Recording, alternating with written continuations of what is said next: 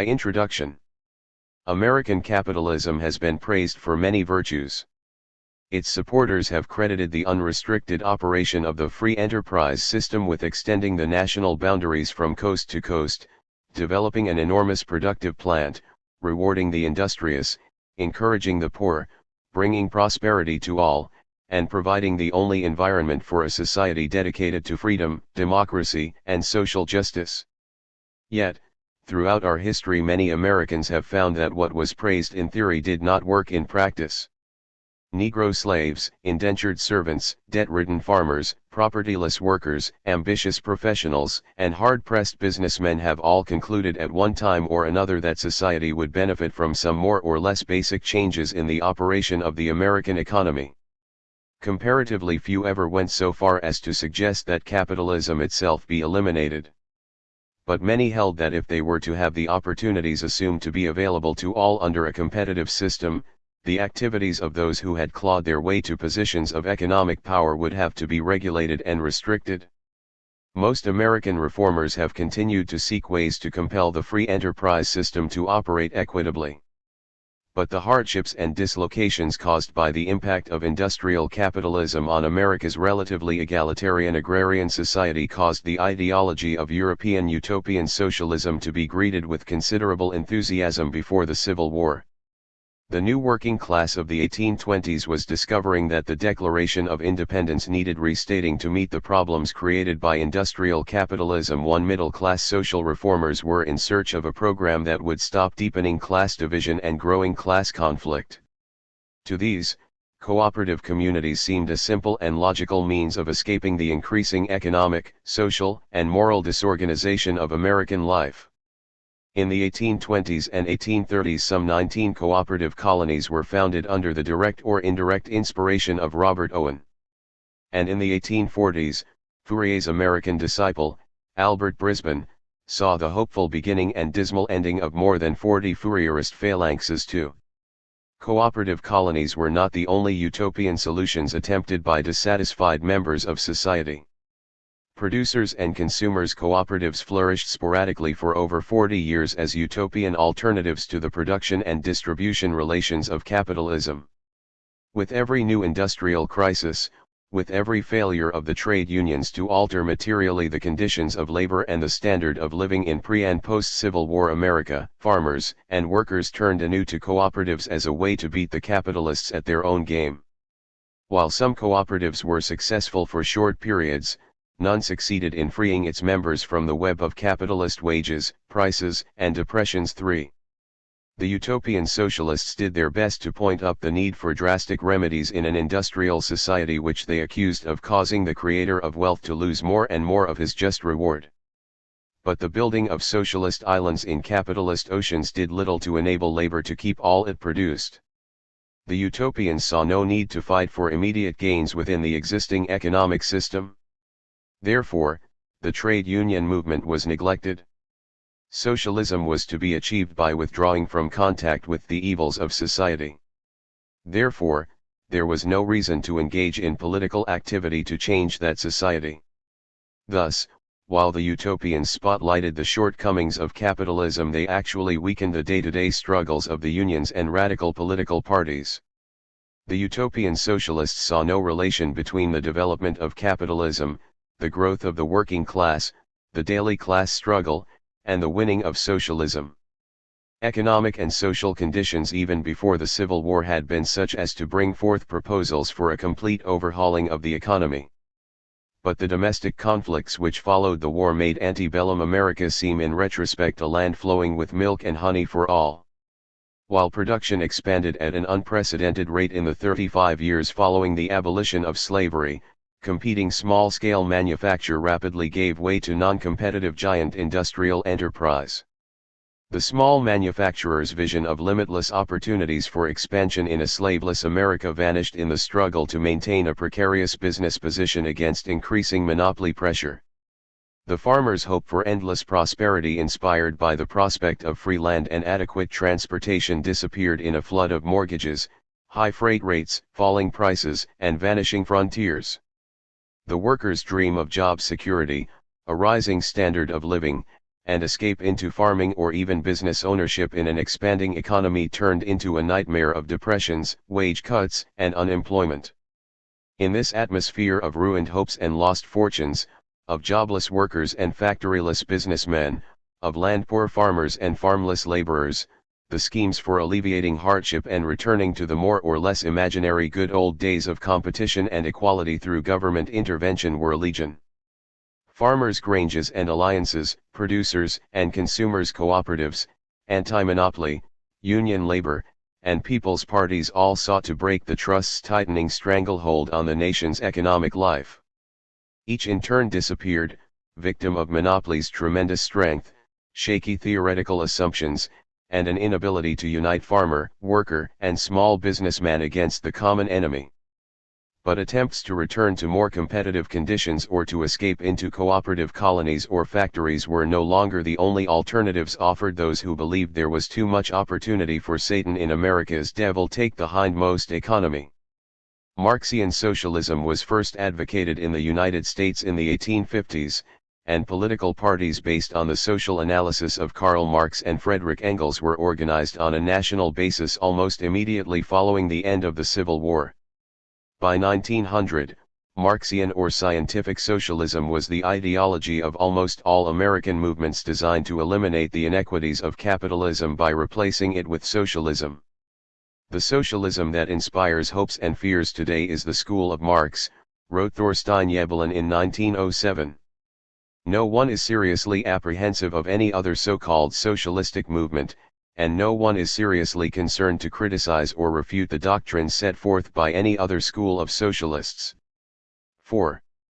Despite the decline of economic opportunity and the murderous ferocity which greeted labor's efforts to organize, socialist progress was difficult in America. The fable of rags to riches had a core of truth in the days of Jacksonian democracy. And while it continued to be far more popular than its actual incidence warranted, there were still many examples of rapid capital accretion in the last third of the 19th century. Immigrants poured into America as the land of opportunity, and it took considerable experience to convince them that they or their children were not someday destined to repeat the great American success story. Bolstering the tradition of economic opportunity were the democratic political forms developed during periods when comparative economic democracy through widespread land ownership was the rule. While the growth of monopoly corrupted these democratic forms, the shell and tradition remained. Free elections, free speech, and a free press cloaked government strike-breaking and business subsidies. And it was difficult for the socialists to expose the capitalist state as nothing but an instrument of the bourgeoisie when every male adult had the theoretical right to participate in the election of government officials. These obvious objective difficulties faced by advocates of socialism, together with the still more obvious fact that the United States has not replaced its capitalist economy with a socialist one, have encouraged American historians to dismiss the socialist movement in the United States as an aberration. Such studies of American socialism as do exist are limited to its utopian phase. Aside from the chapters devoted to the Socialist Party in Nathan Fine's Labor and Farmer Parties in the United States, 1828 to 1928, there have been almost no investigations of the American socialist movement during the period when it was at the height of its activity 1897, 1912. As far as this author has been able to determine, there have been only 2 articles in the last 30 years in scholarly publications on the socialist movement in America. 6 In contrast, articles on communism as practiced by the Incas of Peru were published almost every year. The American Socialist Party cannot be so easily dismissed. At the height of its power it had over 150,000 dues-paying members, published hundreds of newspapers, won almost 1 million votes for its presidential candidate, elected more than 1,000 of its members to political office, secured passage of a considerable body of legislation, won the support of 1/3 of the American Federation of Labor, and was instrumental in organizing the industrial workers of the world. A study of the Socialist Party is essential if we are to understand such American developments as industrial unionism, national and municipal ownership of public utilities, socialized Christianity, restrictions on immigration, women's rights, labor legislation, municipal reform, and the general attack on privilege and corruption known as the Progressive Movement. Finally, the Socialist Party should be studied both as a political party and as a social movement in order to discover the reasons for its limited success and general failure. To dismiss the advocates of socialism simply as helpless victims of an environment that had no need for them is to ignore the great social unrest of the early 20th century and the real gains made by their party. Surely the activities of the socialists themselves had something to do with the nature of the results they achieved. If not, history must be merely the record of the movements of human puppets pulled by invisible strings. And if this be the case, historians had best turn their attention to discovering the nature and intentions of the puppeteer. 2. The Socialist Labor Party. Marxian socialism came to America with the German immigrants of the 1850s. Among these immigrants were men who had worked and corresponded with Marx in the European socialist movement. Once in America they became active in the German-American labor movement. 7. And Americans familiar with socialism only as a colonial withdrawal from a wicked society. 8. Began to be bombarded with calls to end capitalism through organized activity within that economy. Outstanding among these early disseminators of Marxism was Joseph Wade Meyer, who as newspaper editor and union organizer worked not only to strengthen American trade unionism but also to educate its members on the importance of political action. 9. Wade Meyer held that there should be no division between economics and politics. 10. The proletariat should not limit its activities to demands for higher wages and shorter hours. Trade union activity, although of great importance, could not in itself end exploitation. Nor could the proletariat escape the tornado of capital accumulation merely by building storm cellars labeled producers and consumers cooperatives. The accumulation of capital is not harmful to society, the harm lies rather in the fact that capital serves the interests of the few. If the bourgeoisie has fulfilled the first task, it is the task of the proletariat to put an end to the state of affairs which has ended in chaos. 11. Wade Meyer and other German-American Marxists worked to unite native and foreign-born, skilled and unskilled workers into an organization which combined trade union and political activity. 12. American socialists supported the Civil War in the belief that it was the only way to eliminate slavery. They held that as long as the nation was half slave, there could be no hope of moving it from the comparative freedom of capitalism to the greater freedom of socialism. Wade Meyer rose to the rank of colonel and was assigned by Lincoln to the post of commander of the military district of St. Louis. 13. After chattel slavery was abolished, the socialists returned to the organization of the proletariat for the abolition of wage slavery. Before the Civil War, German-American socialists had formed communist clubs. When the first International Organization of Labor was formed in September 1864, 14 Marx sent Wade Meyer 4 copies of his address and provisional rules. 15 After the Civil War, American socialists began to organize sections of the International Working Men's Association. By 1872 there were about 30 sections with 5,000 members of the First International in the United States. 16. While few trade unions affiliated with the International in America, the socialists exerted considerable influence among unorganized workers. This was particularly true during the Depression which followed the Panic of 1873. The great movement of the unemployed of 1873 to 1874 was led by socialists. Early demonstrations were impressive, and for a time it appeared that the socialists would establish firm roots among the working class. But the American socialist movement was torn by dissension, and by 1874 was so split on principles and tactics that the unemployed were left to shift for themselves. 17. American socialists were divided into Lassalleans and Marxists. The former accepted Ferdinand Lassalle's belief in the iron law of wages, agreeing that since there was always a surfeit of labor under capitalism, wages were always forced down to minimum levels. Therefore, any economic action by labor aimed at raising wages or shortening hours was futile. The disintegration of the unions in 1873 and the great number of unemployed bolstered the American Lassalleans in their determination not to waste their time in foredoomed union organizations and demonstrations by the unemployed. The German Lassaline goal of universal male suffrage was already achieved in the United States. So the American Lassalines devoted themselves exclusively to the next step in the program, the formation of workers' political parties and the use of the ballot to obtain state credits for producers' cooperatives. 18 Thus, as far as the Lassalines in the American socialist movement were concerned, socialist activity was to consist of appeals to the workers to vote for state credits for cooperatives. The Marxists were not opposed to political activity. In fact, they held that every class struggle was a political struggle. But they insisted it was impossible in the 1870s to form a workers' party strong enough to influence elections. Political action was broader than parliamentary activity.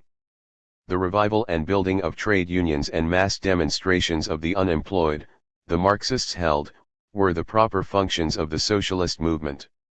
These activities would not only alleviate workers' hardships but would also develop class consciousness.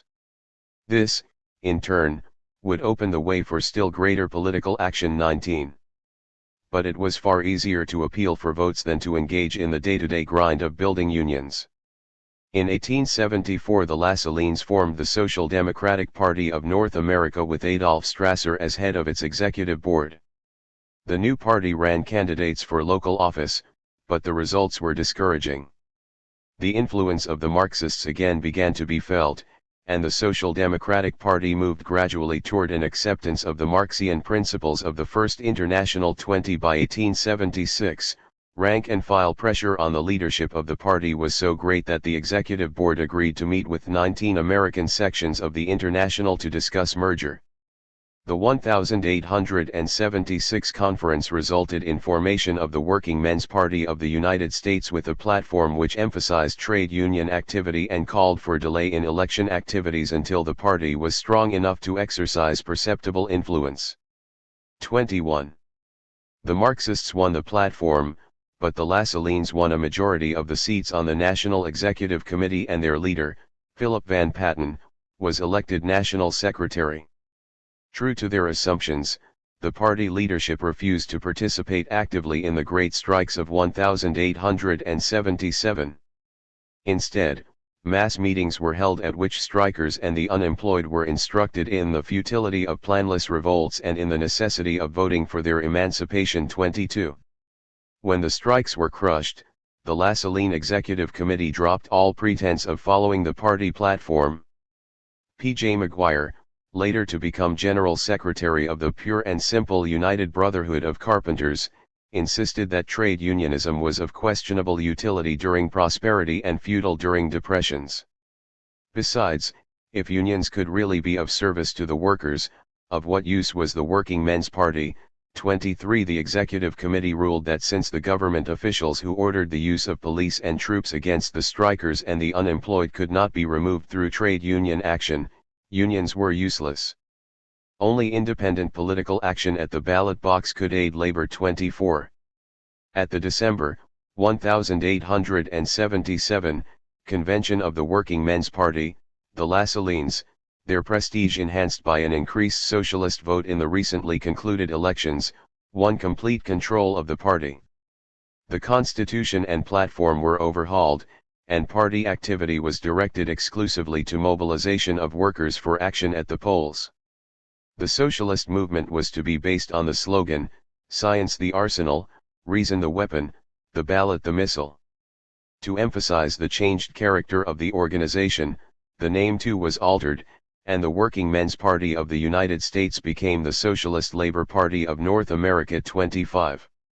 For the next few years the increased socialist vote and the election of a number of aldermen and state legislators convinced the socialists that they were about to duplicate the phenomenal success of the German Social Democratic Party. Party membership jumped from about 3,000 in 1876 to some 10,000 in 1878. The socialists were organized in 100 party sections in 25 states. The success, however, was short-lived. The increased vote brought no improvement in wages, hours, and working conditions. Lectures on the glorious life to be achieved after socialism was voted in failed to mobilize workers between elections. And with the return of prosperity, problems other than the election of socialists occupied the minds of most Americans. By 1881 party membership had dwindled to an optimistically estimated 2,626 and the socialist movement was again split wide open over principles and tactics. The meager socialist forces divided themselves into three groups: the vote-conscious Socialist Labor Party, the wages and hours-conscious craft unions, and the more or less bomb-conscious social revolutionary clubs. The Socialist Labor Party's concentration on parliamentary action to the exclusion of all other types of activities had failed to improve workers' conditions. Many socialists concluded that political action was a waste of time and proposed trade union work for immediate economic reforms as the only correct socialist activity. Other socialists agreed with the Lassalleans that pure and simple unionism would not end the exploitation of labor. But they considered the ballot too puny a weapon to cope with the explosive weapons employed by the capitalist state against the proletariat. The propaganda of the deed was to be substituted for the propaganda of the ballot. 27. The arrival in the early 1880s of German revolutionaries fleeing the anti-socialist exception laws swelled the anarchist movement in America. Few American workers were complete anarchists, but growing numbers of militant trade unionists accepted portions of anarchist theory as the only answer to what they considered an ineffectual ballot, corrupt politicians, and the use of police, troops, and agents provocateurs against the labor movement. 28. In 1883 the scattered social revolutionary and anarchist clubs united to form the loosely coordinated International Working People's Association. Section after section of the Socialist Labor Party seceded and joined the more militant association. Both organizations had their main base among German immigrants, and where one grew the other failed. By the end of 1883 the party had dropped to 1,500 members, while by 1885 the association boasted a membership of 7,00029. In a desperate attempt to stop the drain of its members, the Socialist Labor Party at its December 1883 convention made concessions to its Marxist members. It adopted a proclamation declaring politics to be only a means of propaganda and conceding that the privileged classes would surrender their privileges only when compelled to do so by force. 30. In spite of their considerable contribution to labor's 8-hour day struggle, the growth of the International Working People's Association was short-lived. The intrinsic weakness of the anarchist position and the hysteria created after the Haymarket bombing combined with the now more militant position of the Socialist Labor Party to re-establish that party as the leading revolutionary organization in America. The strength that the IWPA had gained through its work among the unions convinced at least some of the socialist leadership that the Marxist emphasis on union work was tactically correct. While some socialists had already abandoned the struggle for more rewarding positions in the American Federation of Labor, those who had remained true to the socialist cause now began to work within the pure and simple unions. They did not seek to lead the unions in their everyday campaigns for higher wages and shorter hours. All they really wanted was a resolution from each local, central, and national union endorsing in general terms the desirability of socialism. They hoped to get these endorsements by devoting their union activities to an educational campaign among union members. 31. The Socialist Labor Party had failed to grasp the real reason for the influence of the International Working People's Association in the unions. The association had not devoted itself exclusively to propagation of its theories through lectures and literature, but had also assumed leadership in the fight for the 8-hour day. But the socialists, with rare exceptions, refused to interfere in purely trade union concerns. They limited their activity to propaganda for socialism and attacks on union leaders who opposed the endorsement of socialism. That they met with any success at all is an indication of the tremendous discontent which was sweeping the ranks of labor in the tumultuous 80s and 90s. The Socialist Labor Party had its main strength in the labor movement in the German-American trade unions, and especially in the United German Trades of New York City. The Jewish Socialists of New York became the recognized leaders of the United Hebrew Trades when they temporarily abandoned their exclusive devotion to propaganda and led the Jewish workers in the sweated tailoring industry to victory in the strikes of the 1890s. 32. By 1893, 16 central labor bodies recognized delegates from the Socialist Labor Party, and the party was in control of the 72 trade unions united in the powerful Central Labor Federation of New York 33. In 1890 the Socialist Labor Party recruited a Columbia University lecturer in international law, who was to assume almost immediate leadership of the socialist movement in America. Daniel de Leon was born in the Dutch West Indies and educated in Dutch and German universities and the Columbia Law School. He first participated in politics in the Henry George campaign of 1886, and by 1890 was soapboxing for the socialist candidate for mayor of New York. He was received with great enthusiasm by the New York Party, and within a year the Columbia University lecturer in international law was the acknowledged intellectual leader of the American socialist movement and editor of its new English language weekly, The People 34. De Leon brought new vigor to the party's program of trying to inoculate the trade unions of the land with socialist revolutionary principles by means of a method designated in those days as boring from within. 35 The party redoubled its efforts to convince local unions and central labor bodies, and, through these, the national conventions of the AFL and the Knights of Labor of the necessity of endorsing the principles of socialism. 36 By 1893 it had made such inroads that the Federation Convention agreed, 2244 to 67, to submit to the membership for referendum an 11-plank program introduced by the Chicago socialist, Thomas J. Morgan. The program, after advocating political action to win the standard trade union demands of compulsory education, employer liability, and the 8-hour day, moved to municipal ownership of public utilities and culminated in Plank 10 calling for the collective ownership by the people of all means of production and distribution. 37. It is probable that a majority of the Federation members instructed their delegates to adopt the platform at the 1894 convention. At any rate, so the Socialists insisted. But the conservative leadership was not to be instructed by its more radical rank and file. They introduced a substitute for Plank 10 which called for abolition of the monopoly system of landholding and the substitution therefore of a title of occupancy and use only, and brought pressure upon enough delegates to violate their instructions to carry the substitute. 38 The Socialists struck back by helping to defeat Gompers and electing opportunist John McBride of the mine workers to the presidency of the Federation. 39 De Leon hailed the victory in his usual biting fashion. The People of Sunday, April 12, 1891, consoled itself over the then recent decease of the great American humbug and king of circus shows, with the reflection, Barnum is dead, but Gompers is alive. That consolation proved short-lived. In the light of recent events and the election returns, there is no consolation left. Barnum is dead and so is Gompers. 40. De Leon held his wake for Gompers prematurely. At the 1895 Federation Convention Gompers was back in the saddle, intent upon revenge.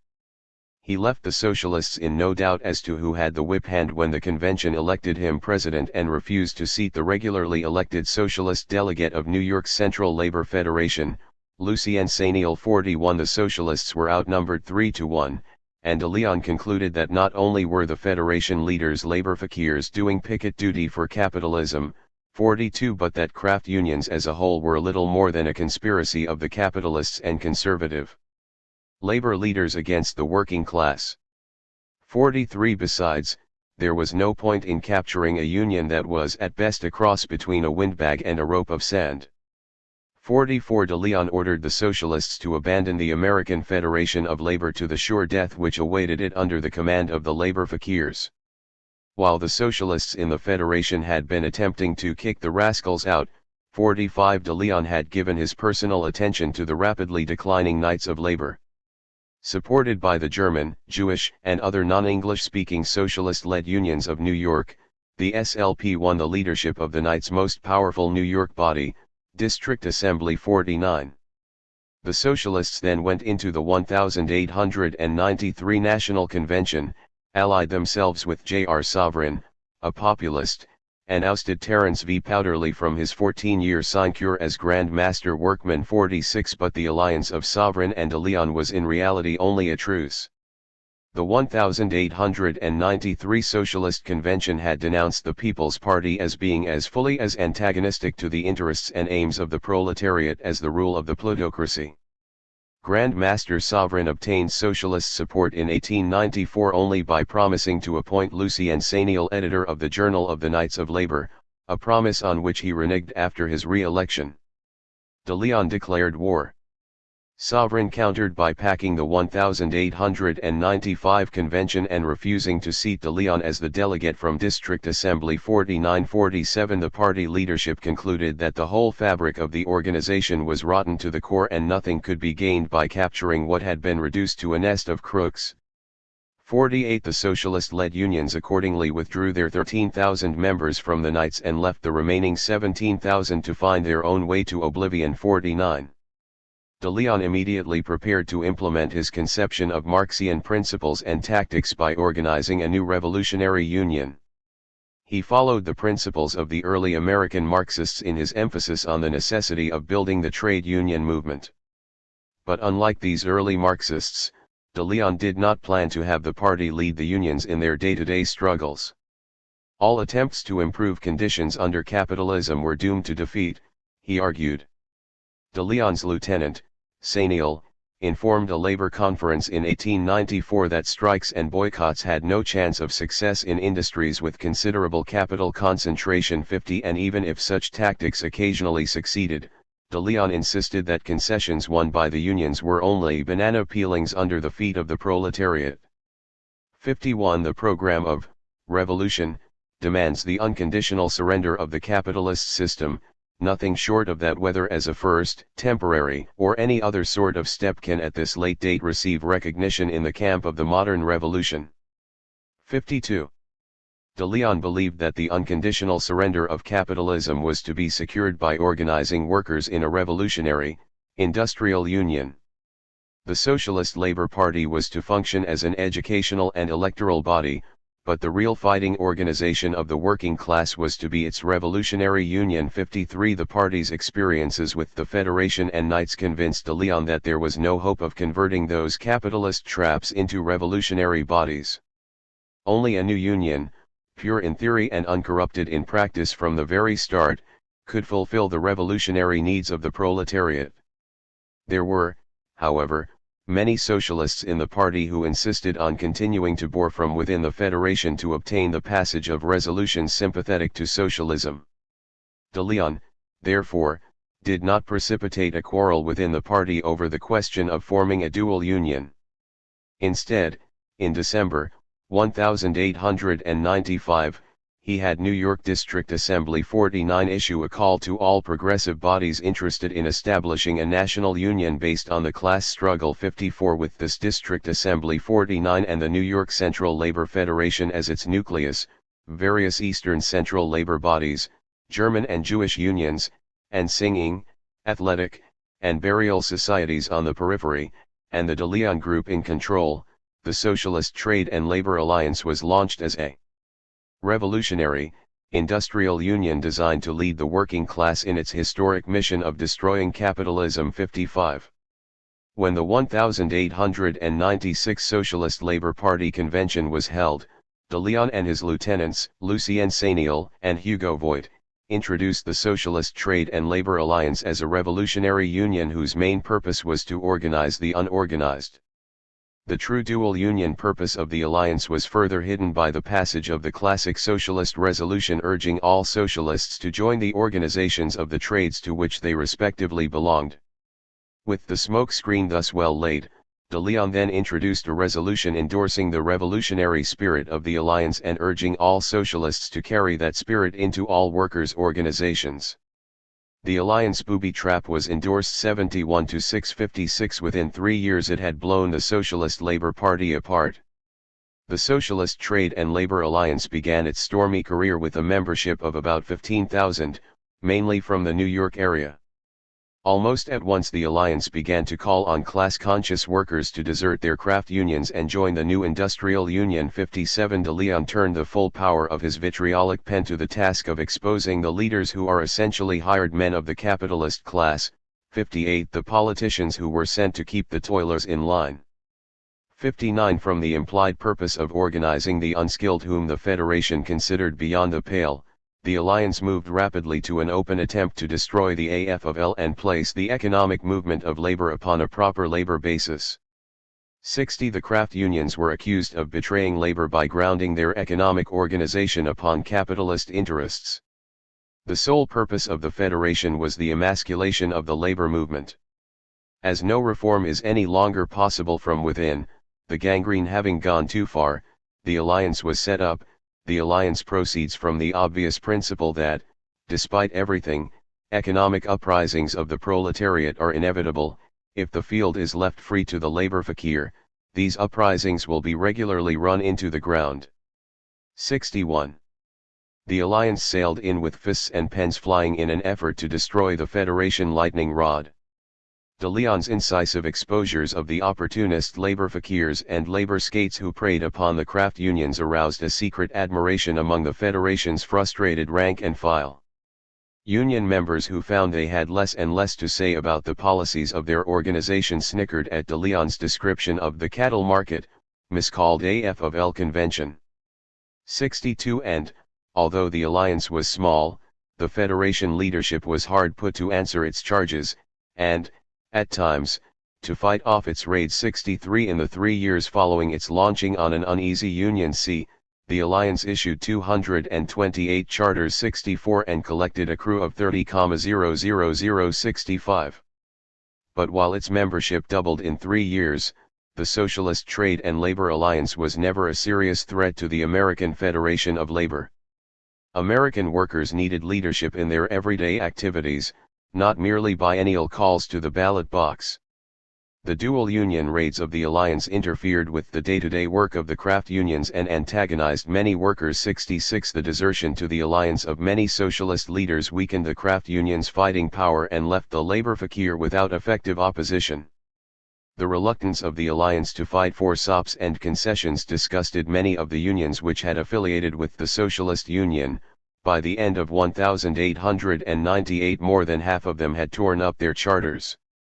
With the withdrawal of the New York Central Labor Federation shortly after the 1898 convention, the Alliance was reduced to a few thousand members, for the most part socialist leaders, a sectarian and impotent letterhead organization. 67. De Leon's union program was being pushed with the object of perfecting a socialist fighting organization. But the educational organization, the Socialist Labor Party itself, was growing at a snail-like pace. Socialist progress in America was difficult, of course, because of objective conditions within the country. But the existence of a measure of economic and political democracy was not the only, or perhaps even the primary, reason for the slow growth of the socialist movement. The American Socialist Labor Party was made up almost exclusively of recent immigrants, for the most part Germans, with a scattering of Jews, Poles, Bohemians, and Italians. It was estimated that at no time during the 19th century did Native Americans make up more than 10% of the party membership. 68 The immigrants who made up the socialist movement were chiefly skilled workers who made great sacrifices to spread the doctrine of socialism in what to them was a politically backward America. But they were separated from the American workers by tradition, language, and experience, and the gulf between them and the masses they sought to reach seemed to widen even as they struggled to bridge it. After their early failures at the polls, the socialists recognized in theory the necessity of Americanizing the movement. But Americanization did not progress much beyond the discussion stage. Indeed, having paid lip service to the necessity of bringing socialism to the American workers, the German-American socialists seemed to draw still closer together and virtually excluded all who could not speak their language or recite the dogma by rote. Friedrich Engels wrote bitterly to Frederick Zarga of the American SLP that the Germans have not understood how to use their theory as a lever which could set the American masses in motion. They do not understand the theory themselves for the most part and treat it in a doctrinaire and dogmatic way, as something which has got to be learnt off by heart but which will then supply all needs without more ado. To them, it is a credo and not a guide to action. Added to which they learn no English on principle. 69.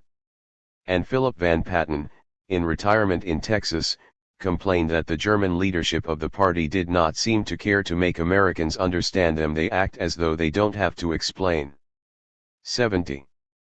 By 1888 the party had become Americanized to the extent of publishing one English-language weekly, the New York Workman's Advocate, with a circulation of 1,500 mainly among German Americans. A few years later an American section of the party was organized in New York City. But Alexander Jonas agreed to run for mayor of New York in 1888 only after repeated assurances that a knowledge of English was not a constitutional requirement for office. 71 and in 1891 only 2 members of the National Executive Committee could speak English. 72. The Socialists expended far more effort in obtaining Native American votes for Socialist candidates than in recruiting American members for the party. During the death struggle with the anarchists, political action had been more or less abandoned. But the SLP returned to politics in 1886 when it played a leading part in the Henry George campaign for mayor of New York. 73. The next year, however, the single taxers in the United Labor Party, moved to desperation by biting a tax on their theories, obtained a convention ruling enforcing the constitutional prohibition of organized parties within the coalition, and the SLP as a party was expelled. 74. The Socialists then decided that there was no point in working in a United Labor Party founded on a false theoretical base. 75. They determined to force the correct platform down people's throats and let them digest it at their leisure. When the United Labor Party nominated Henry George for governor in 1887, the Socialists did not imitate Engels and refrain from speaking out fully and exhaustively in the interest of consolidating a national Labor Party. Instead, they formed a new Labor Party, the Progressive Labor Party, on scientific principles and ran a candidate in opposition to George. When this party polled only 5,000 votes, the SLP concluded that all attempts to build a Labor Party were futile and in reality a betrayal of the movement for socialism. 76. Just as the only real labor union was a socialist union, so the only real Labor Party was the Socialist Labor Party. In 1888 a full socialist slate was put forward in New York. It received 3,000 votes. By 1891 the New York vote had climbed to 14,561 and the SLP began to think of itself as a mass labor party. In 1896, 20 states gave the socialist candidate for president 36,275 votes. After the defeat of Bryan in that year, many socialists and semi-socialists outside the party 77 began throwing their support to party political candidates, and the 36,000 votes of 1,896 leaped to 55,550 in 1897 and 82,204 in 1898-78. While the socialist vote had increased 30-fold in 10 years, party membership only doubled during the same period. In 1889 the 3,000 members were organized in 70 sections concentrated in a few large cities: New York, Brooklyn, Philadelphia, Boston, and Chicago. In 1898 the 6,000 members were still concentrated in the large eastern cities, but there were strong sections in Ohio, Illinois, and California. 79 Most of the new recruits continued to be immigrants. 80 And the organization of an English-speaking American branch was still sufficiently rare to cause jubilation. 81 It was particularly difficult to organize sections in the small towns where lack of English-speaking organizers and public hostility raised havoc with efforts of hardy socialist pioneers. 82 The failure of the non-socialist reform movements to change materially the economic and social inequalities of the 1890s, together with the defeat of Bryan, did bring a trickle of American reformers into the Socialist Labor Party. The increasing radicalism of the new socialist converts reflected the rising bitterness of farmers, workers, and small businessmen against the swelling monopolies. Some discovered that socialism is more extensive reform than populism. 83 One Indiana's socialists started as a prohibitionist in 1888 and wade through the different stages of morals and economics until I have reached the only solution of the ills that beset the producing classes, the utter abolition of the private ownership of the means of life, land, and capital, the establishment of practical socialism. It is useless for me, in the light of current events, political as well as industrial, to align myself to parties or measures that would simply act as a plaster on a wooden leg. 84. The old-timers in the party viewed this influx with mixed feelings. At last, real, English-speaking Americans were joining the party. But what socialists? The newcomers will sign the application and come into the section and think they are socialists, but they bring in more fool ideas than would patch hell a mile, all of which patches must be raped off. 85. San Francisco socialists scored an average of 18% on the simplest kind of socialist test. 86. The American reformers don't know any more about socialism than a bullfrog knows of high glory. 87. The party leadership was far more concerned with keeping the organization untainted with unscientific ideas than in leading and teaching the great body of American workers. They labored not to lead in the building of a better America, but to maintain themselves free from the corruption sure to come through association with less advanced segments of the working and middle classes. 88. The party's bureaucratic leadership was quick to expel any member who strayed from the path of truth and virtue. 89. The only perfectly safe socialist is one who is a constant reader of our organ, the people. 90. The capitalists, the reactionary middle-class reformers 91 and the corrupt craft unions were already in an advanced stage of decay. The task of the Socialist Labor Party was to maintain its purity while that decomposition took place. Let the party stand by, ready to sound the call for socialism.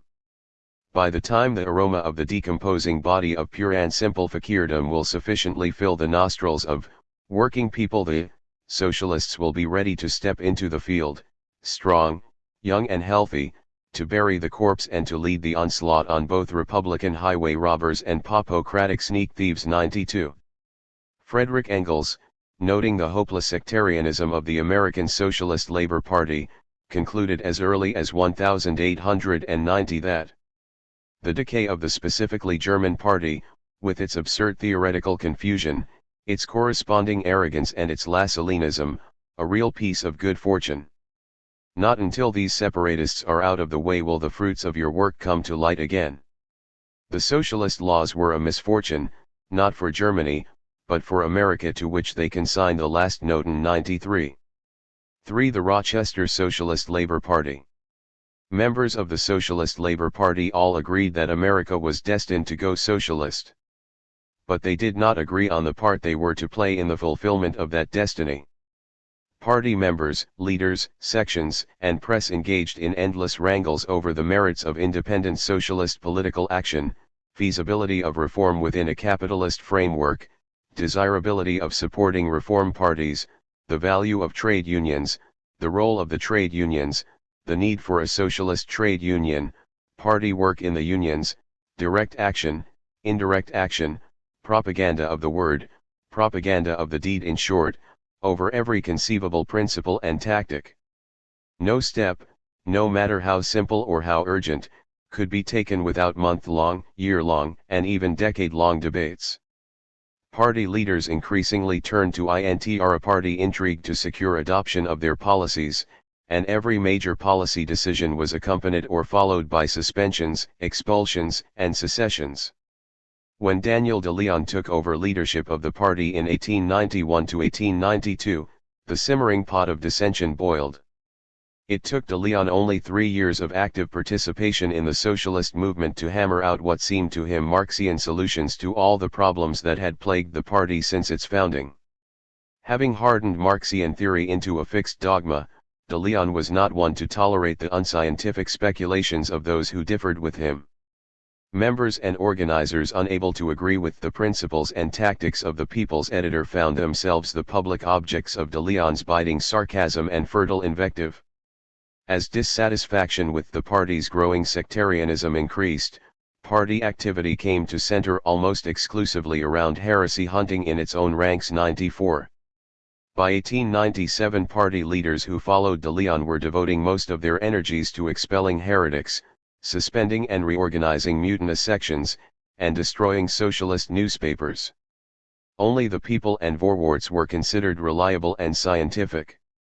Much of the party's strength, in fact, the largest part of its working class support, had come from the German and Jewish unions in New York City.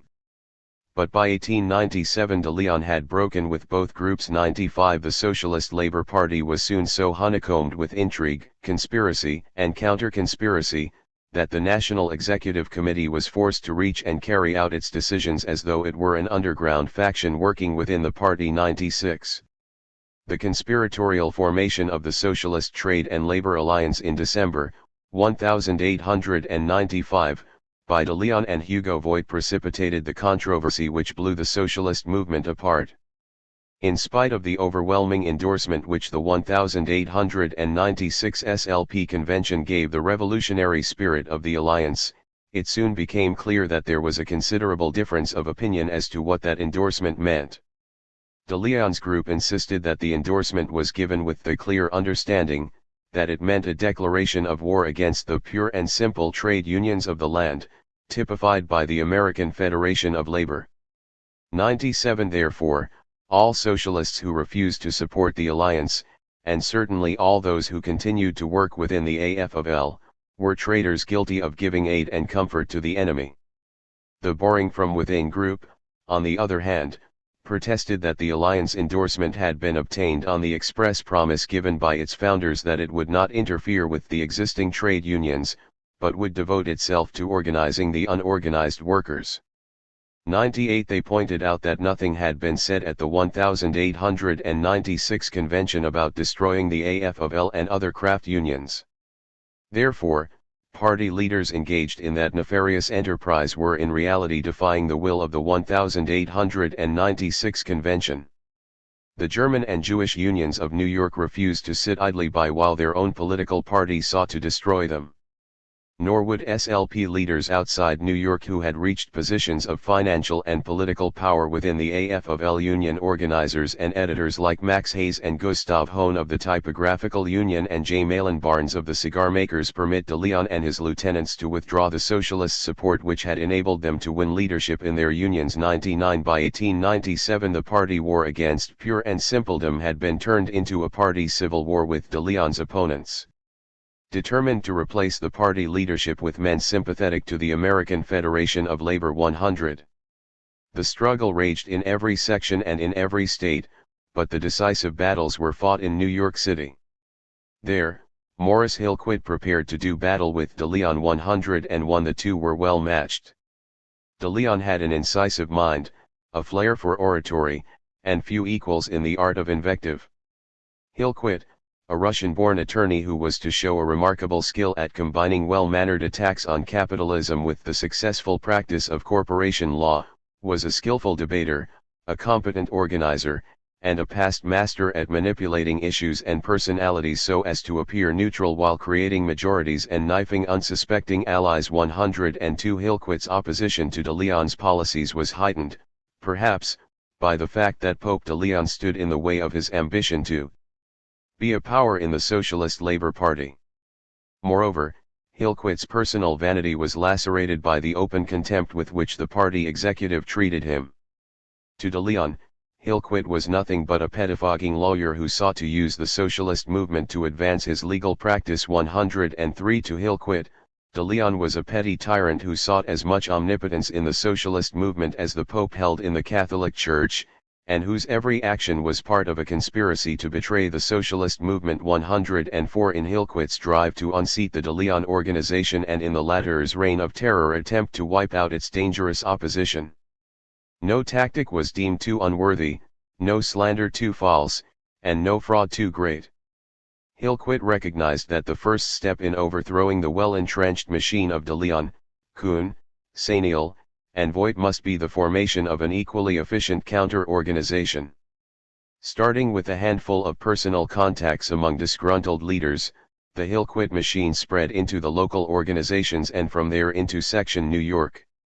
Once in the section, it began undermining the de Leon administration by stalling any and every action with acrimonious debate and time-consuming referendums, until at the end of 1898 the opposition fire which had been creeping through the walls of the party burst out in the party press. 105.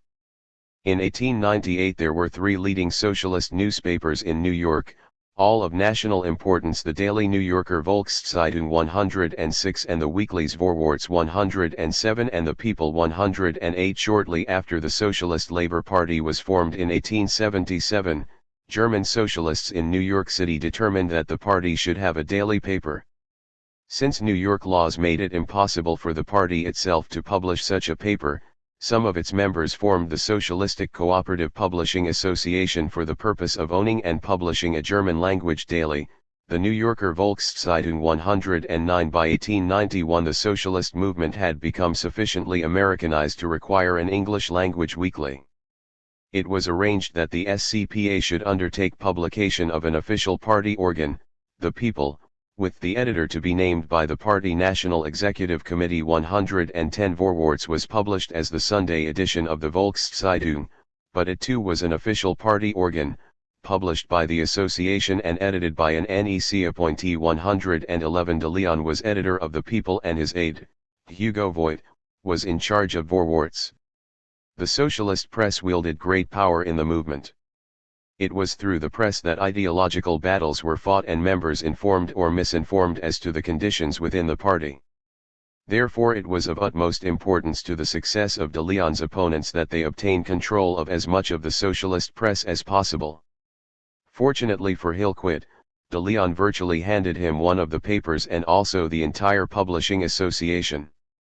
From its founding, the Volkszeitung had exerted considerable influence in the party. 112 and its editors and supporters did not take it kindly when De Leon's People supplanted it as the leading socialist paper.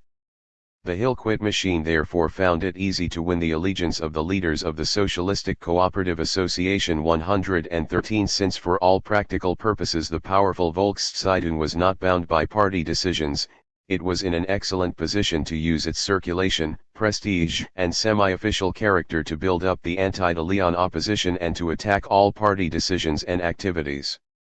The launching of the Socialist Trade and Labor Alliance had not been greeted with any great enthusiasm by the Volkszeitung. But so long as the German and Jewish unions, and particularly the Central Labor Federation, remained in the alliance, disapproval was confined to omission of favorable reference to the alliance's crusade against the capitalist conspiracy known as the American Federation of Labor. 114 By 1898, however, the German and Jewish unions had broken with the alliance and the Central Labor Federation had withdrawn in disgust. The Hillquit faction then prepared for its big push. The 4-1 defeat which socialists who had remained in the Federation suffered at the December 1898 AF of L convention was used as the excuse for the opening shot in the battle.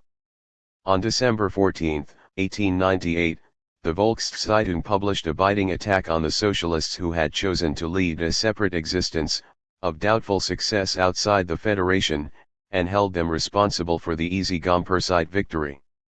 For the next 5 months the Volkszeitung laid down a deadly rolling barrage which began by accusing the dual Union Party policy of retarding the flow of the socialist current, 115, and which culminated by announcing that the Volkszeitung could not permit the party to continue its suicidal rival Union policy. 116. The People answered the attack in terms which could not be misinterpreted. The socialist opponents of the alliance had sold out to the capitalists. They had traded their socialist principles for soft trade union berths formerly reserved for non-socialist labor fakirs and labor skates. They could either submit to party discipline and support the alliance or they could get out of the party. 117 And since the Hillquit faction showed no sign of leaving the party of their own accord, the National Executive Committee backed up its verbal barrage with a growing number of suspensions and expulsions. 118. The Hillquit group countered by publishing a monthly edition of the New Yorker Volkszeitung, devoted exclusively to attacks on party leadership and policy, and mailing it to all subscribers of the People and Vorwärts. 119 When the NEC protested the use of party mailing lists for anti-party propaganda, the Socialistic Cooperative Publishing Association coolly announced that our association has always been and now is a sole owner of both the People and the Vorwärts and everything connected with them, including the mailing list as well as the right of issuing the said organs in any form it may desire, and with or without a supplement, as it may think best. 120. The party leadership was now in an untenable position. Its dual union policies had alienated a good part of its New York trade union support. And the Volkszeitung was using the party press and mailing lists to cut away its non-union base. They had to act before the opposition obtained a majority in New York. On May 31, 1899, the National Executive Committee ordered a referendum of party members on a resolution severing all party relations with the SCPA and calling upon the association to surrender possession of the people and Vorwärts 121. The vote was to close August 1, but the NEC had delayed too long. Hillquit was already preparing his coup d'état. The National Executive Committee and the National Secretary of the SLP were elected by the General Committee of Section New York 122. Therefore, whoever controlled that local General Committee controlled the National Party and its publications. Early in July, 1899, New York held its semi-annual election of delegates to the section's General Committee. Both the De Leon and Hillquit factions accused each other of stuffing ballot boxes and voting paper assembly districts, and both came to the General Assembly meeting of July 8 determined to eliminate the opposition for all time. 123. Section organizer Abelson, a De Leonite, called the meeting to order and the floor was open to nominations for the office of chairman. The De Leonites nominated Arthur Keep. Hillquit countered by nominating Richard Bach. A quarrel over election procedure immediately broke out. Since debate seemed unable to settle the controversy, Keep sought to prove himself qualified to chair unruly socialist meetings by swinging at Hillquit's nose. He failed the test, his punch merely grazing Hillquit's chest. The vote for Keep was called, and 32 hands were raised, less than a majority of those claiming to be bona fide delegates. The vote for Bach was demanded by the opposition, but instead of counting the vote, the chair entertained a motion challenging the credentials of all newly elected delegates. The Hillquit faction objected. The chair insisted. The two factions simultaneously concluded that it was a matter of principle which could be settled only on the field of honor, and the meeting ended in a free-for-all. After most of the furniture and a number of heads had been broken, a corporal's guard of the anti-De Leon faction found themselves in possession of the hall. They took advantage of this doubtful triumph to send forth a call for a special meeting of the General Committee to be held on July 10 for the purpose of reorganizing the committee and to take action upon the conduct of our officers, and in regard to the situation in our section. 124. De Leonites boycotted the July 10 meeting on the ground that it had not been called by the section organizer. The unopposed Hillquit faction proceeded to make short work of reorganizing the party. The State Committee and the Executive Committee of Section New York were suspended for willfully neglecting to make an effort toward preventing the struggle of factions that rend the sections of the state of New York. The National Executive Committee was suspended for encouraging factionalism and attempting to lay down fundamental principles of socialist economics and declare them binding upon the membership. Henry Kuhn was suspended from his position as National Secretary on General Principles. New officers for the section, state, and national party were selected, and the new national secretary, Henry Slobodin, was instructed to take immediate possession of the party's property at national headquarters. Slobodin called for volunteers and marched them over to 184 William Street to install the new revolutionary administration. On his arrival he found that while the Hillquit forces had been busy with suspensions and elections, the De Leonites had barricaded themselves in the party offices. Slobodin's volunteers broke down the door and attacked the entrenched De Leon regulars, and William Street was soon ringing with smashed beer bottles, windows, and noses.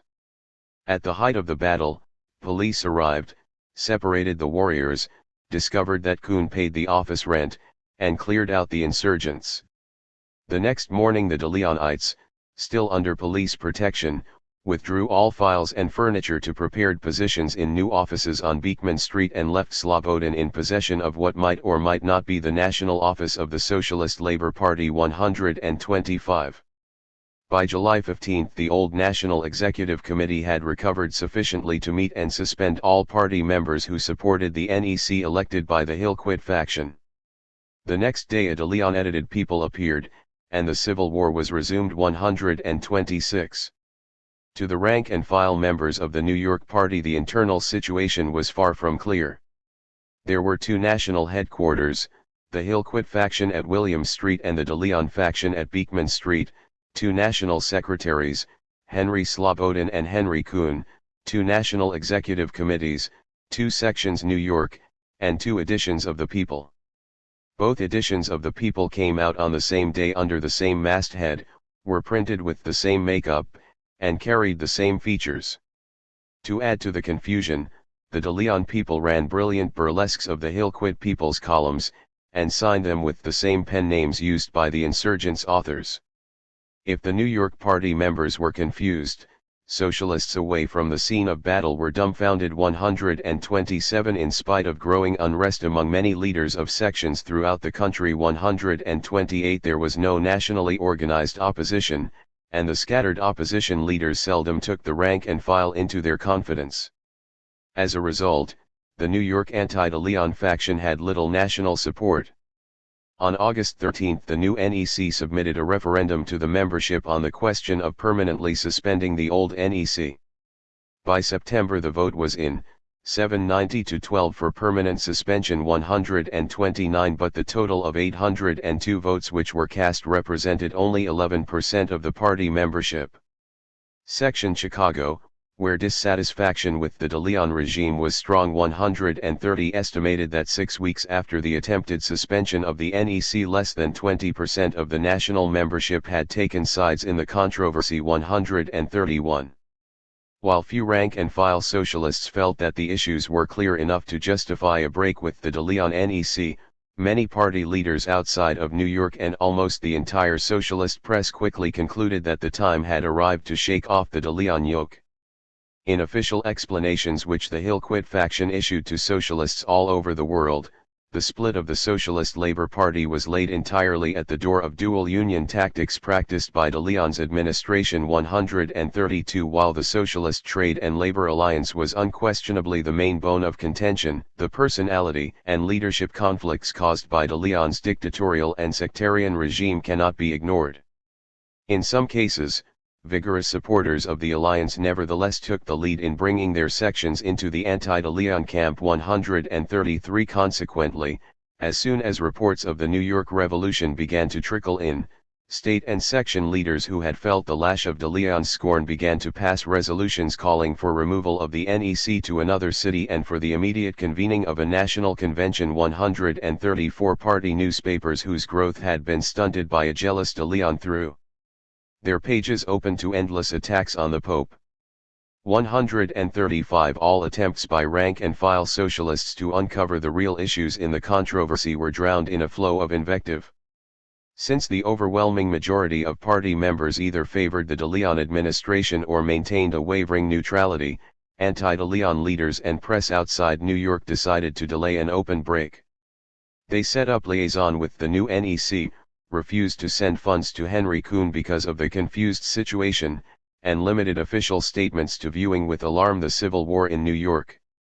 But as the reams of invective against De Leon began to have effect, and as the old NEC undiplomatically expelled all who even queried the status of the opposition, anti-De Leon leaders became bolder. 136 Technical neutrality gave way to open allegiance to the new NEC.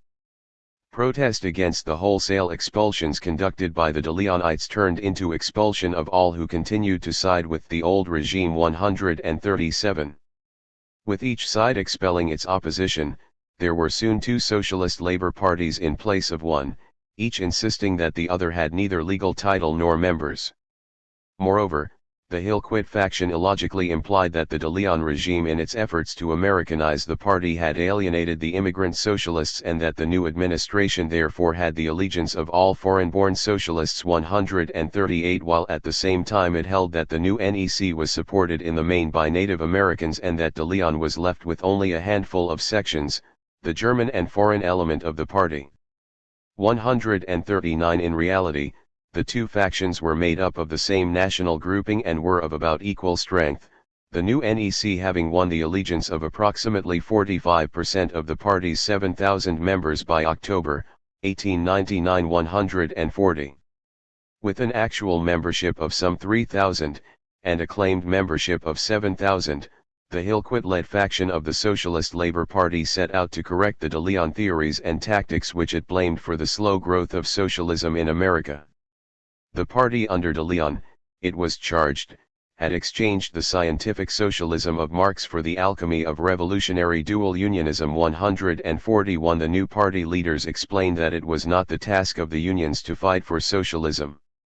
The function of the union was to win concessions from employers so as to maintain present standards of living. 142 It was senseless for the party to weaken existing unions by attempting to build a socialist union. Furthermore, by building rival unions the party lost the numerical and financial support of already established craft unions. 143 Therefore, the Socialist Labour Party henceforth would look with equal favour on all economic organisation of labour designed to improve the living standards of the working class. All socialists were to join the organisation of their trade and participate in their unions' activities. 144.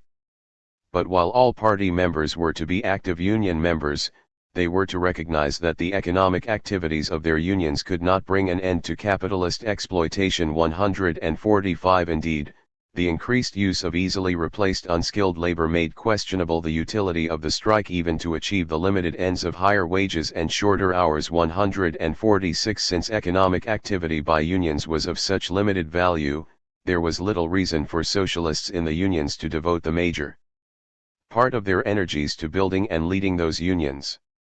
Rather, their major task in the unions was to propagate the ideas of socialism among the workingmen.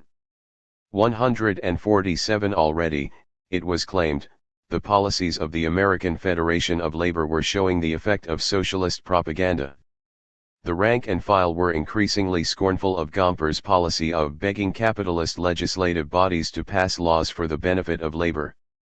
148 At the December 1899 Federation Convention, the delegates not only recommended that local labor bodies consider using the ballot along independent lines, but also called for the study of trusts and monopolies so as to permit an intelligent stand on nationalization. This call practically places the AFL in the position of endorsing the collective ownership of the means of production. It opens the door to socialism. 149. Now that union leaders had generously, if unconsciously, opened the door to socialism, it was necessary to convince the workers that they must cross the threshold. The Hillquit NEC explained that the daily class struggle which unions carried on against capitalists tended to develop a sense of solidarity and political independence in the workers. 150 But the sense of solidarity which came from the involuntary, unconscious participation in class struggles would not in itself bring a recognition of the necessity of socialism. Such recognition would come only with conscious, articulate understanding of the fact of the class struggle. And such understanding would come only through educational activities of socialist members of the unions. 151. But after workers had been educated into a state of class consciousness, then what? How was recognition of the fact of the class struggle to bring about the overthrow of capitalism and the building of socialism? The answers provided by the Hillquit SLP were incomplete and contradictory. The party emphasized on every possible occasion that it was a revolutionary organization.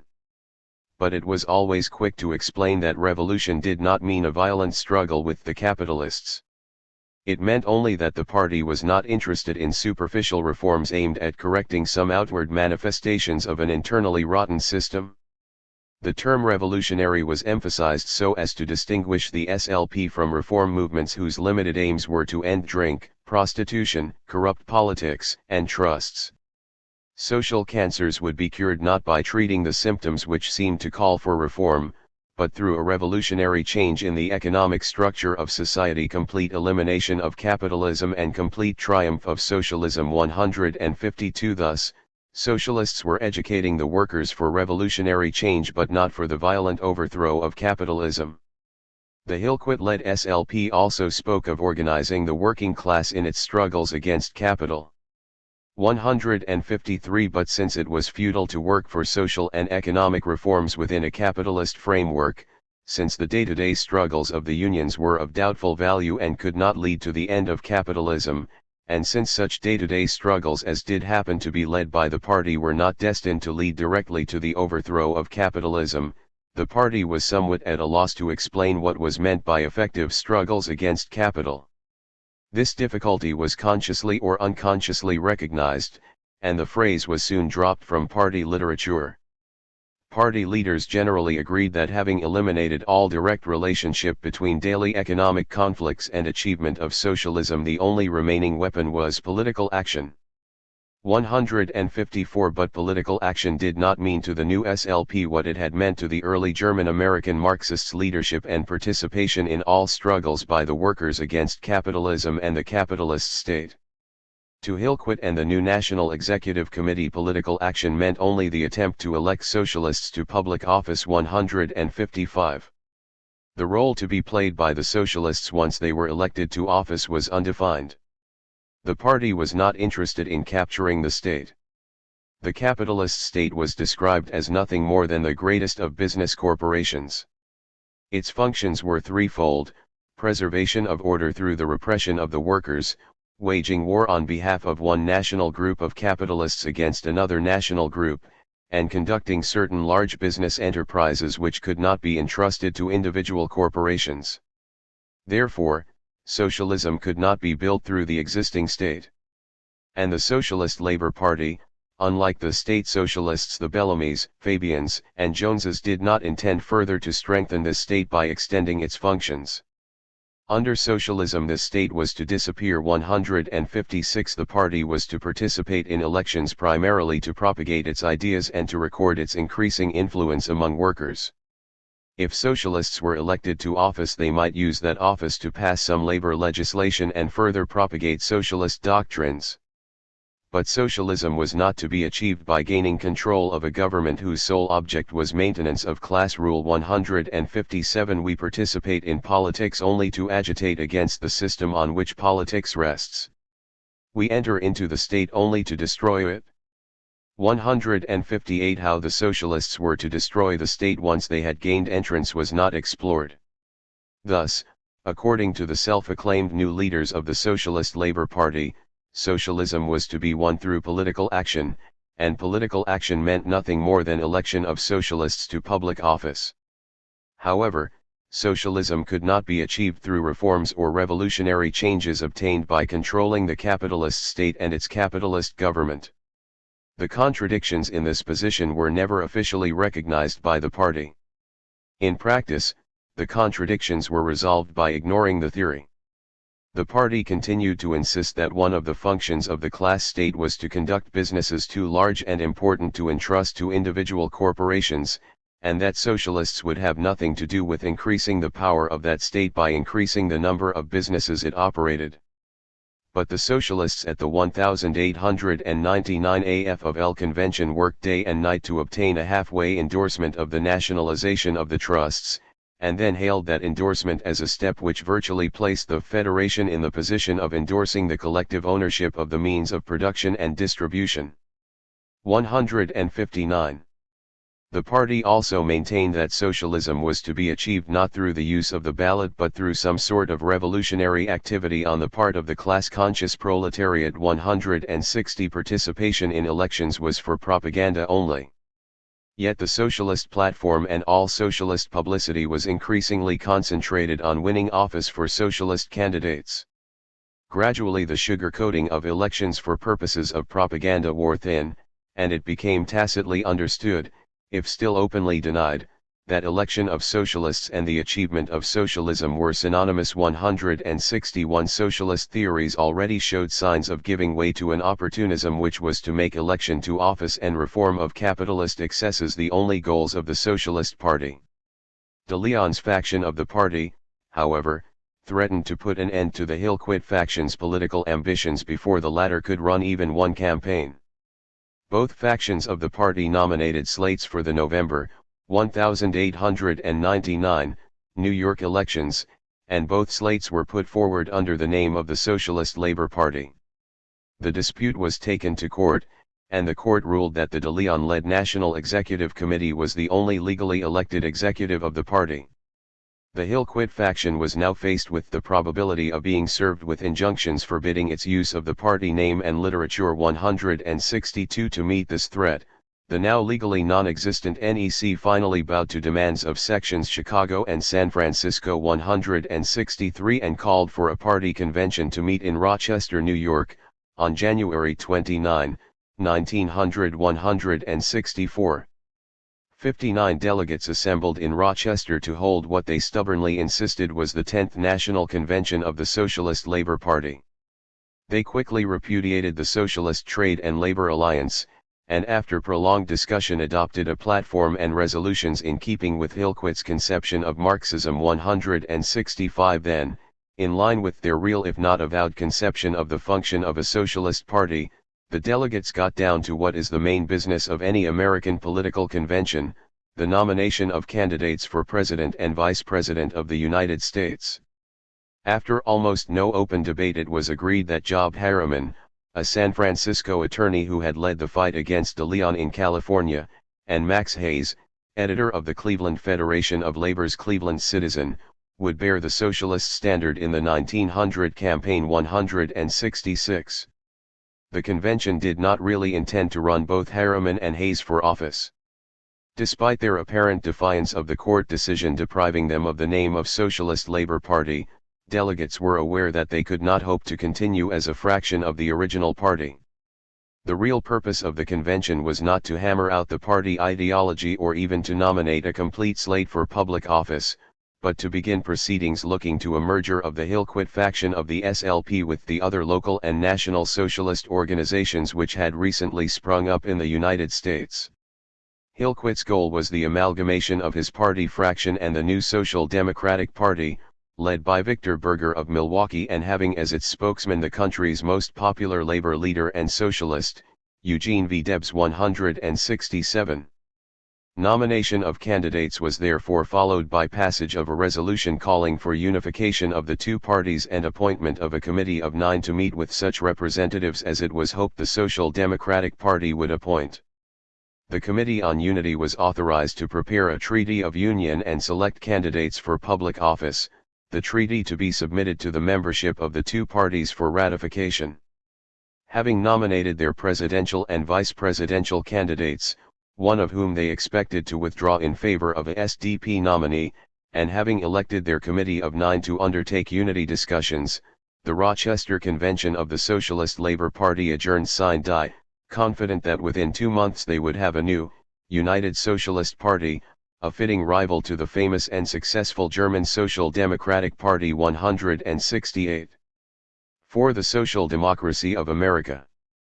Fewer than 15,000 Americans had enrolled in the organized socialist movement by 1898, and fewer than 100,000 had ever voted for a socialist candidate in any single election. 169 But farmers, workers, and little businessmen did organize granges, alliances, trade unions, anti-monopoly and people's parties, and the progressive movement, in desperate attempts to reverse the direction of post-Civil War social and economic development.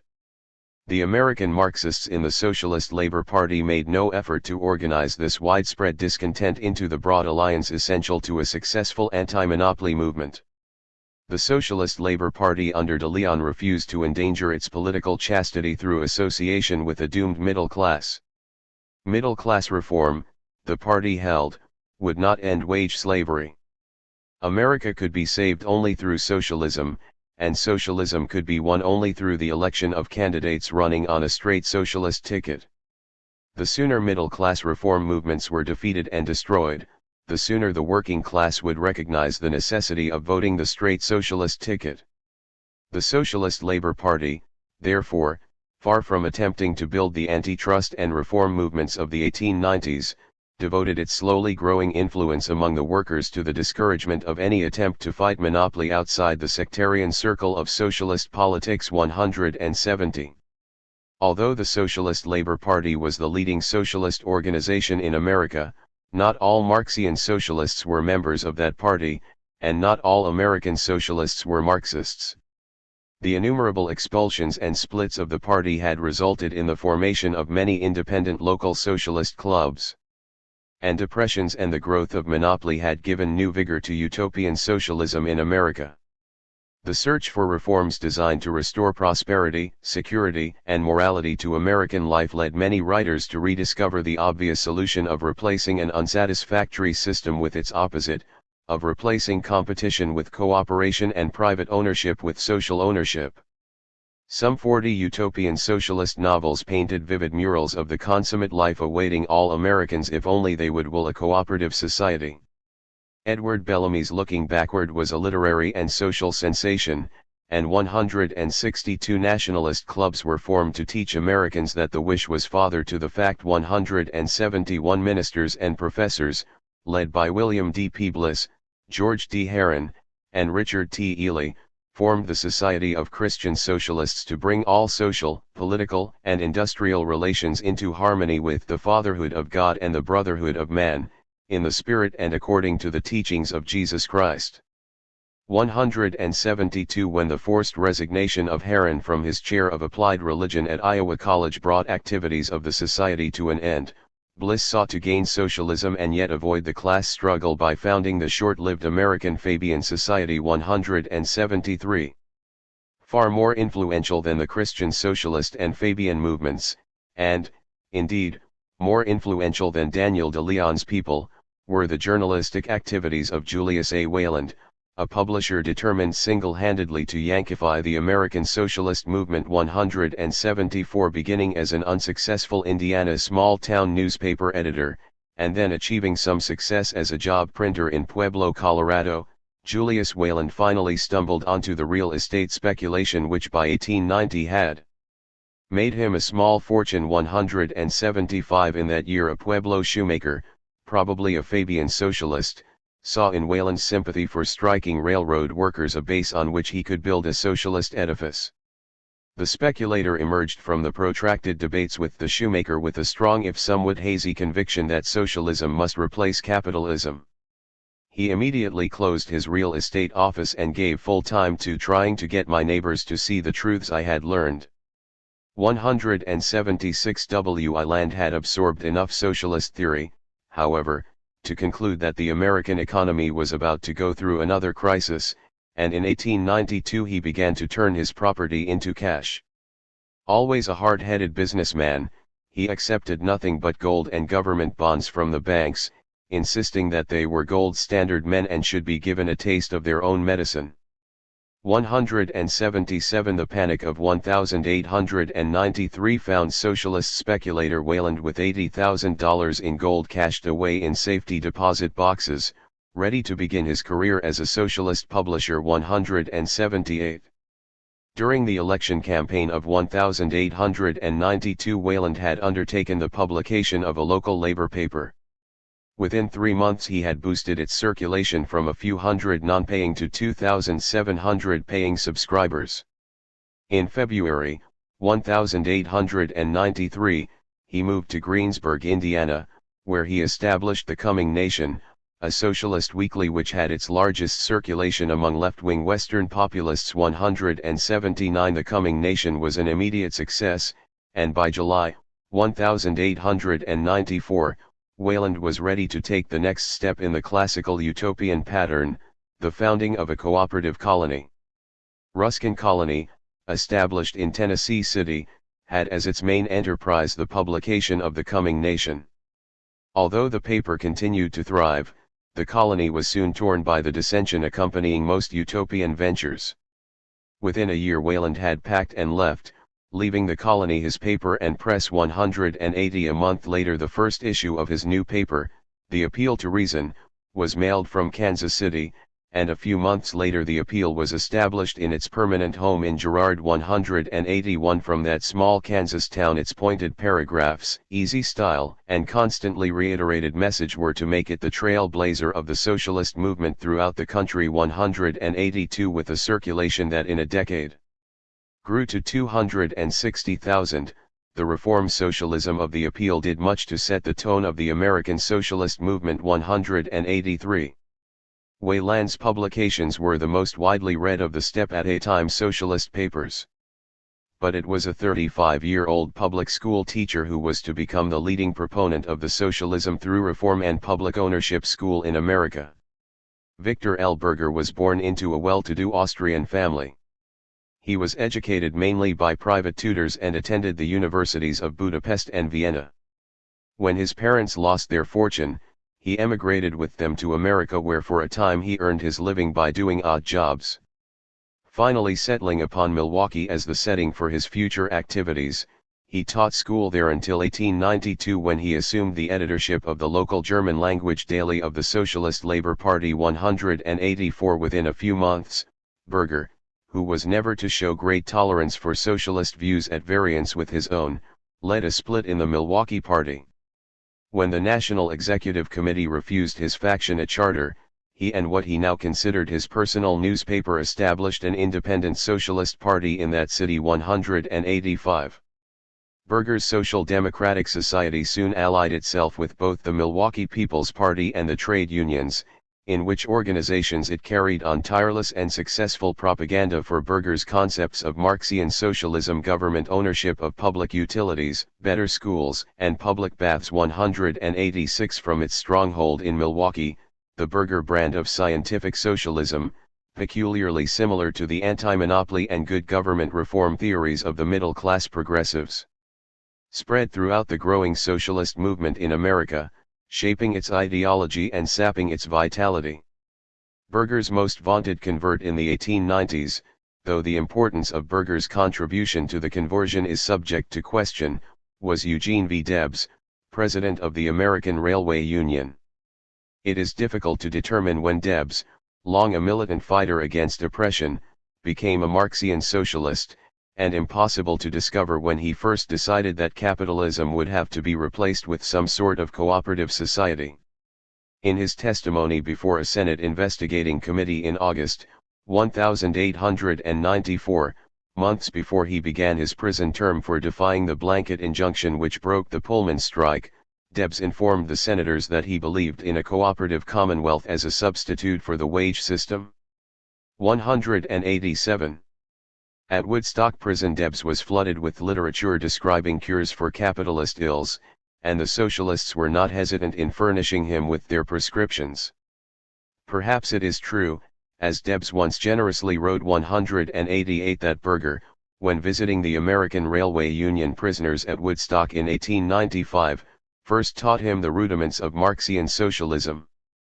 At any rate, on September 4, 1895, Debs joined J. Keir Hardie, head of the British Independent Labour Party, who had also visited Debs, and Thomas J. Morgan of the Chicago Socialist Labor Party, to form the International Bureau of Correspondence and Agitation, designed to bring into active and harmonious relation all organizations and persons favorable to the establishment of the industrial commonwealth founded upon collective ownership of the means of production and distribution.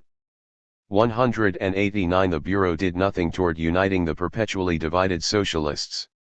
And 3 months after its formation, Debs continued to refuse to permit Thomas Morgan to publicize its existence. 190. On his release from Woodstock, Debs told the thousands who had gathered in Chicago to pay him tribute that only through socialism could the workers win their liberty. 191. The next day the coming nation carried a letter from Debs calling on all workers to use their ballots to establish the cooperative commonwealth. 192. But Debs did not mean that the workers should mark their ballots for a straight socialist ticket. Debs and almost all the other independent socialists, whether utopian or Marxian, were convinced in 1895 that the workers could begin to vote their way from slavery to emancipation by marching to the polls in support of the People's Party. 193. The People's Party had been founded in 1892 by the Northern and Southern Farmers' Alliances with some labor support, and was the culmination of a 25-year fight to break through monopoly encirclement. 194. The new People's Party based itself on a broad antitrust program which called for government ownership of railroads, telegraph, and telephone, a sub-treasury produce storage plan, a graduated income tax, and higher prices for farm products through currency inflation, the free and unlimited coinage of silver. In an effort to win the alliance of organized labor, the new party demanded shorter hours for labor and the destruction of the union-breaking Pinkerton Detective Agency. In spite of its failure to win the labor vote in the 1892 campaign, the People's Party polled over 1 million votes, 9% of the total cast 195.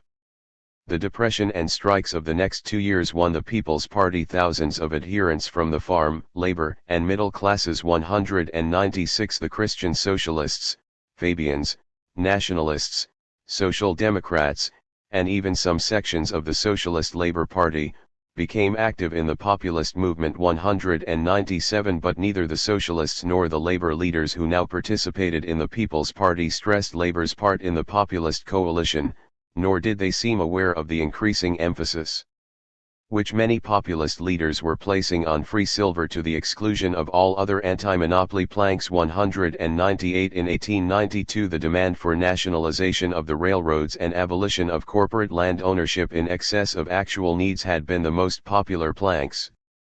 By 1896, however, the prolonged deflation of prices brought on by the Depression of 1893 and perhaps aggravated by Cleveland's monetary policies furnished the environment for an inflationary craze which saw in free silver and free silver only the solution to all the economic and social problems which beset the nation. 199 By the time the socialists, labor leaders, and middle-of-the-road 200 or left-wing populists awoke to the changing populist emphasis, they found themselves at the 1896 convention faced with a demand for fusion with the Democratic Party on the ground that that party had adopted one plank of the People's Party's many-sided 1892 anti-monopoly program, the free coinage of silver. 201.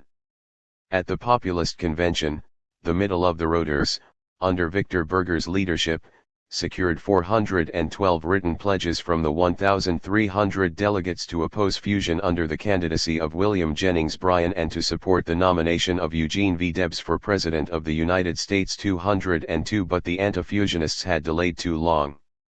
Feeling for a free silver coalition was so high that the left feared that insistence on the nomination of Debs would split the People's Party. 203 Henry D. Lloyd therefore read a telegram from Debs declining to be a candidate, and the People's Party chose Bryan, fusion, and oblivion. 204. In the ensuing campaign Debs toured the country speaking for Bryan and free silver as the only solution to the problem now staring us in the face as to how to open the mills and factories to the workingmen.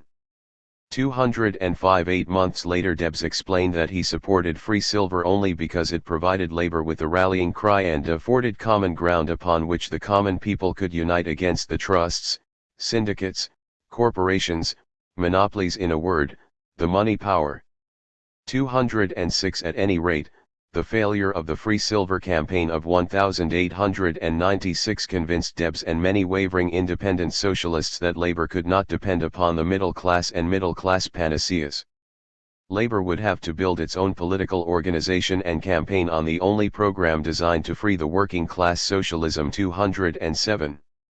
The January 1, 1897, issue of the American Railway Union's Railway Times announced a new Debs position. In a signed editorial, Debs insisted that it had been a correct policy to support Bryan despite the weakness of the free silver issue because a Democratic triumph might have blunted the fangs of the money power.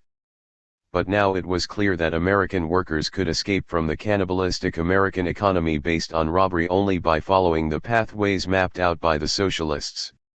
The issue was socialism vs. capitalism, and Debs was for socialism because he was for humanity. Henceforth, Debs informed the members of the American Railway Union, he was going to devote all his energy to hastening the coming triumph of the cooperative Commonwealth. 208. Early in January, 1897, some leaders of Bellamy's nationalist movement, a handful of utopian socialists like Henry D. Lloyd, and a few independent socialists like Jesse Cox joined with Ruskin Colony's coming nation to form the Brotherhood of the Cooperative Commonwealth. 209 The Brotherhood planned to build a socialist America by combining the techniques of colonization and voting. Socialist colonies would be established in some sparsely populated western state. As soon as the colonial socialists outnumbered the non-socialists in that state, they would vote in a socialist constitution and elect socialist officials. From this one socialist state the new technique would permeate the country until all the United States were socialist. 210 The Brotherhood convinced Debs that he could best serve the socialist movement by spreading the good tidings of this new technique. Debs became an organizer for the Brotherhood 211 and the Railway Times became one of its most enthusiastic supporters. On May 1 the Independent Socialist Press carried the text of a telegram from Debs to the New York Journal which set forth the plans for the coming special convention of the American Railway Union. The union realized, said Debs, that another strike at this time would be hopeless.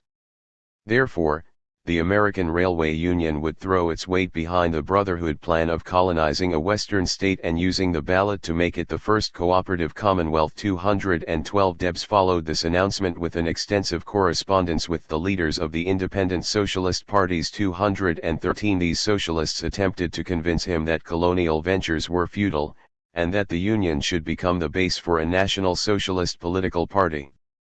Debs conceded the desirability of a new party, but continued to insist that colonies were necessary as a means of immediate relief for the unemployed. 214. When the last convention of the remnants of the once powerful American Railway Union met in Chicago on June 15, 1897, it was immediately besieged by church reformers, Christian socialists, Silver Leaguers, economic clubs, single taxers, anarchists, and Marxian socialists. 215 The first 3 days of the convention were devoted to winding up the affairs of the ARU and changing its name to the Social Democracy of America. The Social Democracy in turn adopted a declaration of principles which began with an analysis of the development and contradictions of capitalism, called on all workers to unite to win the cooperative commonwealth, recommended immediate public ownership of all trusts, mines, and systems of transportation, suggested the inauguration of a system of public works to provide work for the unemployed, and recommended the establishment of postal savings banks and adoption of the initiative, referendum, and recall. The doors of the convention were then thrown open to the myriad of reformers who were now permitted to participate as accredited delegates of the new social democracy. 216.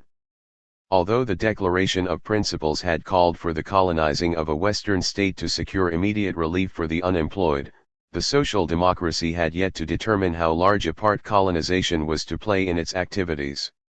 The convention settled down to a 4-day battle between the political action-only socialists, led by Victor Berger, Jesse Cox, Seymour Stedman, Charles Martin, and Frederick Heath, and the conglomeration of reformers who all managed to see in colonization the working out of their favorite panaceas. 217 Debs and the Railway Union delegates shrank back while the battle raged. Finally, a theoretical compromise was reached.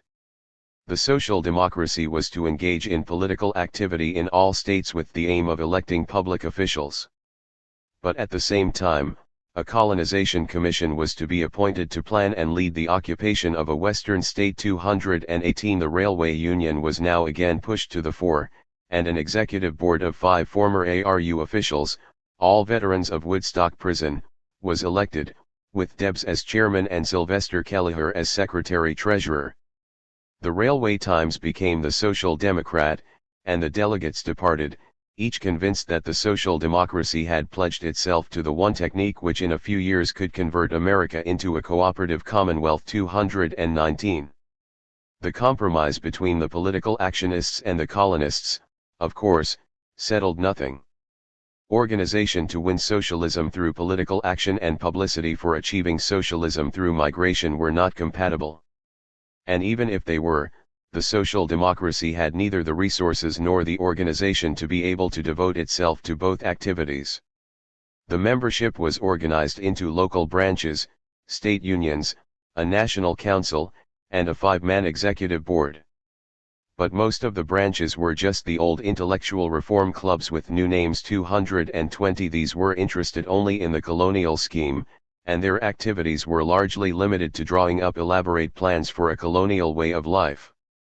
The Colonization Commission was appointed by the Executive Board shortly after the convention and consisted of Richard J. Hinton of Washington, D.C., W. P. Borland of Bay City, Michigan, and Cyrus Field Willard of Chicago. 221 The plans of the commission received the major share of the publicity in the Social Democrat, and the effort to raise funds to implement those plans engaged the attention of the social democracy for the next year.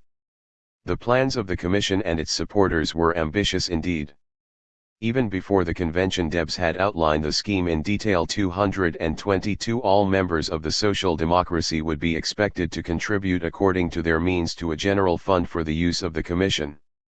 Recruiting offices would be established to examine volunteers for the first colony, and only those volunteers fully conversant with the philosophy and ideals of the organization would be accepted. The first contingents would probably march under strict discipline to the chosen western state. Since the social democracy would quickly attract a membership of 100,000 to contribute monthly a sum of $25,000, the pioneers would have no difficulty in providing themselves with land, agricultural machinery, and factories. In a few months the colony would be self-sufficient. By the time of the next state election, the colonists would sweep the state, call a constitutional convention, inaugurate public ownership of all the means of production and distribution, and solve the money question through use of labor exchanges.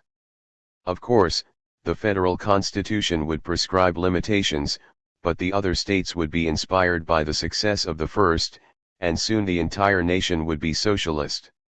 In the national campaign of 1900, the new movement will be a factor in the election. Its political principles will be those of the Socialist Labor Party, and its political battles will, doubtless, be fought under the banner of that party. 223 In that election 2 million votes should be polled, and in the national campaign of 1904, the Great Cooperative Party should carry the country, and the cooperative commonwealth will be fully established. 224 While the daily press in general condemned the plan for failing to recognize competition as the only reliable stimulus to the really highest qualities of man, 225 and felt pity for the fools who would follow the leadership of a convict like Debs. 226 The populist press and some of the journalists who were soon to become the muckrakers of corruption found much in the plan worthy of support, and even conceded that it might well be successful. 227 The Colonization Commission, with a devotion to principles that laughs at death and a will that cannot be broken or turned aside, set out at once to acquire the money and land for the first colony. 228 The number of branches and members was growing rapidly. 300 applications for charters by July. 229 25,000 members in 19 states by the middle of August. 230 The members demanded action. The Commission began its money-raising activity in September by requesting $20 from each local branch. 231 A week later it gave an impatient membership an analysis of the problem and the proposed solution. It carefully pointed out that our work is reconstruction rather than revolution. The colonies were to be homemaking and protective in character and plan. The states of Washington and Idaho were considered ideal for the large beginnings of the first colonies. They had rich resources, sparse population, and were in friendly hands. In fact, the population was so friendly toward the cooperative commonwealth that most of the first 5,000 colonists would probably come from within the borders of the chosen states. 232 colonies would probably be limited in size to 500 settlers. Their economic activity would be primarily agricultural, with small settlements operating in timber camps, cattle ranges, coal and other mines, and manufacturing, trade, and exchange. It was now just a matter of the Commission selecting the most suitable site. 233 The next week Washington and Idaho were forgotten in the enthusiasm for another plan, the building of 75 miles of railroad for the City Council of Nashville, Tennessee, in exchange for $300,000 worth of city bonds. 234 By the end of October, while still insisting that the railroad deal was going through, the Commission left on a tour of the West to look over possible sites. 235 In December it was decided to spend the winter months in preparations that would permit the establishment of the first colony in the spring. 236 When spring arrived, the only preparations completed were plans for the issuance of $2,500,000 worth of bonds in $10 denominations to finance a new colonial corporation to be organized under the laws of Kansas. 237 The sum of $1,600,000 was to be used to purchase land, and the remaining $900,000 was to furnish the operating costs until the colonies became self-sustaining. 238. Meanwhile, criticism of the colonizing commission was mounting. In response, the commission issued glowing but vague generalizations. Every week it announced that the good news of the completed plans would be published in another week, or in 2 weeks at the most. But until the plans were ready, absolute secrecy was necessary in order to frustrate fanatical capitalist opposition to them. In May, the commission was again forced to admit that final plans had yet to be made. But, they insisted, colonies will sooner or later be established in Tennessee, Washington, and Colorado as parts of a great plan in which the strategic importance of all the states outside the plutocratic states have been duly considered. Loyal citizens of Idaho and Kansas were reassured with the information that these socialistically inclined states might well be added to the list after colonies were underway in the first 3 states. The membership, warned the commission, must not ask for the revelation of the master plan until the time was ripe. Open and secret attack have been made not only by capitalistic influences, but also by those masquerading under the name of socialist. These subversive elements must not be given the opportunity to destroy the social democracy of America. 239. While hundreds of humanitarians and the members of the commission were combing the country for the site of the new utopia, those masquerading under the name of socialist, the political action socialists, devoted their energies to the fall and spring elections. Since the social democracy had not had time to get a ticket in the field for the 1897 fall elections, Debs urged all members to forget personal differences and vote on principle for the candidates of the Socialist Labor Party. 240. In the spring municipal elections of 1898, the Milwaukee Social Democrats put forward a complete slate of candidates. The platform was largely populist reform, ranging from city operation of public utilities to equalization of water rates and monthly city-sponsored symphony concerts.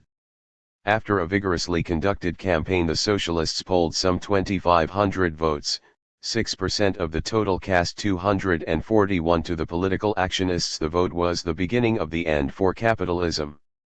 To the colonizers, it was nothing less than sabotage of the important work of the colonizing commission. 242.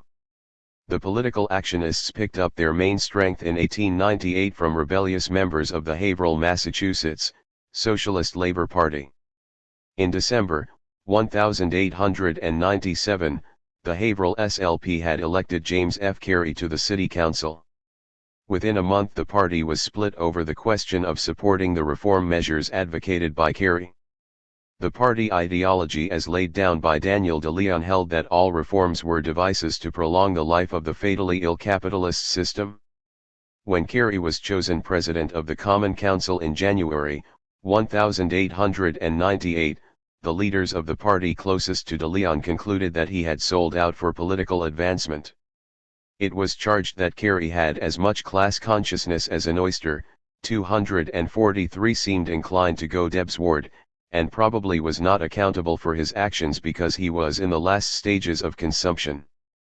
244. In March, Debs and Sylvester Kelleher visited the very much alive Carey and brought him and the main body of Haverhill socialists into the social democracy of America. 245.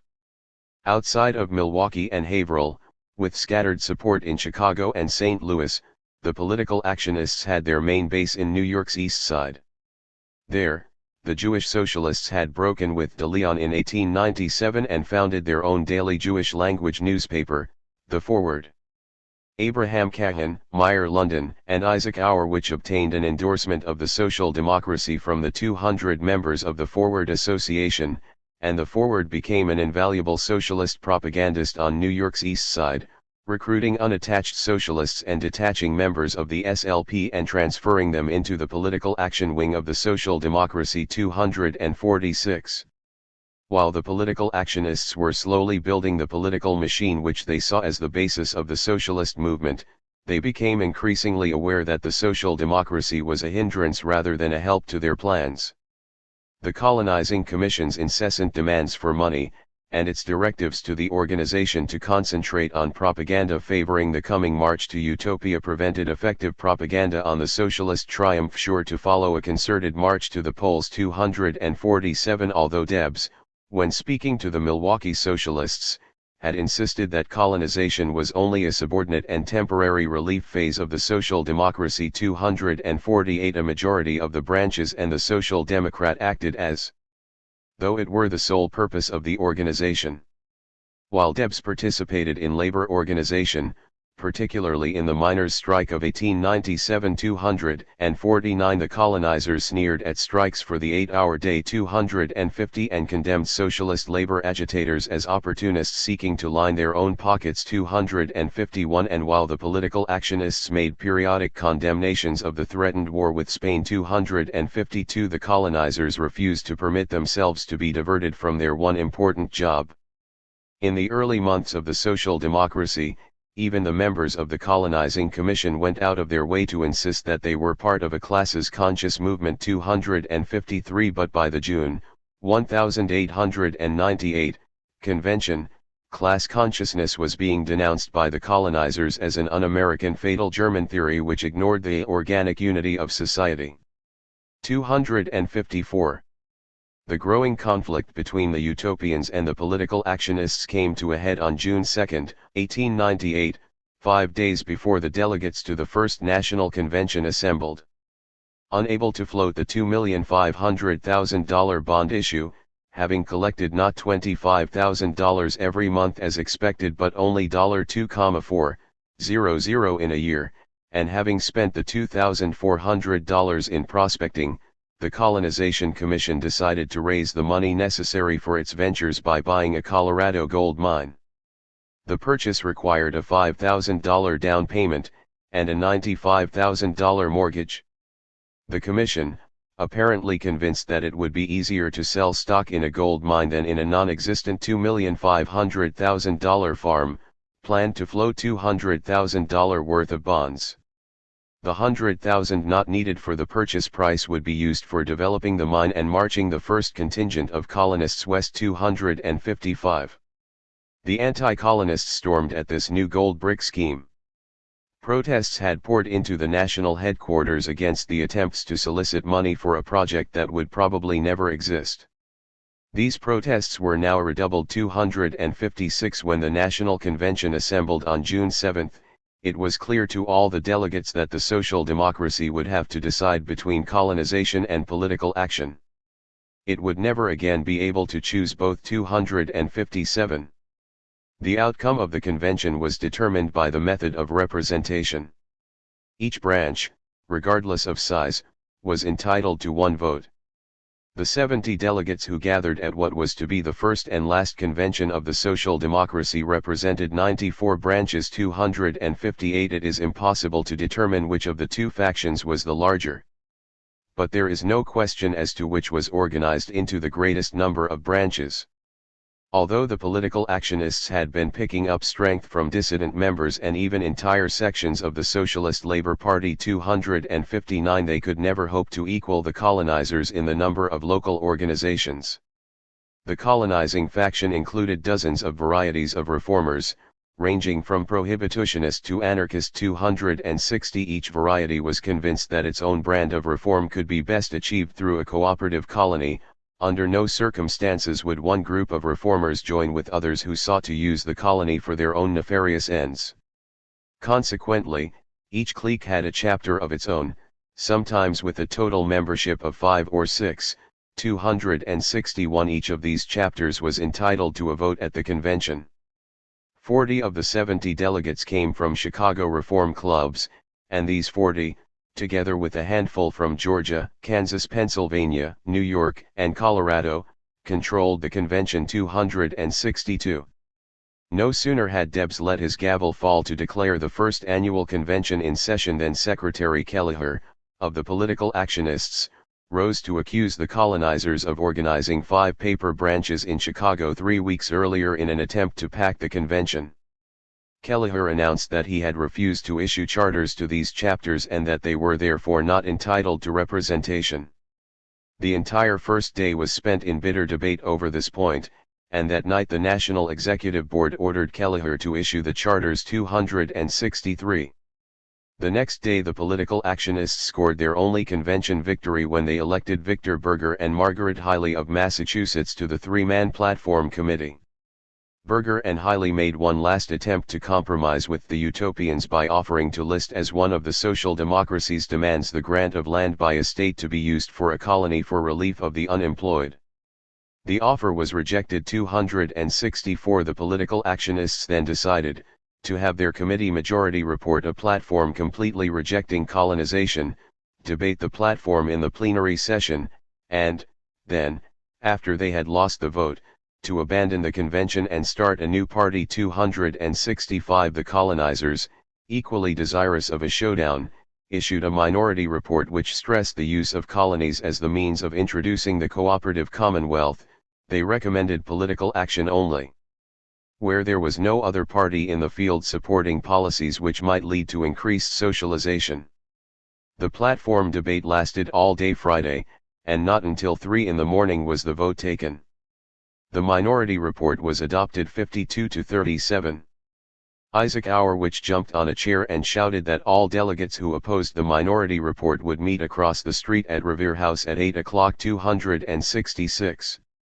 The next morning the Social Democracy Convention concluded its business and adjourned, convinced that American socialist methods had triumphed over the old German socialist methods, with its class consciousness club tactics. 267. There was no issue of the Social Democrat on June 9.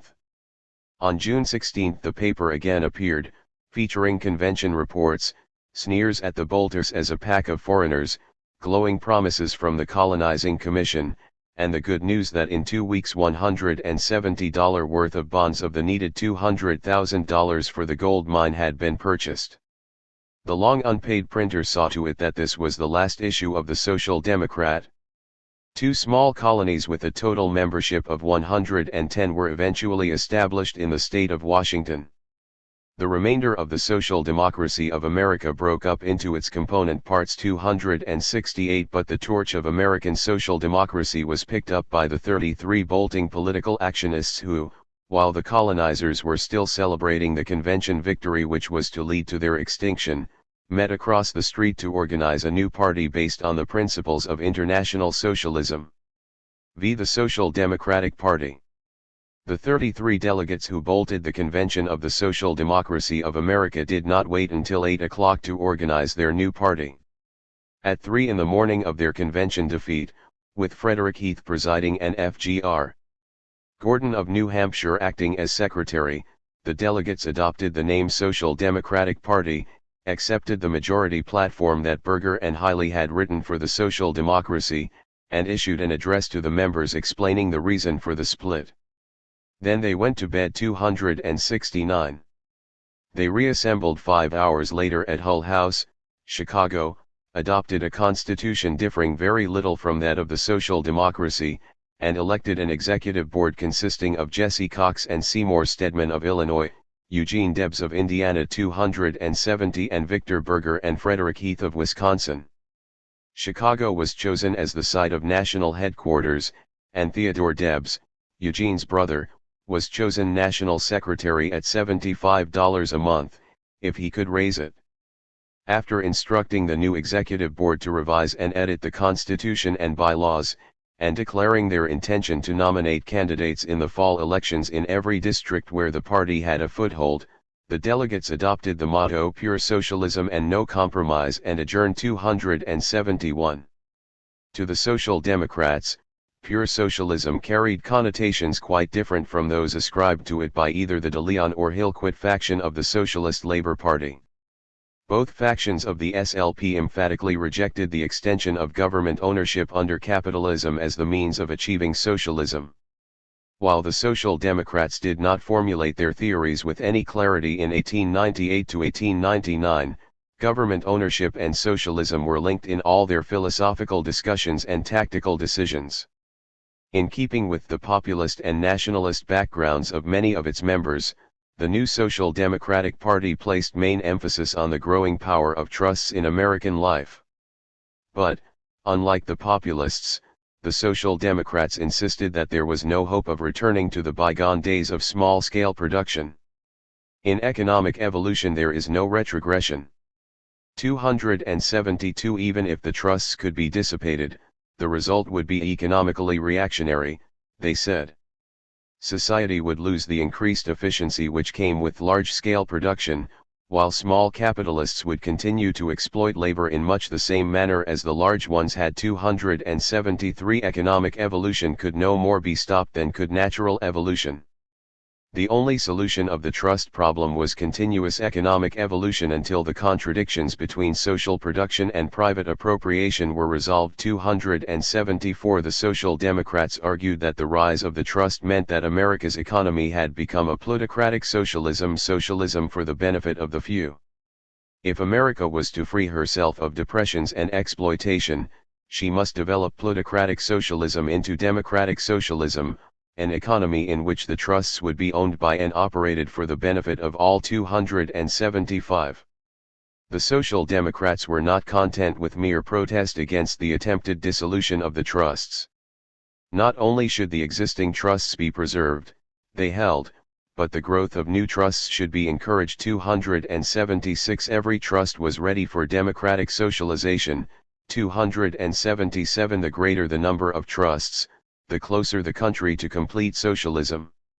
The socialists admitted it would be extremely difficult, even undesirable, for the government to take over hundreds of thousands of small businesses, but, they declared, the government could easily appropriate a few large trusts. Achievement of socialism was simply a matter of extending the principle underlying government ownership of the post office to all industry which had reached the level of development which necessitated trusts and monopolies. 278 After the nation had declared a trust to be its property, the original board of directors would continue to operate the trust as before, but would now act in the interest of all the people. 279 Complete socialism required the public ownership of all the means of production and distribution. To this end much could be done on a local basis. 280 The municipal socialism program of the Social Democrats aimed at extending the powers of the municipality to ownership of all public utilities, particularly gas and electric lighting plants, street railways, and telephones. 281 It would seem, therefore, that the Social Democrats envisioned a gradual socialization of America through piecemeal nationalization of trusts and municipal ownership of public utilities. As scientific socialists, the Social Democrats did not expect to obtain government ownership of the trusts through appeals to the innate reasonableness or kindliness of all citizens of the United States. 282 Socialism was a working-class movement. 283 And American socialism would be won through the class struggle. 284 The Social Democrats held that society was divided into two classes, a capitalist class which owned the means of production, and a working class whose access to those means was dependent upon the will of the capitalist class. The working class, unlike the middle class, did not seek to limit mass production through trust busting, but increasingly sought to obtain equitable distribution of the goods it produced. 285 The capitalist class naturally insisted on retaining its private appropriation, and, therefore, the interests of the working and capitalist classes were irreconcilably antagonistic. 286 Only the self-righteous and misinformed who seek to arrive at the social millennium by retaining the system that makes classes inevitable, who browse in the region of fancy and vainly imagine that pink teas will solve the problem, are unconscious of the class struggle. 287 The mission of the Social Democratic Party was to end the class struggle through resolution of the contradiction between socially organized production and private ownership under the cooperative commonwealth. 288 The Social Democrats were convinced that their crusade to end the class struggle would end on the electoral battlefield. Class interests, they maintained, were always expressed in class politics. The capitalists already had two political armies in the Democratic and Republican parties.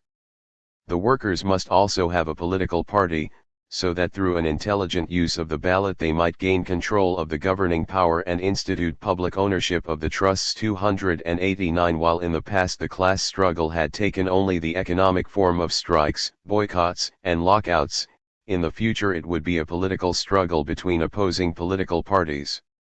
Socialism would be gained when the working class united under the banner of the Social Democratic Party and voted that party's candidates into office. 290 socialists were to devote all their energies to winning a maximum vote in every election for straight and uncompromising socialism. 291. The Social Democrats recognized, however, that the working class did not understand the necessity of striking at the ballot box. The main task of the party, therefore, was by patient but powerful agitation and propaganda to convince and organize the masses. 292 All socialists must join existing unions and support the union's economic activities. But under no circumstances were they to attempt to engage the union in political action.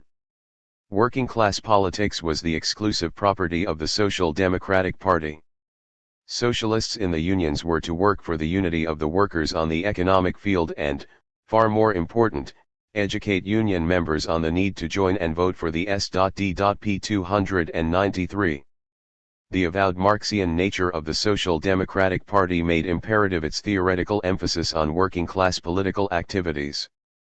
The party was careful to point out editorially that the middle class alone had neither the desire nor the ability to bring socialism to America. Even if it should become aware of its precarious position in the monopoly capitalist economy, the true middle class, the small businessmen and not the growing number of salaried employees, was growing so weak that it could not institute the changes necessary to end capitalism. 294 The only hope for the middle class was to throw its support to the working class movement and thus help usher in the new social order which would benefit all, worker and small employer alike. 295. But as was to be expected in a party which emphasized working class activity but was itself largely middle class in composition, the program advocated by the Social Democratic Party was largely populist in content and middle class reform in appeal. The platform adopted at the June 11, 1898, Hull House meeting pointed out that capitalism was impoverishing the working class and called for establishment of a cooperative commonwealth. Then, as steps in this direction, it laid out a 12-point program of constitutional revision, public ownership of railways, mines, and telegraph, reduction of hours of labor, and institution of political reforms lifted almost bodily from the middle-class platform of the populists and the developing municipal reform parties. Emphasizing the agrarian background of the socialist program were the special demands for leasing of public land to farmers in small parcels of not over 640 acres, construction of grain elevators, magazines, and cold storage buildings to be rented to farmers at cost, unification of railroad, telegraph, and telephone systems, uniform rates for transportation of all agricultural products on all railroads, and issuance of public credit to counties and towns for improvement of roads and soil and for irrigation and drainage. 296. The Social Democratic Herald, party pamphlets, and political speeches always devoted some space and time to the exploitation of labor. But all reserved their sharpest barbs to impale capitalism for its corruption of middle-class morals. The elimination of prostitution, crime, and insanity, the restriction of divorce, the stabilization of the home, the encouragement of temperance and vegetarianism, of democracy, personal liberty, and simplicity in government, the establishment of equal rights for women and equality of all before the law, all these reforms dear to the heart of liberal middle-class America were the real benefits to follow hard on the heels of the cooperative Commonwealth. 297. Socialism was to come as a blessing to the small producer and large capitalist alike. It would end the anguish suffered by every capitalist in his struggle to prevent other capitalists from appropriating his capital.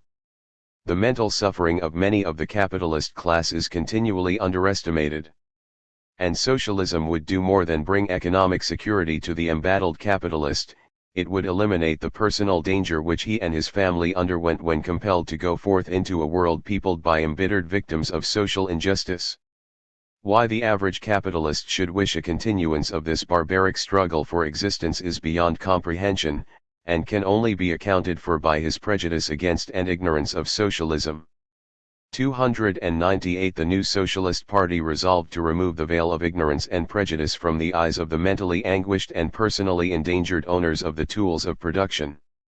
With the noble objective of saving the middle and capitalist classes from themselves through the class struggle, political reform, and public ownership, the Social Democratic Party set out to organize locals and elect candidates who would permit the resistless thirst, the inherent impulse, that drives men forward to be quenched. 299.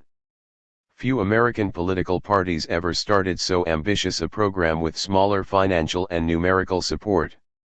While there were hundreds and even thousands of non-socialist Labor Party socialists in America, they were either affiliated with jealously independent local and state organizations, or saw no need to belong to any organized socialist body.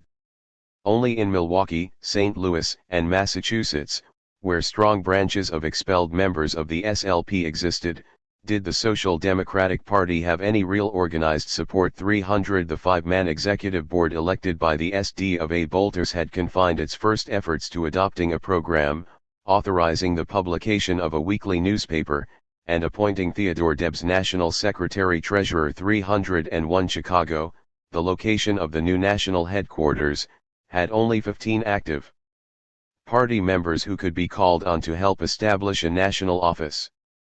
Between them they raised $75, rented an office across the street from the City Hall at $10 a month, and began to organize to sweep the country in the next two national elections. 302.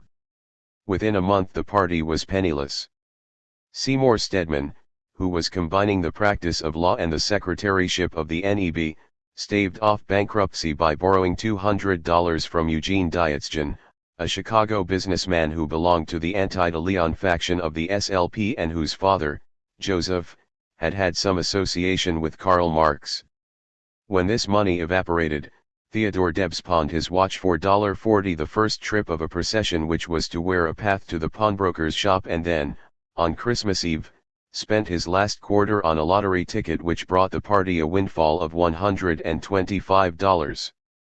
While the days were devoted mainly to letter writing and raising money to pay postage and rent, evenings were spent by Debs, Kelleher, and Heath in pasting socialist stickers on the L in the loop and in making the windows of the State Street department stores billboards of socialist propaganda. 303 The party staff obtained its office equipment through Berger, at a discount and on-time payments. 304 And took its meals at the free lunch counters of the city saloons. 305 An English socialist, Alfred S. Edwards, was appointed editor of the 8-page Social Democratic Herald, and after a few months he and the paper were forced to move to Belleville, Illinois, to cut publishing costs. 306.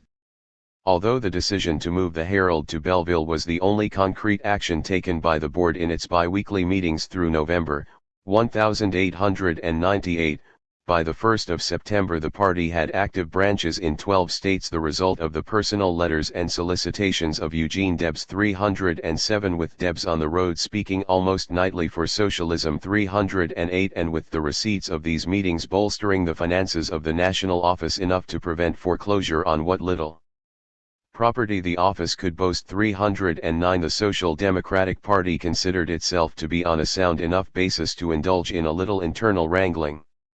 Ideologically, the first intra-party fight took place over the special demands for farmers which the Bolters had included in the platform adopted at Hull House in June.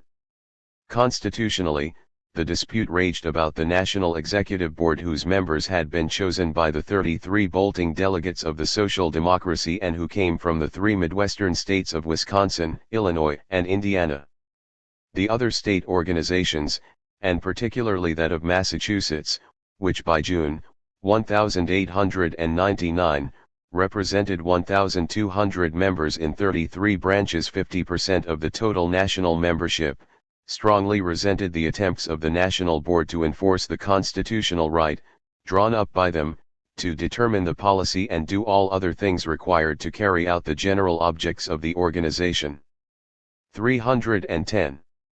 The increasingly bitter year-long quarrel over the demands for farmers, which began almost immediately after the Hull House meeting, was the first skirmish in the 20-year civil war between the left and right factions, which was to end only with the final expulsion of the left in 1919 and the formation of the Communist Party. A majority of the National Executive Board, Berger, Heath, and Stedman, insisted that the demands for farmers were not only in keeping with the principles of international socialism, but, still more important, were indispensable if the SDP was to win the farmer vote. Without that vote it would be impossible to carry out a program of municipal ownership. 311 The farmer, they maintained, was more intelligent than the city worker, and, given a program designed to back his fight to keep his farm, would vote overwhelmingly for socialism. The party might well devote more time to propagandizing farmers than attempting to educate the urban proletariat. Already 140,000 Kansas citizens had cast a vote for reform's socialistic planks, and 9/10 of them were farmers. 312. To the majority of the board, talk of socializing the farms was ridiculous. There was no sign of an economic evolution leading to the formation of farm trusts, they said. 313 Socialism had no such goal as appropriation of either the small farm or the small business. 314 The way to win the farmer was to present him with a program of government grants of land, government-operated grain elevators, and nationalization of railroads, telegraph, and telephone. With his support the 1908 elections would usher in a socialist America. 315. The left, whose experiences with the Populist Party had made it suspicious of anything that hinted at trading with non-working class forces, saw in the demands a compromise of socialist principles designed to trade the cooperative commonwealth for a mess of middle-class pottage. The left pointed out that, according to the socialist platform, society was divided into two classes, the capitalists and the dispossessed workers. These two classes were engaged in a never-ending struggle which could cease only with the establishment of socialism. Therefore, it was inconsistent with the aims of international socialism to tack on at the end of a class struggle platform a series of demands designed to ameliorate the hard-pressed group of small capitalists known as farmers. 316. The left admitted that farmers were being attacked by the trusts. But so were the small manufacturers. It was not the purpose of the Social Democratic Party to prolong the capitalist system by preserving a class doomed by economic evolution to extinction. 317 Measures such as the leasing of land and construction of grain elevators would only give the farmers an illusory hope of continued economic well-being under capitalism. The left said, moreover, that wealthy farmers would use devices like grain elevators to store their crops against a rise in the market. 318 This would mean the further degradation of the working class, which would have to pay still higher prices for food. 319 As for poor farmers, they would gain nothing from such halfway measures. They would have to support the Social Democratic Party on a simple statement of the objects of the socialist movement, and in the knowledge that under capitalism they faced nothing but extinction, while under socialism they, like all mankind, would lead a better and richer life. 320. American farmers, the argument continued, had been driven to desperation by domestic and foreign competition and by the exploitation of trusts and absentee landlords, and were now ready for straight socialist propaganda. 321 They had no further use for middle-class populism. The great danger threatening the Socialist Party was that it might compromise its principles, that it might gain victory by winning the support of small capitalists who had been promised ameliorative measures designed to preserve their status as independent businessmen. 322 Every progressive party of the past 35 years, the Greenback Party, the Union Labor Party, and the People's Party, had been disrupted by the prostitute of American politics, the Democratic Party, unless the SDP builds on sharp, clearly defined, class-conscious lines, with compact disciplined organization. The old hag will don a new dress, paint her cheeks a catchy red, and once more beguile those in a hurry to win. When development and education have reached the proper stage, winning will take care of itself. The danger is abortion. 323. By February 1899, opposition to the demands for farmers and criticism of the board, which seemed inclined to perpetuate itself in office without even the formality of promising a forthcoming party convention, had grown to such a pitch that the board recognized that some action would have to be taken to prevent a general exodus from the party 324 at the March 6 meeting. Therefore, the board graciously passed a resolution declaring it desirable that the members of the NX board should at all times be in accord with the majority of the party and subject at all times to its will. In keeping with this desire, the board called on each state to send 2 delegates to a conference to be held on the 3rd and 4th days of June, 1899, to frame proposals to submit to a referendum vote of the party membership, and also to set a date for a national convention 325. When the conference finally assembled in July, 1899, it found that it had been boycotted by the powerful Massachusetts Party, which considered the conference a waste of money and looked toward a convention to settle its problems. 326 Indeed, besides the members of the board, the only additional delegates were one each from the states of Missouri, Indiana, and Wisconsin. After prolonged debate, the conference decided to submit to a referendum vote the question of continuing the existent constitution until the national convention set conveniently ahead to March, 1900. This bitter pill was sweetened by permitting disgruntled members to vote on the demands for farmers. The membership voted 478 to 81 to eliminate these, but agreed to continue under the Constitution until the March Convention 327 with a year in office behind it and 9 more months of undisputed command ahead. The board, which had been appointed by 33 members at the time the party was formed, settled down to strengthen the established lines of party work in unions and elections and to build their personal local and national support in the socialist movement. The Social Democratic trade union policies were first put into effect at the December 1898 AF of L convention. In November, the National Executive Board wrote to Samuel Gompers, President of the Federation, and begged him to work for an endorsement of socialism and the SDP at the coming convention 328. Gompers was unmoved. At the December 4 meeting of the board, Berger and Stedman were instructed to attend the convention in the role of observers, and to direct the campaign aimed at securing the desired endorsements. 329. When Berger and Stedman arrived in Kansas City on December 13, they found that the Social Democrats and the anti-De Leon Socialist Laborites had already mapped out a two-pronged campaign strategy. On one front, they were organizing for the defeat of Gompers and all other pure and simple union leaders who, under the guise of pleading the cause of labor before such sympathetic politicians as Tom Reed, were actually associating with the capitalist class for the interests of themselves. 330. On a second front, a series of resolutions had been introduced endorsing the Social Democratic Party and calling for class-conscious propaganda for abolition of the wage system. 331. Stedman and Berger immediately took charge of the socialist delegates. Viewing the socialist role in the trade union movement to be primarily one of getting union votes for socialist candidates. 332. And inspired by the recent abstract endorsement of socialism by the British Trade Union Congress. 333. Stedman and Berger insisted that any involvement in internal union controversies would only weaken attempts at socialist propaganda. Accordingly, the socialist opposition to Gompers was dropped, and the socialist delegates accepted the positions of eunuchs in the pure and simple harem. The strategists from the Socialist National Office then called to pay their respects to Gompers, whose opposition to the socialist resolution they considered unintentional. Gompers refused to be swayed by Berger's logic, insisting that leaders must not get ahead of members in philosophical matters. 334. Convention debate on the socialist resolution was vigorous, but the Gompers machine's opposition was decisive.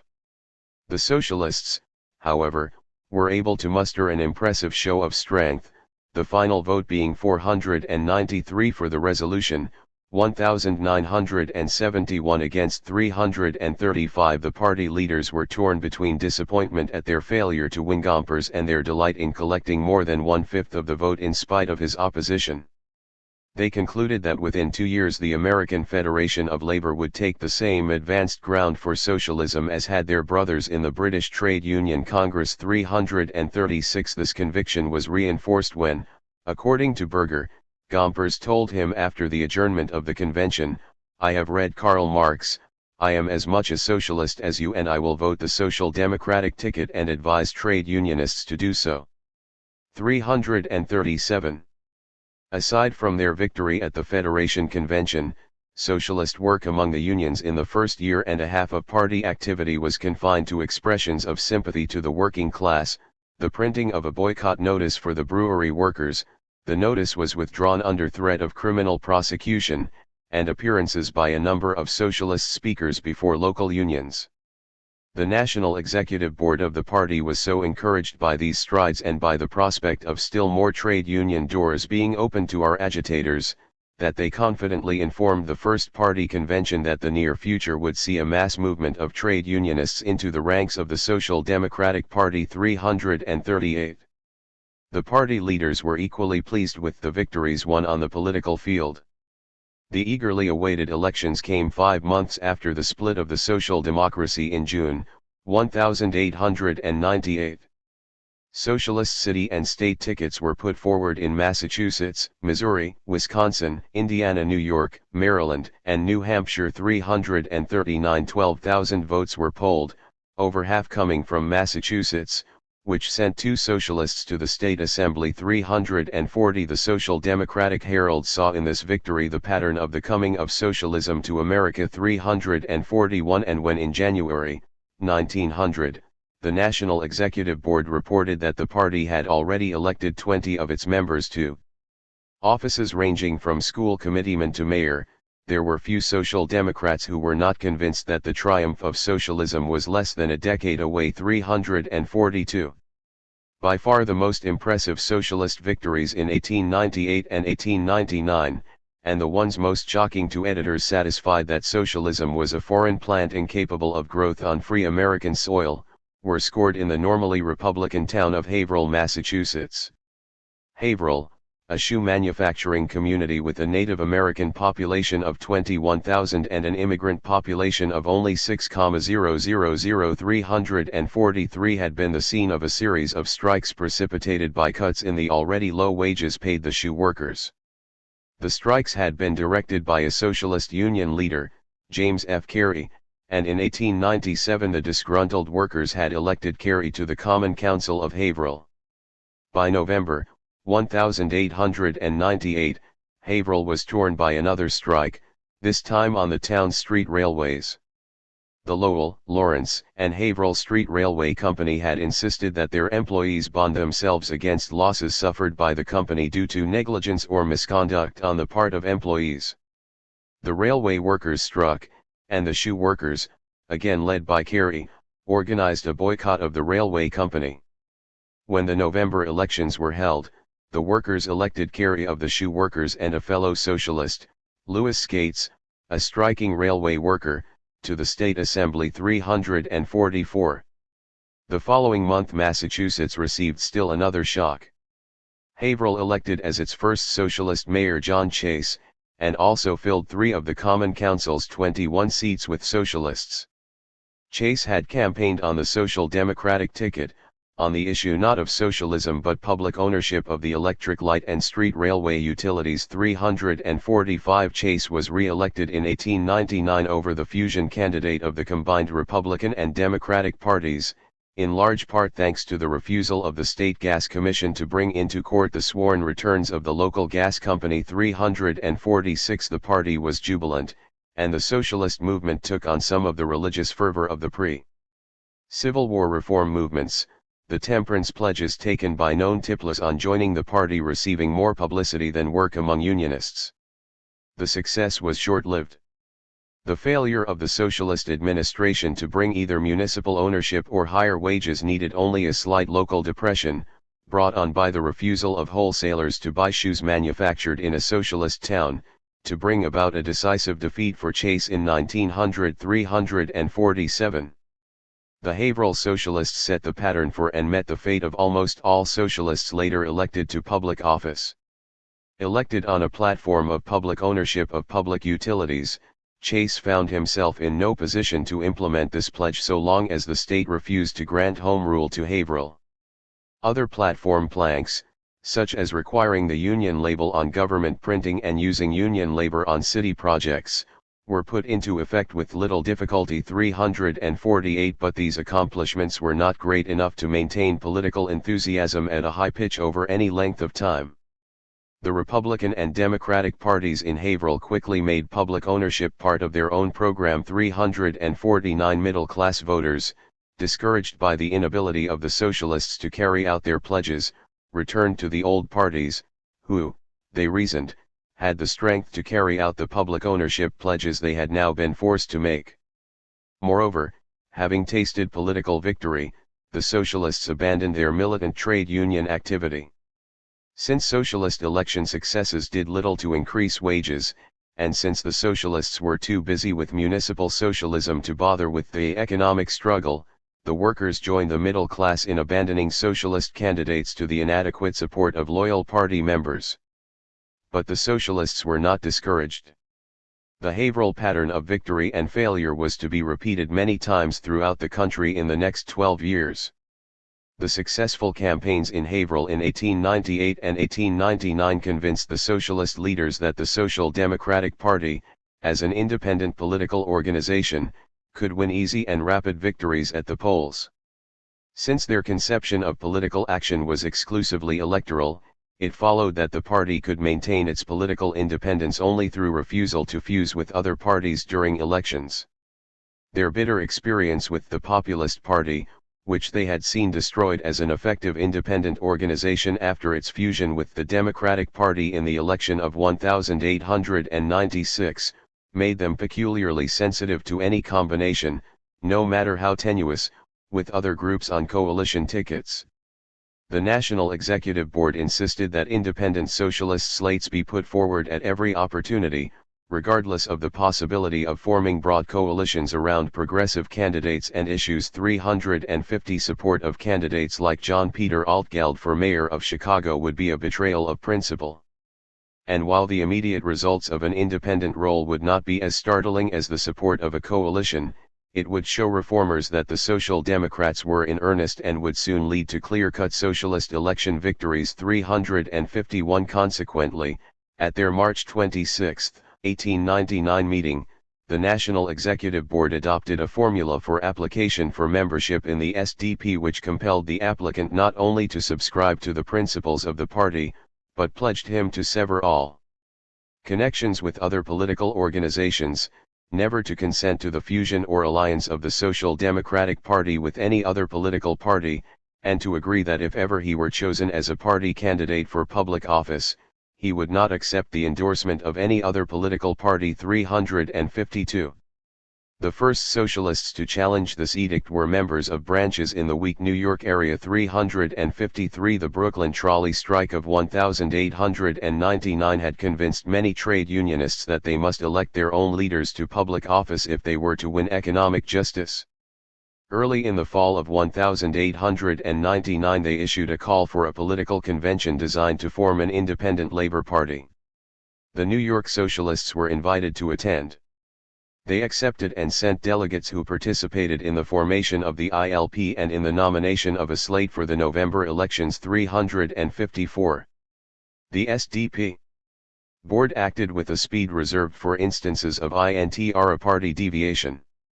To the New York branch's plea that the ILP was a trade union party and that all socialists were pledged to support the unions, the board replied that the trades union movement an economic movement only for the purpose of maintaining and possibly elevating the standard of living of the wage workers.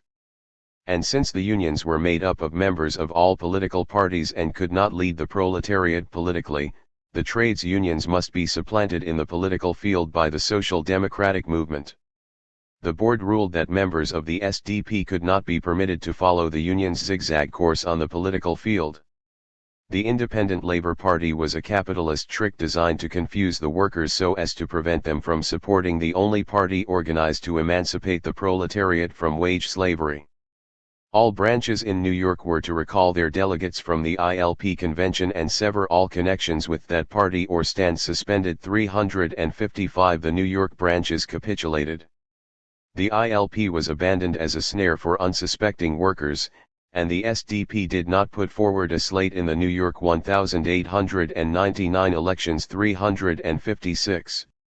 In spite of the inactivity of Social Democrats on a national scale, the party grew rapidly after the first year. It is impossible to estimate what percentage of those who joined were new converts to socialism, and what percentage had already been through the mill of Socialist Labor Party conversion and expulsion. Since the Social Democrats had no paid national organizers, they depended on the Social Democratic Herald and on the speaking and organizing activities of Eugene Debs to bring in new branches and to hold the party together. The weekly Herald was sent free to all dues-paying party members, and sold to all prospective members at 50 cents a year. Its circulation grew from 3,000 in 1898 to 8,000 by the end of 1899. 357 Debs, who was speaking almost nightly throughout the country, convinced unorganized socialists in town after town to affiliate with the SDP. In addition, he brought in the independent socialist parties of Texas, Tennessee, and Arkansas, giving the party a toehold in the South. 358 By March 1900, the Social Democratic Party claimed the support of 25 socialist papers. 359 and boasted a dues-paying membership of 4,636 in 226 branches, organized in 32 states. And almost 1,000 of these 4,600 had joined in the 2 months preceding the March 1900 convention. 360. The National Executive Board of the SDP, therefore, went into the first party convention with confidence in the party's future and in their ability to continue in control of its policies. For while the growth of the SDP was not the product of their activities, they were still titular heads of an organization that had made impressive gains in the first year and a half of its existence. The party was far from wealthy, or even solvent, but the days of pawning the secretary-treasurer's watch were over. 20 socialists had been elected to public office. Membership rolls were growing rapidly. And the S.D.P.'s great rival, the Socialist Labor Party, whose vote was watched with greater jealousy than that of the Republican or Democratic parties. 361 had recently split in two. Already, disgruntled members of the SLP were swelling the ranks of the Social Democrats. It seemed only a matter of months before the Social Democrats would gain some 5,000 ex-members of the S.L.P. 362. The majority of the SDP board were determined to acquire the Socialist Labor Party membership on an individual basis, and thus not be forced by amalgamation proceedings to relinquish their grip on the party machinery.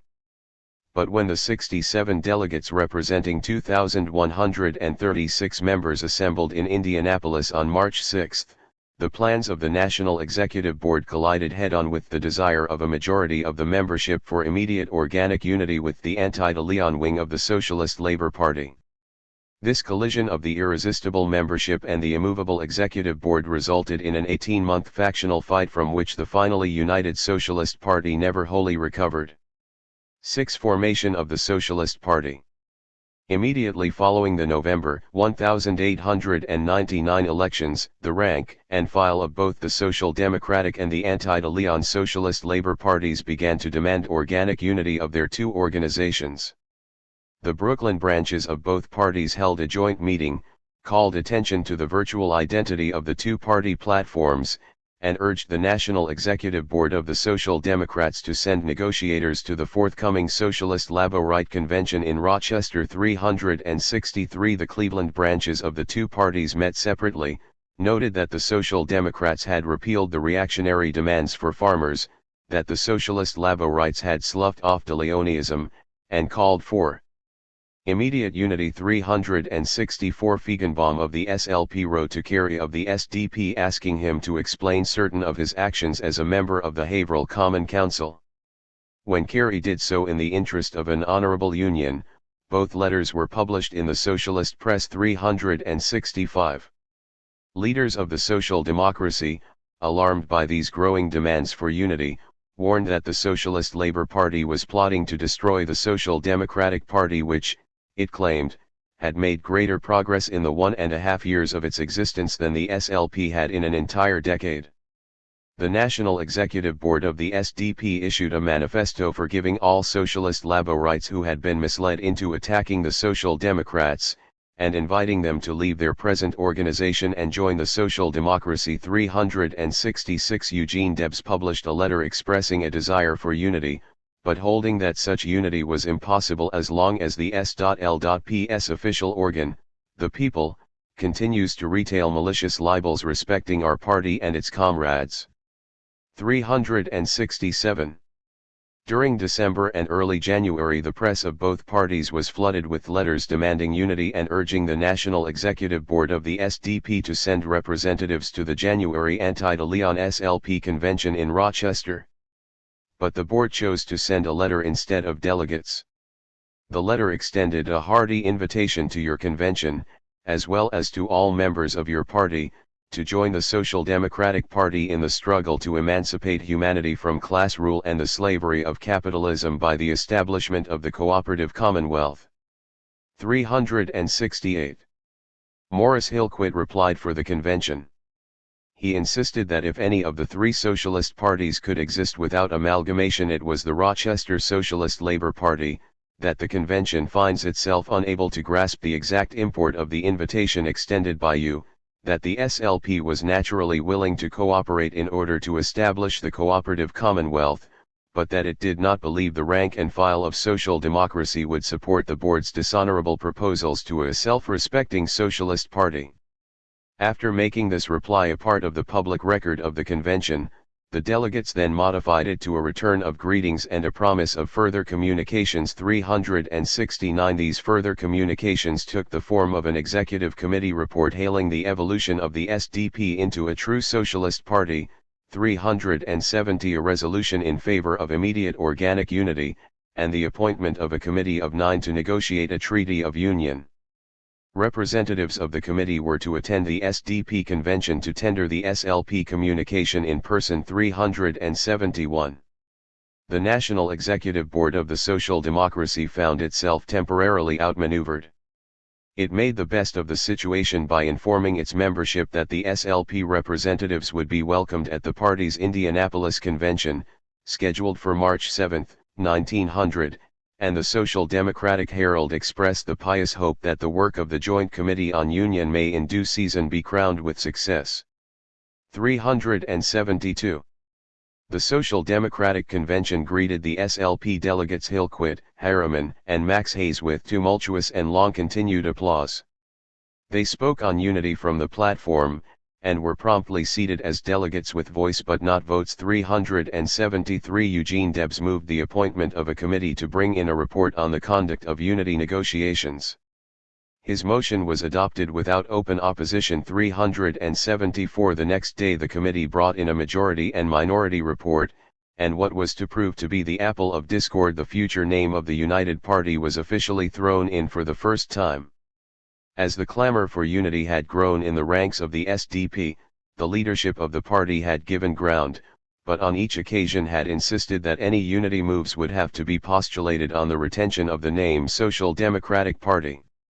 Only by keeping that name, they claimed, could the identity and ideals of the party be preserved from destruction by the Socialist Labor Party. 375. The majority report of the Convention Committee called for appointment of a committee of 9 to negotiate a treaty of union, but instructed that committee to stand for the name Social Democratic Party. The minority report provided only that the committee urge retention of that name. Victor Berger warned the delegates that adoption of the minority report would destroy all the work he and his colleagues had done to build the SDP. Others warned that loss of the name would end the movement which was making socialism respectable in America. Hillquit was asked for his party's attitude toward the two reports. After consulting with Harriman and Hayes, he replied that while they had no fetish about names, the SLP committee was uninstructed and desired to meet the SDP committee on equal ground. Therefore, if the majority report was adopted, his committee would be forced to withdraw from further negotiations. The convention thereupon adopted the minority report by a vote of 1,366 to 770,376. The delegates then turned to nomination of candidates for President and Vice President of the United States. Eugene Debs was immediately nominated for president but declined for reasons of health. Representatives of the SLP at the convention urged him to accept, but he remained adamant. 377 Two other nominations were likewise declined.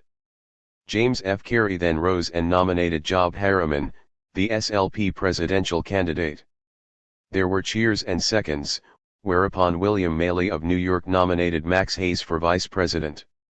Thus the only two names placed in nomination by the Social Democratic Party convention were the nominees of the Rochester faction of the Socialist Labor Party, and it seemed that they were about to be accepted by acclamation. 378. The convention was in an uproar. Members of the National Executive Board made points of order, claiming that the convention could not nominate men who were not even members of the party. Delegates shouted that they would nominate whomever they pleased. In the midst of the turmoil someone shouted for adjournment, and the grateful chairman immediately declared the session adjourned. 379. Fgr. Gordon and William Maley then urged Hillquit to consent to a conference of some of the leaders to attempt to reach a compromise. 380 Hillquit agreed, and Gordon then cornered Berger. Berger at first refused, saying that he feared trickery, but finally consented to attend. 381 The 10 socialist leaders who gathered in a room in the Occidental Hotel consisted of 7 members of the SDP, and Hillquit, Harriman, and G. B. Benham of San Francisco for the S.L.P. 382. Gordon started the discussion by pointing out that the convention seemed intent upon nominating Harriman and Hayes, and that if that were done, the Socialist Labor Party should give some assurance that it would accept Social Democratic Party as the future United Party name. The 3 SLP members at once pledged their support for the name if the 2 Socialist Laborites were nominated. Berger then said that he had been on his way to a meeting of some of Debs's oldest friends for the purpose of urging him to accept the nomination. He asked whether the pledge to support the name of social democracy would stand if he were able to convince Debs to accept the nomination. Hillquit and Harriman renewed their pledges, but Benham said he would go along only if the candidates were Harriman and Hayes. The caucus broke up after agreeing to meet again at 11:30 that night, when Berger would have Debs's decision. 383. As the delegates were leaving the room they met 3 of the socialists who had been in conference with Debs. They announced the good news that Debs had agreed to run. The caucus was somewhat taken aback, for Berger had assured it that he might need 2 hours to convince Debs to run. The SLP members and some of the Social Democrats demanded to know whether the whole caucus was staged just to obtain pledges for the name Social Democrat. They were assured it was not, and since Debs was now a candidate the 11:30 meeting was cancelled. 384 As for the status of the pledges on the party name, it soon developed that there was considerable difference of opinion. The next morning Debs and Harriman were nominated by acclamation. 385 The convention adjourned, and members of both parties awaited only the formality of ratifying a treaty which everyone claimed to favor. 386. The Joint Committee on Unity met in New York City on Sunday, March 25, 16 days after adjournment of the Indianapolis Convention. The makeup of the committee indicated that all was not as harmonious as official press releases predicted. For one thing, a majority of the Social Democratic Party delegates to the committee had spoken and voted for the Indianapolis Convention Majority Report, which had insisted on the name Social Democratic Party. 387 Perhaps more significant than the makeup of the SDP delegation was the fact that Victor Berger, although an elected delegate, did not attend. Nor did he inform his alternate, Charles R. Martin of Ohio, an outspoken advocate of unity, of his intention to be absent. 388. After the election of a chairman and vice chairman, the committee held a 5-hour discussion on the future party name. Social democracy was discussed from the viewpoints of history, etymology, and philology. After 4 hours of this, Frederick Heath, Berger's right-hand man in the Wisconsin movement, announced that he wished to speak openly on the subject, but for the honor of the Socialist Labor delegates, could only speak in executive session. When the room was cleared, Heath, on the basis of the secret caucus held in the Occidental Hotel, charged that the Socialist Labor Party had broken its pledges to support the name Social Democratic. Heath apparently failed to convince the other members of the SDP delegation, and the committee adjourned 389. The next morning John C. Chase, for the Social Democrats, proposed that for the sake of unity two names be submitted to the referendums of the two parties. The Socialist Laborites submitted United Socialist Party, and the Social Democrats naturally proposed Social Democratic Party. Since the two-party conventions had provided that all proposals of the Treaty of Union be ratified by the two parties concurrently, Chase also proposed for the Social Democrats that the following question be submitted to referendum: in case the party name voted for by you fails to obtain the concurrent majority of both parties, shall the name receiving the majority of the total vote of both parties be adopted? The Socialist Laborites accepted the proposal, and Frederick Heath promptly left the conference to return to Milwaukee, where he reported to Berger 390. Other provisions of the Treaty of Union were agreed upon more quickly.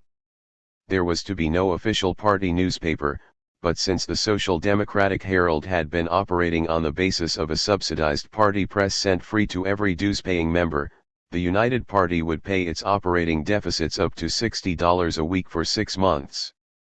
All party members were to pay 10 cents quarterly in exchange for a subscription to any one newspaper to be selected by them from a list to be furnished by the National Executive Committee.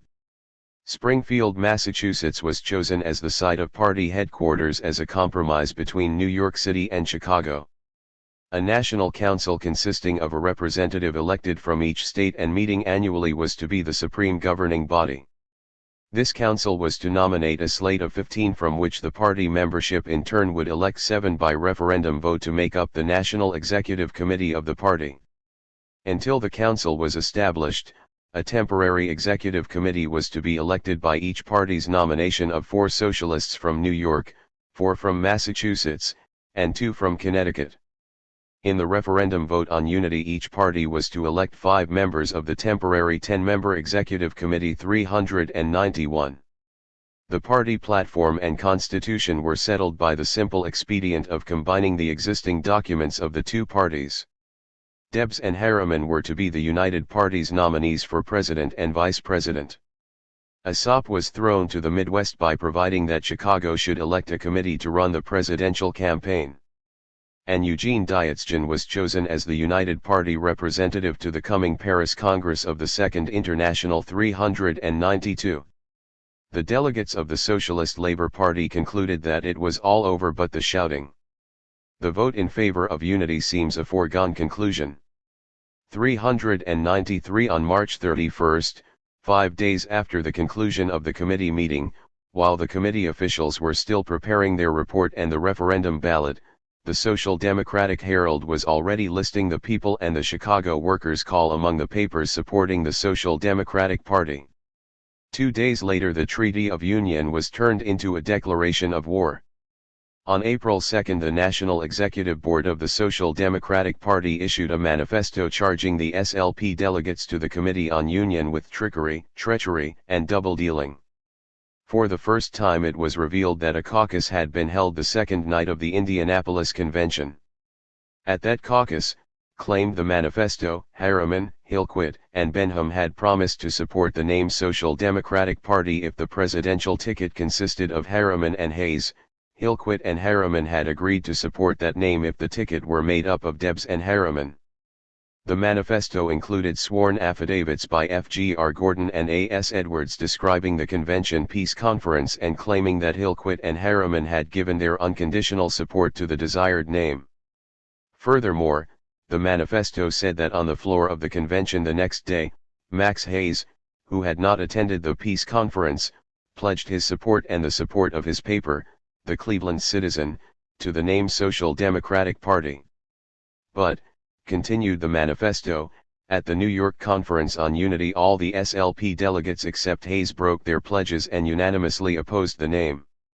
And Max Hayes did not even attend the conference discussion. The Indianapolis Convention had provided that all questions, including that of party name, be accepted by the concurrent majorities of both parties. Yet the ballots being prepared by the Joint Committee on Unity gave voters the opportunity to override this proviso by asking them if they would accept the combined majority vote of the two parties on the question of name. Therefore, concluded the manifesto, it was the painful duty of the National Executive Board to point out that unity could not be built upon deceit, but only upon unsullied honor and integrity. It may be asked, why has the National Executive taken immediate action and before reading the official report? In reply we say that promptness on our part will alone save disintegration and disastrous disaffection.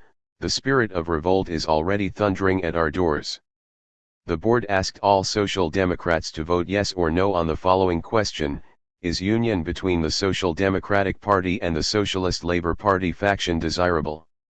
Ballots were to be in by May 7, 394. The board's manifesto aroused a storm of protest within the ranks of the party. Without waiting for answers to the charges made against members of the Socialist Labour Party, Social Democratic branches denounced their board and its manifesto.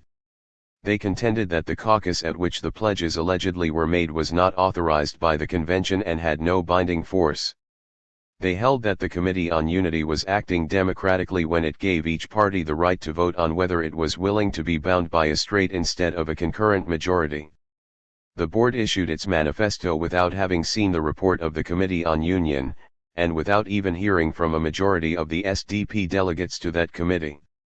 Therefore, charged the pro-unity Social Democrats, the board had betrayed its trust. The NEB is manifestly opposed to union upon any terms except such as may redound to the glory of the four signers of the manifesto. The board seems afraid to allow the membership to vote on the questions submitted by the Joint Committee. Berger, continued the protests, did not even attend the committee meetings. The board is in contempt of the National Convention.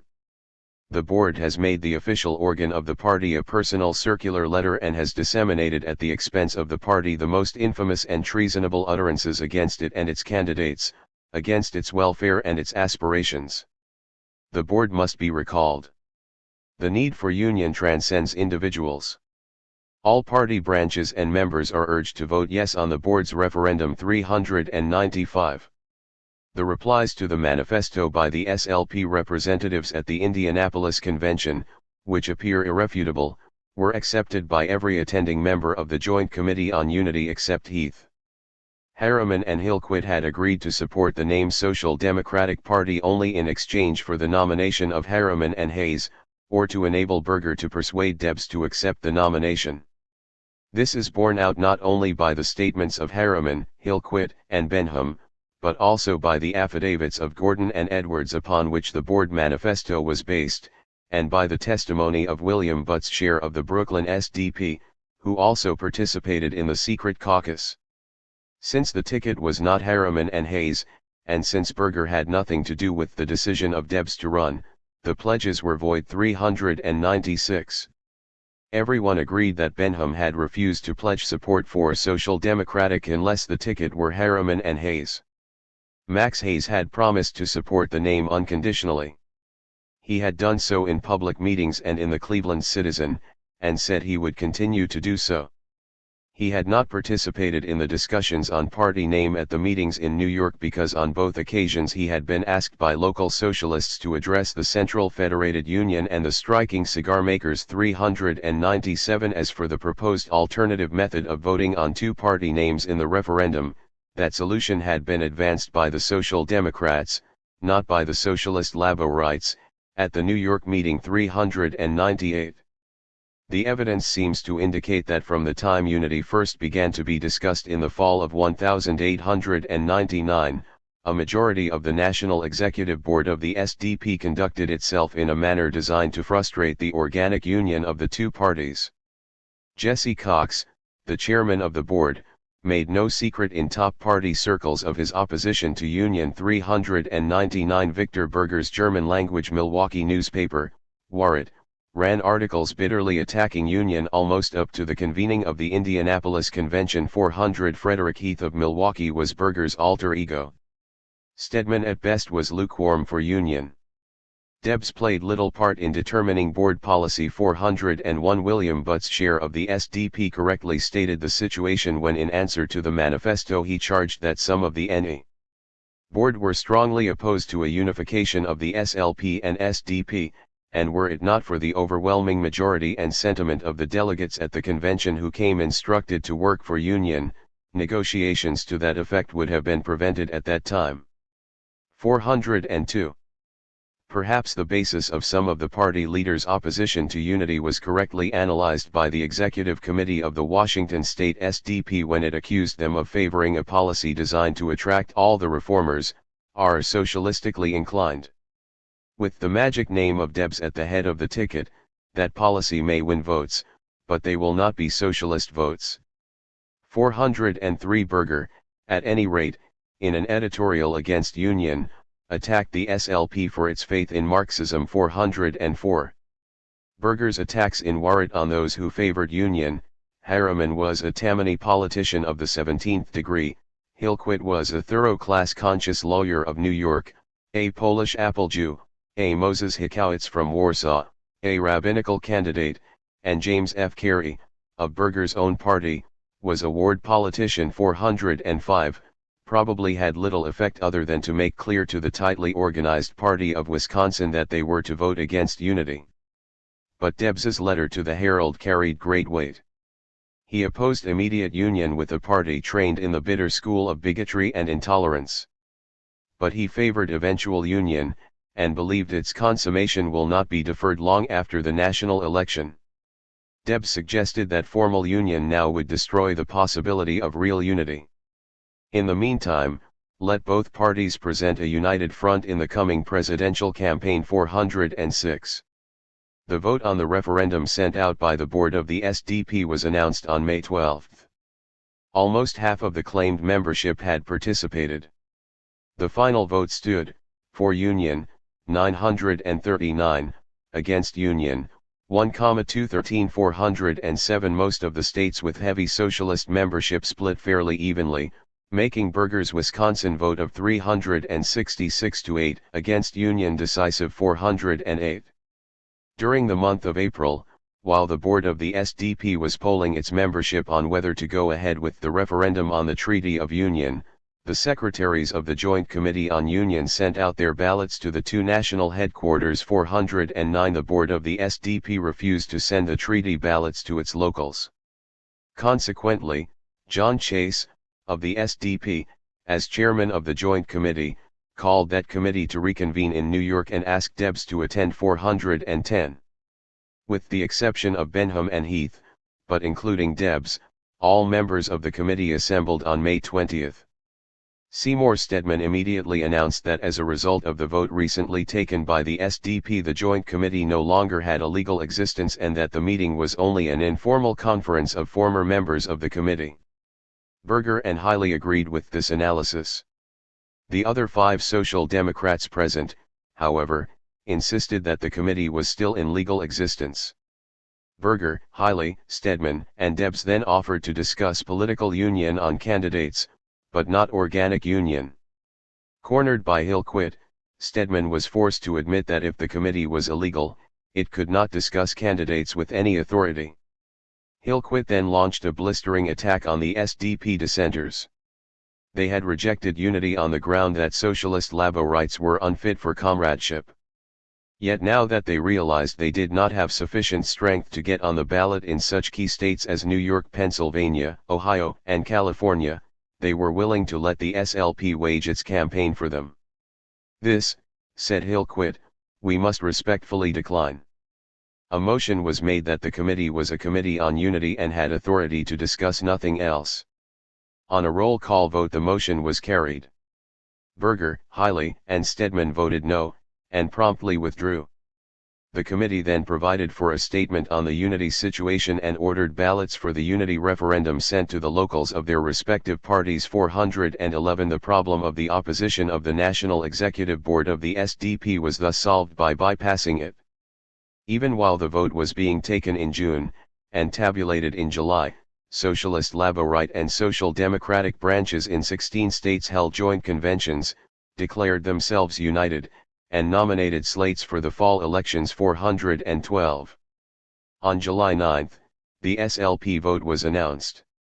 About 2,500 members of the Rochester faction of the Socialist Labor Party participated, and voted on an average of 2,450 to 100 for all the unity proposals 413. About 1,100 members of the Social Democratic Party participated, and voted an average of 1,050 to 50 for the various unity proposals 414. The comedy of what was to be the party's name had a fitting conclusion. The Social Democrats voted 993 to 81 for retention of their old name. The Socialist Laborites voted 2,227 to 326 for Social Democratic Party. 415. So much for 9 months of alleged socialist labor plots to destroy the nature of the Social Democratic Party by sending its good name into oblivion. It could not be said that the picture of Socialist Party organization was now clearer than it had been before the referendum. There were no longer 2 socialist labor parties, but only one, that led by Daniel de Leon. But instead of one Social Democratic Party there were now 2, one with headquarters in Chicago, and the united one with headquarters in Springfield, Massachusetts. On July 13, the National Executive Committee of the Rochester faction of the SLP held its last meeting in New York City and turned over its books and powers to the United Social Democratic Party 416. The next day the newly elected Provisional Executive Committee held its first meeting in Springfield 417. William Butt's share of the old Brooklyn SDP was elected National Secretary at a salary of $20 a week. Plans were laid for making the paper party organization a reality, and for hiring socialists for agitation and organization tours. Debs and Harriman were formally notified of their nominations and a call was issued for contributions to a national campaign fund 418. Debs accepted the nomination and the campaign was launched 419. William Jennings Bryan's support of the treaty with Spain had enabled him to make America's newborn imperialism an issue of the 1900 campaign. But to the Social Democrats of both parties, imperialism was no issue at all. They held it was a bone of contention between large and small capitalists, but of no concern to the working class. Imperialism is simply the capitalist drive for more markets, the socialists explained. Under the wage system the product of labor is divided into 2 nearly equal parts, half to the workers in the form of wages, and half to the capitalists in the form of profits. Since workers could only buy back half of what they produced, and since capitalists could not consume all of the other half, the great trusts were forced to seek markets abroad. 420. Debs quoted Senator Chauncey Depew to the effect that the United States already had 5% of the markets of the Orient and that she needed 50%. Commented Debs, the getting of the other 45% constitutes the white man's burden at the present time. 421. In the present campaign, continued the socialist analysis, the 3 political parties stand for the 3 economic classes of American society. The Republican Party represents the large capitalist class, the Democratic Party represents the middle class of small capitalists, and the Social Democratic Party represents the proletariat or wage working class. 422. Both the Republican and Democratic parties stood for preservation of capitalism. The Democratic Party opposed imperialism for 2 reasons: small capitalists had no surplus capital to invest abroad, and imperialism strengthened the trusts which were crushing the small capitalists. Social Democrats said that the working class had no cause to help preserve the dying middle class and therefore had no reason to fight imperialism. The socialist is not an expansionist like the Republican nor an anti-expansionist like the Democrat, he merely points out the facts.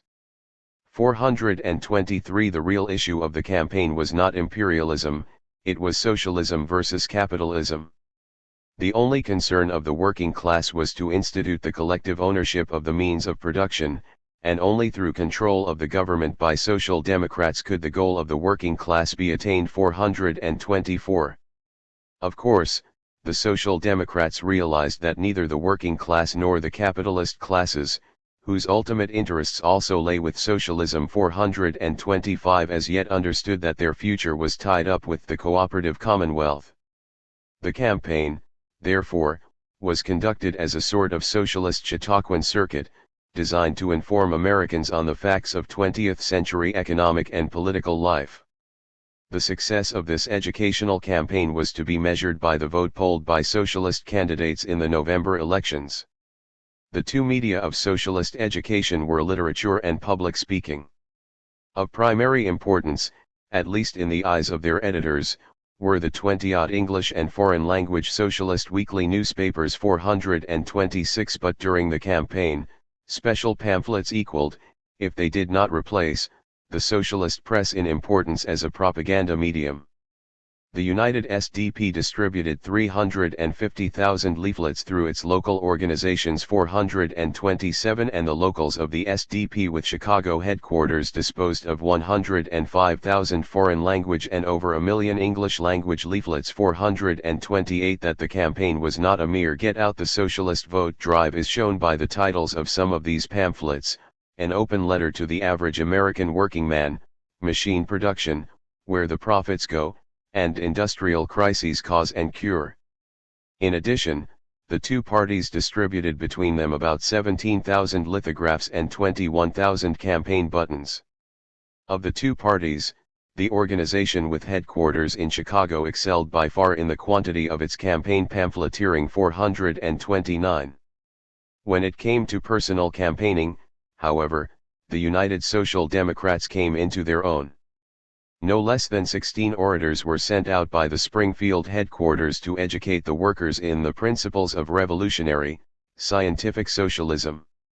No section of the country was neglected by these tireless agitators. 430. When to these national speakers are added the hundreds of socialists throughout the country who spoke nightly at neighborhood street corners, the tours of Debs, whose speaking load during campaigns was staggering, and Harriman, whose health had not yet collapsed, the number of persons reached through direct appeal becomes impressive indeed. 431.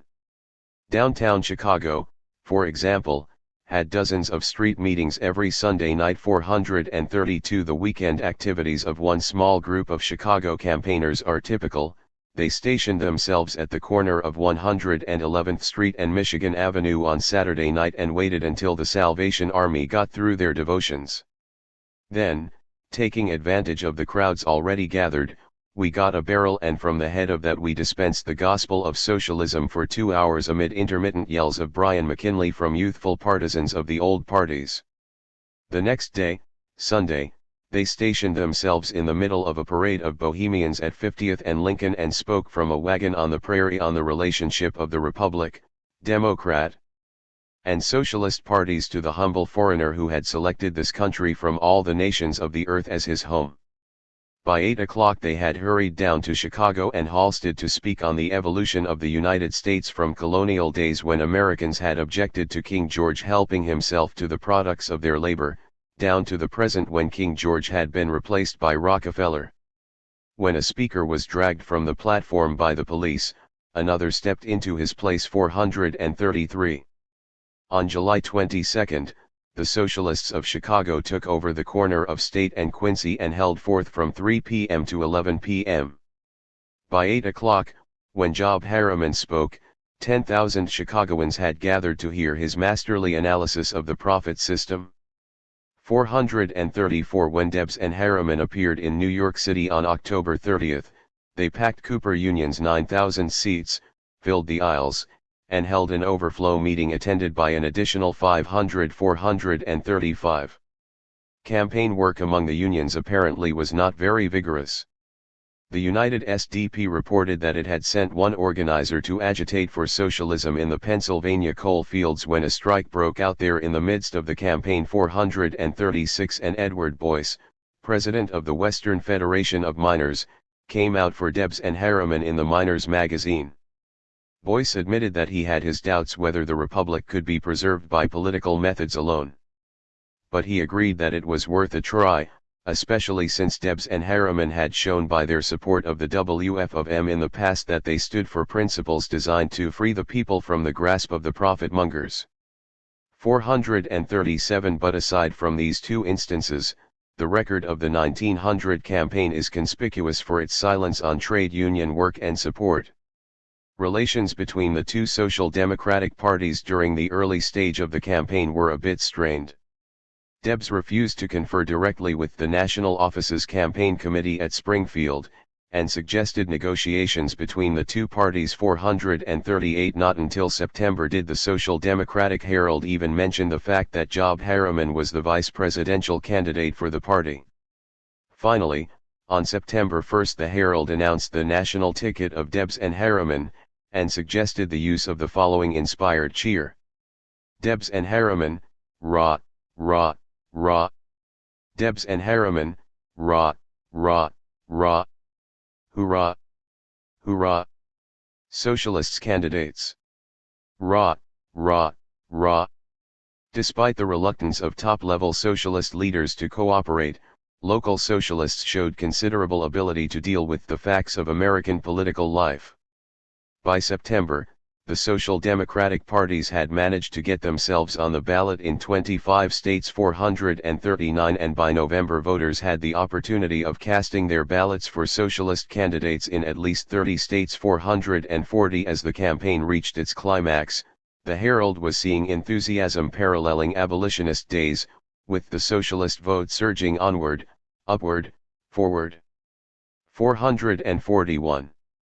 When the vote was finally tabulated, it showed Debs and Harriman polling 96,918 votes, and the Socialist Labor Party's candidates, 33,450 votes. 442 To show what great strides socialism had made since the formation of the SDP, the Social Democrats compared their 1,900 vote with the 36,000 votes polled by the Socialist Laborites in 1896, conveniently ignoring the 82,000 votes cast for the SLP in 1898. 443 But even compared to the 1,898 vote, the more than 50% gain in total socialist vote in 2 years was impressive. It is impossible to estimate exactly how many votes the Social Democrats expected to poll. They made few election predictions. Debs summed up the general feeling: the figures are smaller than most of us expected, but we are satisfied. The showing, if not inspiring, has at least nothing discouraging in it. 444 This lack of enthusiasm over a vote which had quadrupled in 4 years can probably be explained only in terms of the conviction running through all social democratic literature since the formation of the social democracy of America in 1897 that the cooperative commonwealth was only 4 to 8 years away.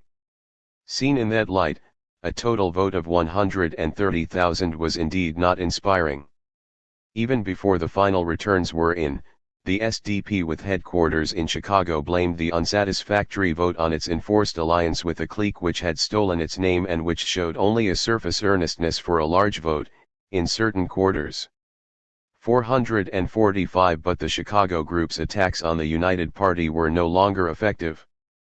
The united local efforts necessitated by the campaign increased the demands for socialist unity. And since it was the Springfield headquarters which stood for unity, the strength of that party grew rapidly. A permanent national organizer, the Reverend Charles H. Vail, was hired by the Springfield office at $2,000 a year. George D. Herron made an extended agitational tour of the northeastern states. 446 In the spring of 1901, open-air circuits were organized in 50 northeastern cities and towns which scheduled regular open-air meetings for a series of speakers sent out by the Springfield headquarters. 447 Of the score of socialist weekly papers, only the Herald and Burger's Worrett continued to support the Chicago headquarters. 448 During the last 5 months of 1900 the United Party issued charters to 97 locals with 1,046 members. In the first 6 months of 1901 it issued 40 additional local charters for 445 members, some of whom were new recruits, but many of whom had formerly owed allegiance to the Chicago Group. 449.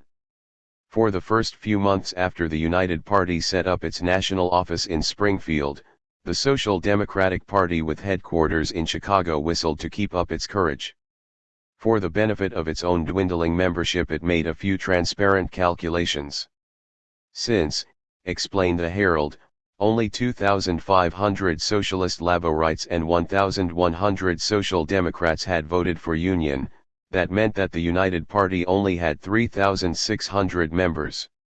The Chicago National Office, boasted the Herald, had 6,000 members on its books even after deleting the 1,100 who had voted for Unity 450, but it took no mathematical skill to notice that if one applied the Herald's method of computing the United Party's strength to the Chicago headquarters party, that party had only 1,213 members, the total number voting against Union 451.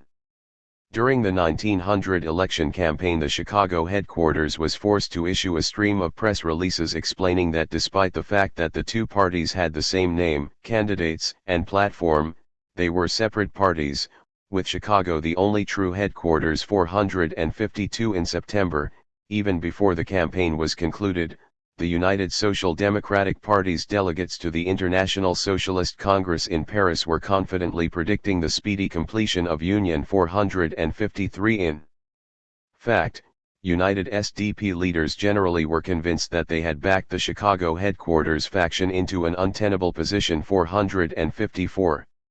The final combination, which was to lead to the checkmating of the Chicago National Executive Board, opened with a mass meeting held in Boston by both Social Democratic parties 1 week after the November election. The rally demanded an immediate call for a national convention to unite all socialist groups in the United States. 455. This was followed 6 days later by an all-day rally in Chicago called by the Joint Party Campaign Committee, which had managed the Chicago campaign.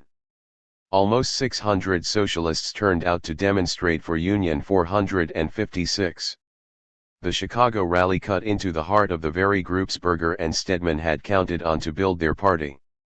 Taking part in it were the Socialist Independents, the Christian Socialist League, the Federation of Social Justice, and the Social Crusade.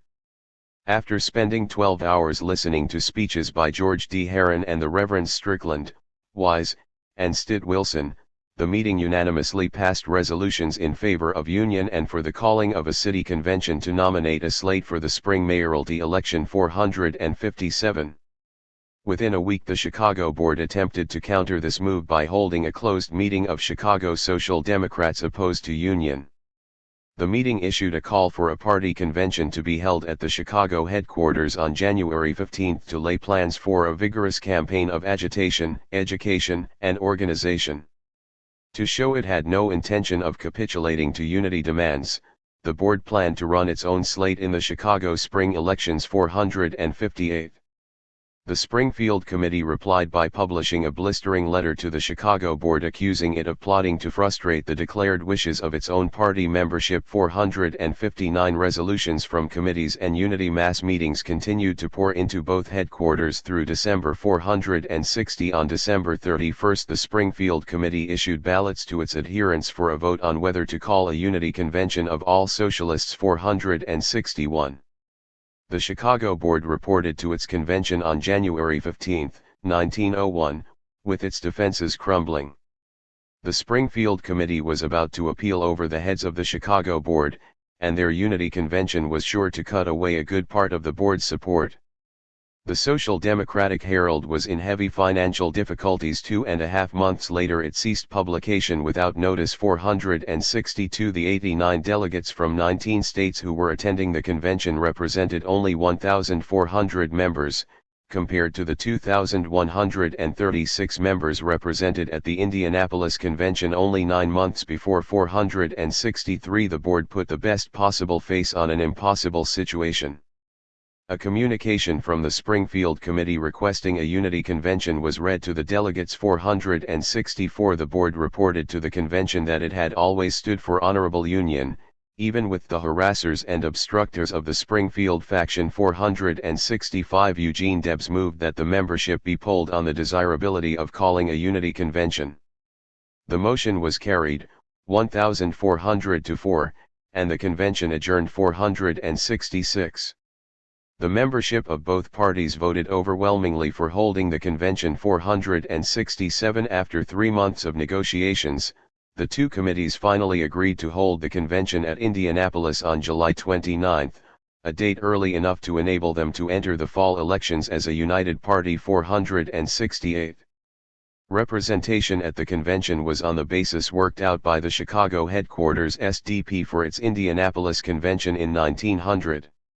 Any member of any socialist organization could attend the convention, and cast a vote for himself and one vote for every socialist signature he had appended to his credential. 469. The Springfield-led party was represented by 70 delegates from 15 states and one territory with 4,798 votes, the Chicago board by 47 delegates from 12 states with 1,396 votes, and 3 independent socialist state organizations, Iowa, Kentucky, and Texas, by 8 delegates with 352 votes, a total of 125 delegates. Representing 6,546 socialists. 470. The claim was made by the convention that it represented 12,000 active socialists. 471. But Hillquit later admitted that this figure was born somewhat more of our enthusiasm than of actual fact. 472. There was considerable contrast between this convention and the conventions of the Socialist Labor Party in the 1890s in the age and place of birth of the delegates. Delegates past middle age were the exception, and most of the delegates were in their 20s and 30s. Even more striking was the claim that at least 4/5 of the delegates were American-born. 473. The days of organizing a special English-speaking branch of the socialist movement in America were over. The debate on a name for the United Party was refreshingly reasonable. Berger argued for Social Democratic as a matter of principle. It explained clearly what the party stood for: socialism economically and democracy politically. 474. And Hillquit was willing to accept that name since another change would compound confusion. 475. But most of the delegates were convinced when Gustav Hone and others pointed out that state legislators were already striking at the Social Democratic parties by passing laws forbidding third parties the right to use all or part of the name of any of the existing parties. Therefore, Democratic would have to be eliminated. 476. By a vote of 79 to 19 the question was settled once and for all in favor of Socialist Party. 477.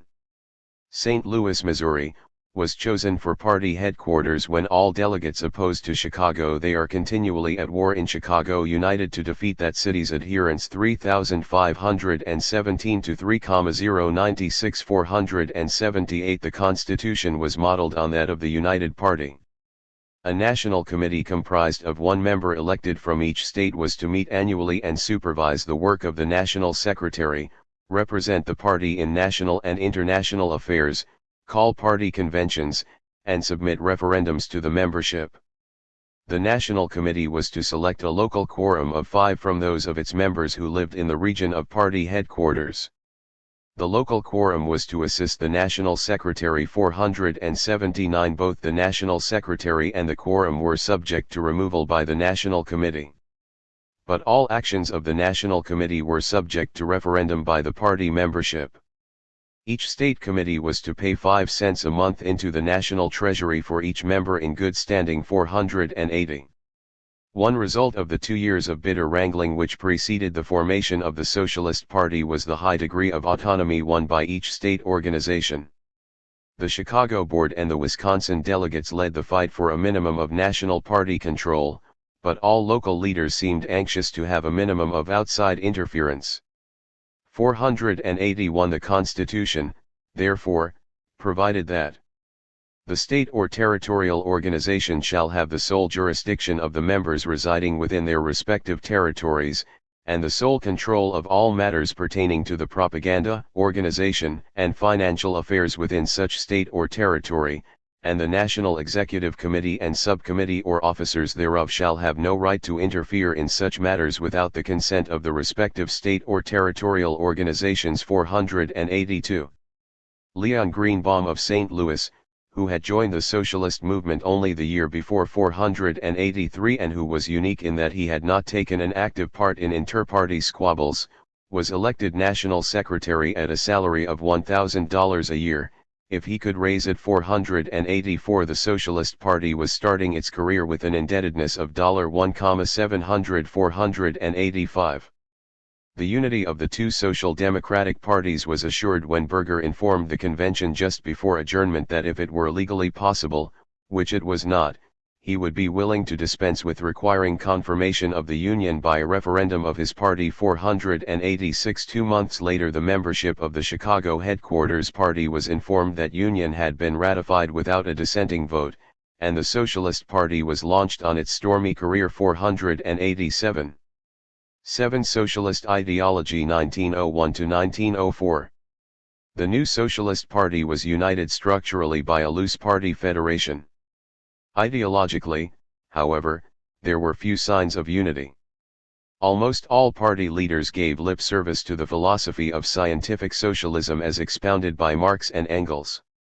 In 1901, even the more conservative party papers reprinted excerpts from Marxian classics and ran articles on various phases of Marxian economics. 488. But when party leaders attempted to apply Marxism to 20th century America, considerable disagreement appeared among the scientists. By the 1904 Socialist Convention, the party had already divided into three loose factions: right, center, and left. 489. In personnel, the right at first consisted largely of those members of the Social Democratic Party who had held out against unity, while the center and left were drawn from the Social Democratic Party, which had its national headquarters in Springfield, Massachusetts. Debs, however, belonged to the left. 490. In the party's first 2 or 3 years of activity, the center and left were almost indistinguishable as far as public pronouncements of doctrine were concerned.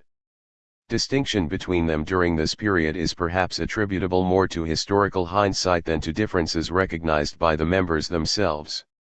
This center-left coalition constituted an overwhelming majority of the party membership and leadership, and was opposed only by a comparatively small group under the guidance of Victor Berger and the Milwaukee branch of the Socialist Party. Much of the center-left socialist theory was accepted by the right wing in the early years of the party. The important differences will be discussed after an exposition of the ideology of the majority coalition. 491. The center-left theory which guided the Socialist Party for the first 4 or 5 years of its existence looked upon socialism as a phase of the many-sided revolutionary movement produced by changing economic conditions. Socialism was the natural transformation and development of society to its next political and economic system. It was a philosophy, a process, and a type of social organization. 492. The center-left explained that the science of socialism was based on the economic interpretation of history, or as Marx unfortunately called it, the materialist conception of history. They considered Marx's name for his theory unfortunate because it tended to inject historical materialism into the conflicting ideologies of philosophic materialism and idealism. These theories, said the American Marxists, had nothing to do with the important theory of economic determinism. 493. Economic determinism, they held, was the recognition of the fact that man is governed by his economic needs and interests, and that society was divided into economic classes based on relationship to the means of production. The ruling class in each social organization determined the form of government, set the moral standards, and exercised all forms of social control. 494. Feudal society, continued the analysis, had given way to capitalism when changing methods of production and commerce had produced a capitalist class unable to advance its interests under feudal restrictions. 495. Capitalism was an economy in which the means of production, factories, railroads, mines, land, were owned by private individuals, the capitalists. The working class, those who produced all the goods of society, were forced to share their products with the capitalists because the latter controlled the means of production. 496. The goods used by society were now produced by men working together in mines and factories. However, ownership of those goods, explained the socialists, was not in the hands of those who produced them, but of those who owned the tools. Production was social, but appropriation was individual. This contradiction within the capitalist system was at the root of all modern society's shortcomings. 497. The center-left socialists held that society should be so organized, in its economic foundation and political forms, as to promote liberty, equality, and fraternity, to secure to the greatest possible number of people the greatest possible amount of leisure, the greatest possible share of material well-being, and the greatest possible enjoyment of the pleasures of civilization. Our present industrial and political system signally fails in all these things. 498. Liberty, they charged, was destroyed in the increasing subordination of the workers to the economic domination of the capitalists. 499. Natural inequalities were increased through private ownership and inheritance, and through the inequitable administration of justice. Fraternity could not exist where men were engaged in a never-ending struggle for existence and power. 500. Justice, integrity, and democracy in government were impossible so long as the wealthy few could amass still greater wealth through the systematic corruption of government. 501. Material well-being and leisure could not be attained by the working class under capitalism because wages in a profit economy could never be great enough to enable the purchase of all the goods produced. Therefore, overproduction, depressions, and unemployment were the only fruits of increased production. 502. Since the socialists held that production under capitalism always outstripped the economic ability to consume, it followed that businesses were forced to fight for the limited market. And since large corporations were more efficient producers and distributors than small businesses, trusts and monopolies were rapidly displacing competitive enterprise. But while great corporations were able to produce more economically, they used their monopoly position to raise prices and cut still further the living standards of the majority of Americans. Furthermore, in their efforts to find greater and greater markets, they engaged in imperialist wars which were of no benefit to the working class. The center-left socialists had nothing against trusts in themselves. They believed trusts were to be welcomed as a natural development of society's ability to produce. But private ownership of these trusts increased all the exploitation, crime, and corruption inherent in capitalism. The trusts could not and should not be destroyed, their destruction would decrease production. Nor could they be controlled by the government, because the government was controlled by them. Therefore, the only solution to the trust problem and to all the other problems brought by capitalism was confiscation of the trusts by a people's government. Only when the people owned the means of production would the material conditions prerequisite to the attainment of a peaceful, prosperous, and democratic way of life exist in America. 503. The socialists insisted that capitalism had already outgrown its usefulness. Soon its giant combines would find all the world markets glutted. Then, with unemployment and starvation marking the death of capitalism, society would have to move on to the next social order, socialism. The task of the Socialist Party was to hasten the end of capitalism and to make easier the passage to a new and better system. 504. At the heart of center-left theory on the role of the party was the concept of the class struggle. In capitalist America, it was explained, there were two classes, capitalist and proletariat. The capitalist class consisted of the owners of the great trusts and monopolies and of the small businessmen who favored a competitive economy. These middle-class small businessmen were organized in the Democratic Party in order to capture the government and use it for the reactionary purpose of destroying or controlling the monopolies. The owners of monopolies controlled the Republican Party which, in turn, used the government to foster and protect corporations and to win foreign markets. 505. The proletariat was always engaged in a struggle with its employers for possession of the goods it produced. The moment when individual members of the proletariat realized that their battle for higher wages and better working conditions was part of a general class struggle, they would have become class-conscious. 506. Then the class-conscious working class would join the Socialist Party in order to do battle with the political parties of capitalists, large and small. 507. The American Socialists of the center-left coalition agreed with the 1893 International Socialist Congress that the state and its governmental machinery was an instrument valuable to its possessor. At the 1893 Congress, Wilhelm Liebknecht had replied to the Dutch Socialists' charge of opportunism by saying that just as tactics in themselves are neither revolutionary nor reactionary, so the state machine is not in itself reactionary. It is nothing but an instrument for exercising power, a sharp and powerful weapon. 508 American socialists believed that workers must be taught that the United States government, instead of being the government of the people, was being used by the capitalist class to aid in the exploitation of the proletariat.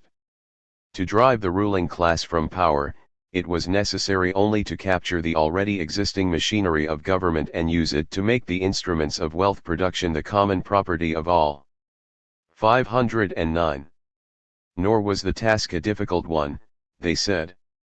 Once the workers, who far outnumbered the capitalists, learned to transfer the economic class struggle to the political field and struck at the ballot box, the battle for socialism would be won.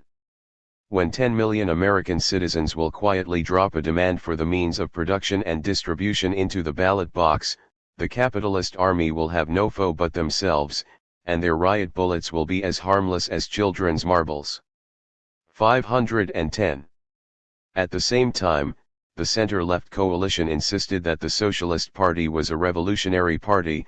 If one understood the true meaning of the word, revolution was nothing more than a decisive forward step in evolution. Productive forces were undergoing constant change.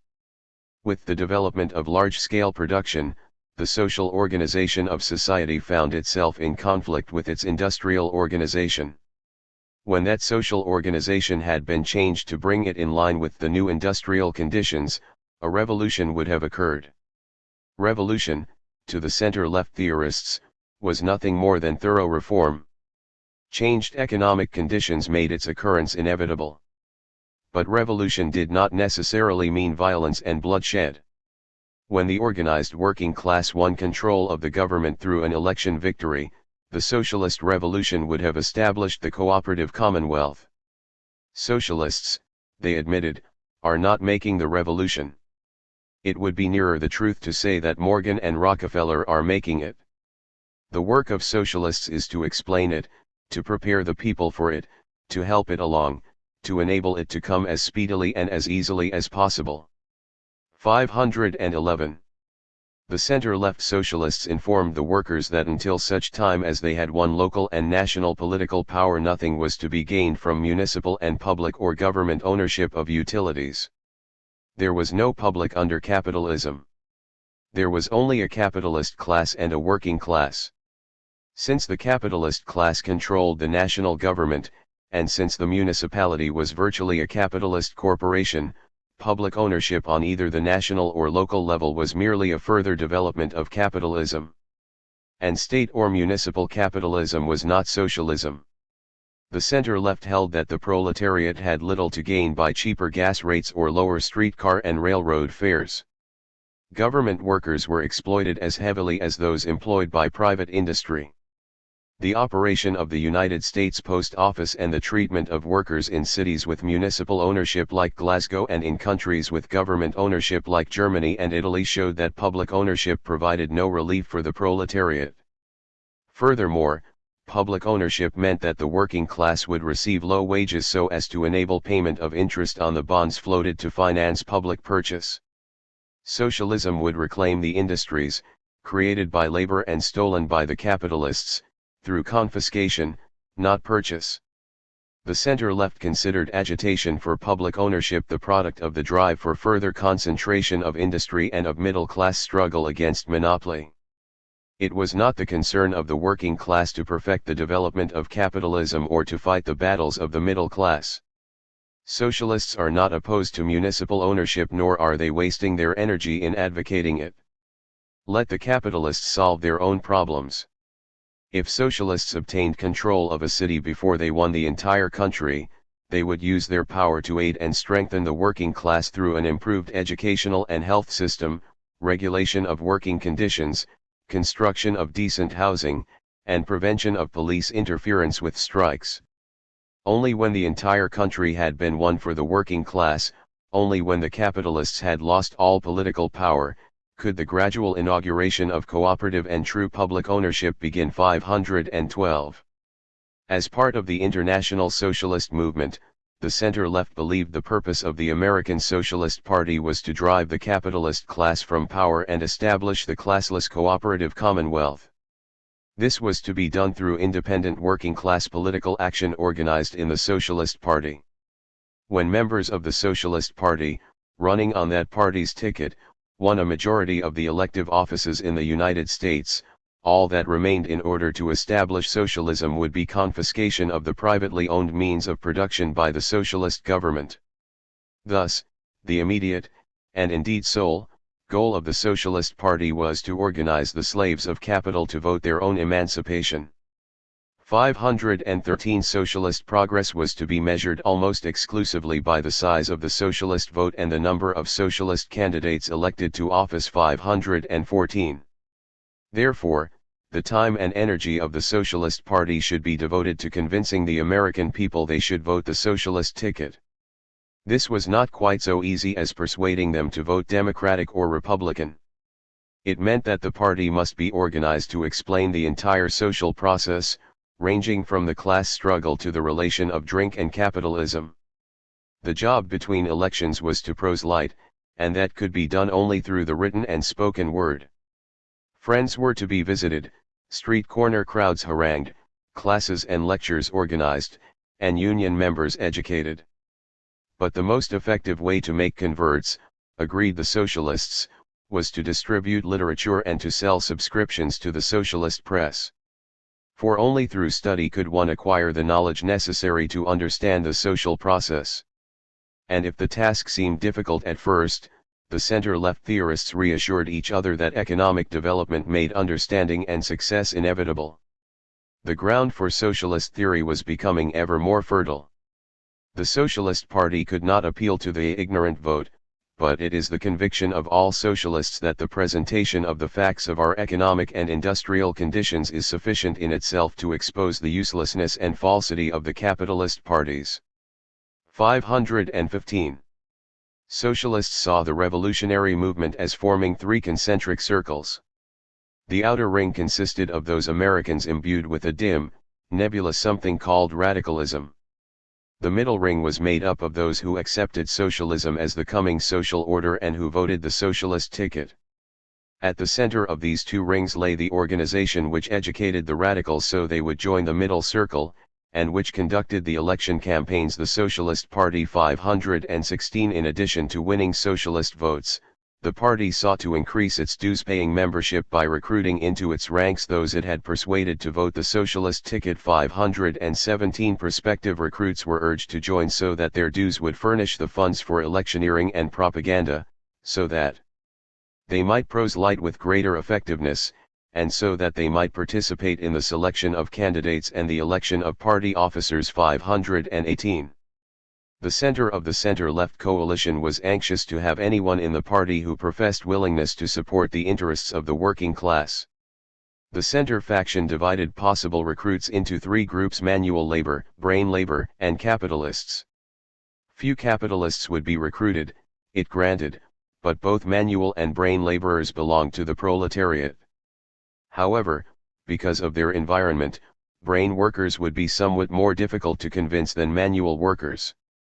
But the development of capitalism was rapidly ending all differences between college lads and manual workers, and both groups would form the backbone of the Socialist Party. 519. This conception of the essential class identity of brain workers and manual workers was to be expected from the center, for its leaders and supporters were drawn from professionals and the middle class. The left of the center-left coalition was far more concerned than the center about the class makeup of the party. It did not attempt to disguise the growing influence of the middle class in the Workers' Party by describing that class as proletarian brain workers. It held that members of the middle class were unreliable, that at best they were seldom more than reformers, that they constantly sought to use the working class for their own ends. The Socialist Party can perhaps assimilate a few middle-class people, but if many were to join its ranks, they would emasculate the movement, first because they are reactionary and secondly because there can be no real unity of action when there is not an identity of interest. 520. The greatest danger facing the party, the left warned, was the inundation of the working class movement by middle class recruits.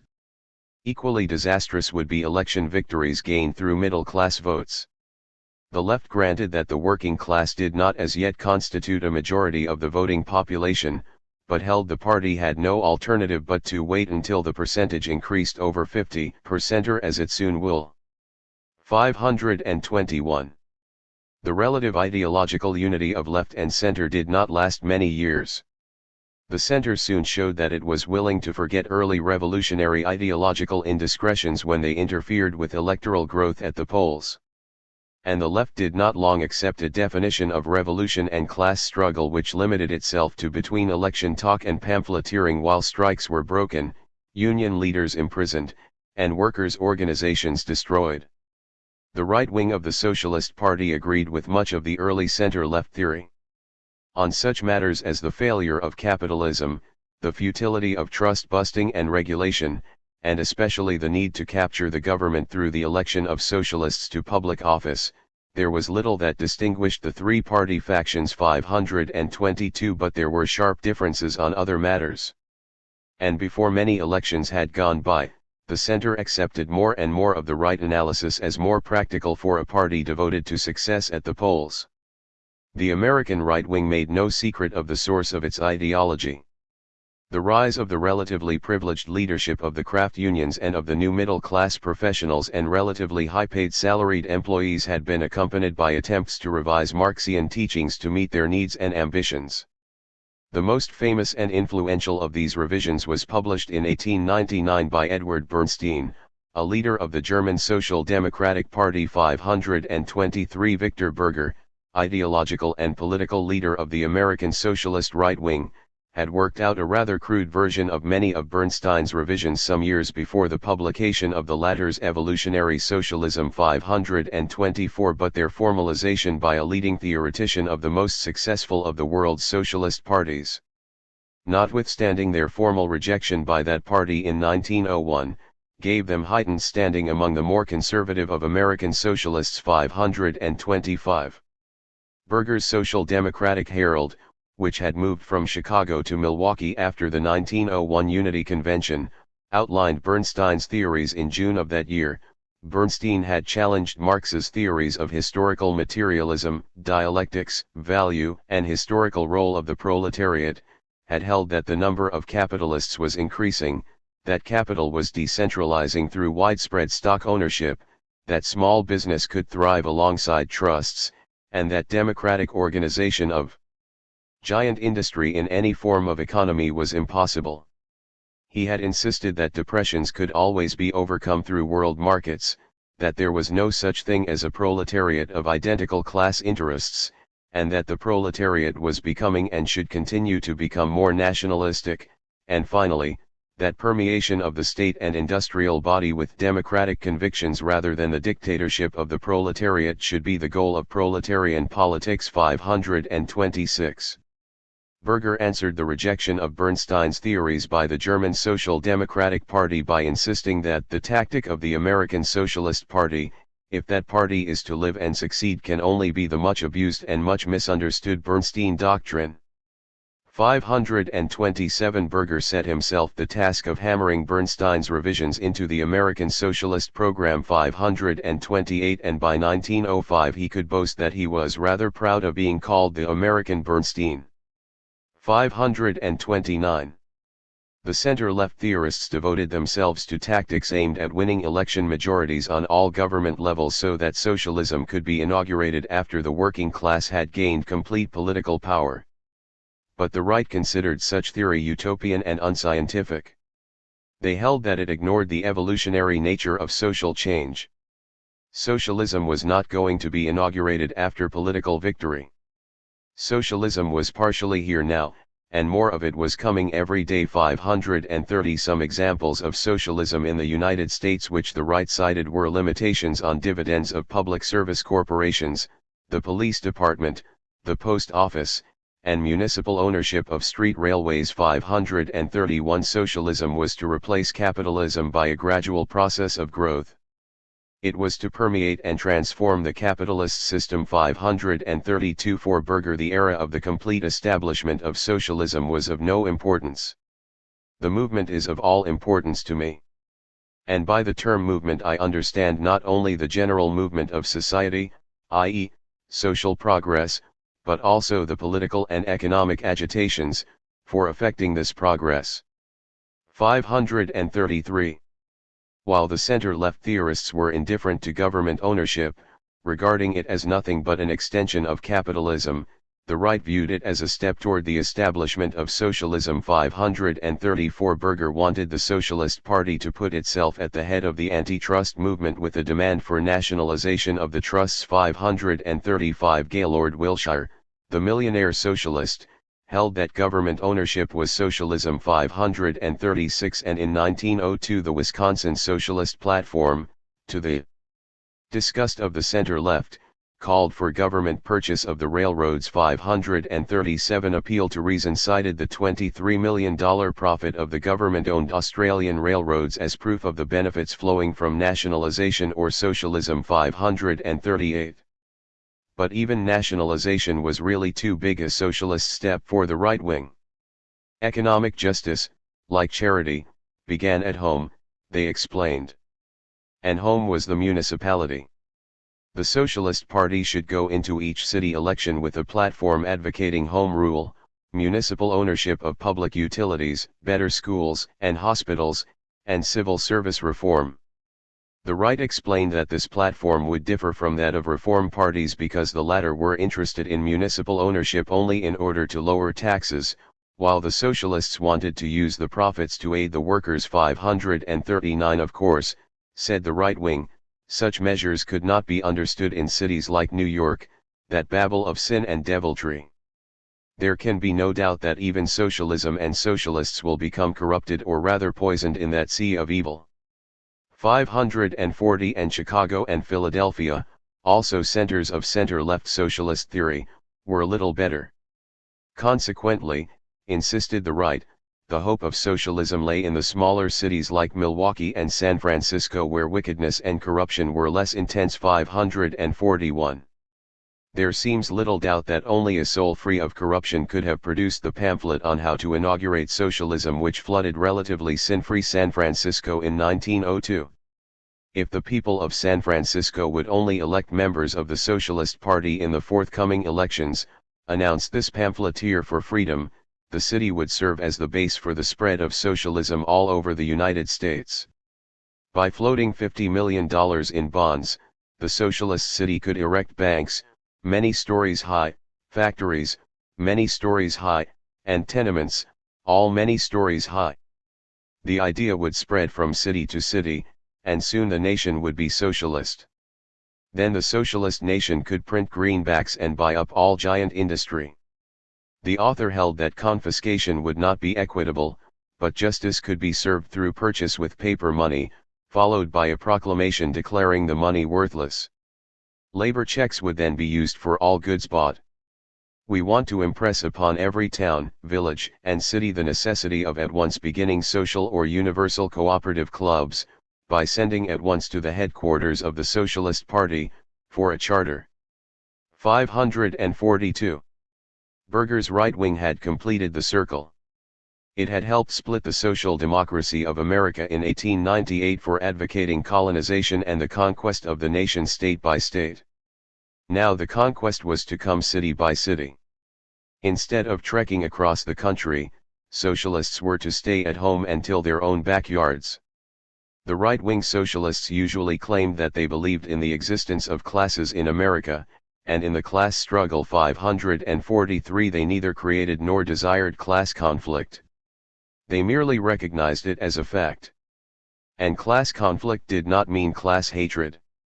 It simply meant that capitalism unfortunately divided society into two classes, and that these two classes should express their conflict at the ballot box. 544 Socialism, assured the right, was not a class movement, it was a race movement.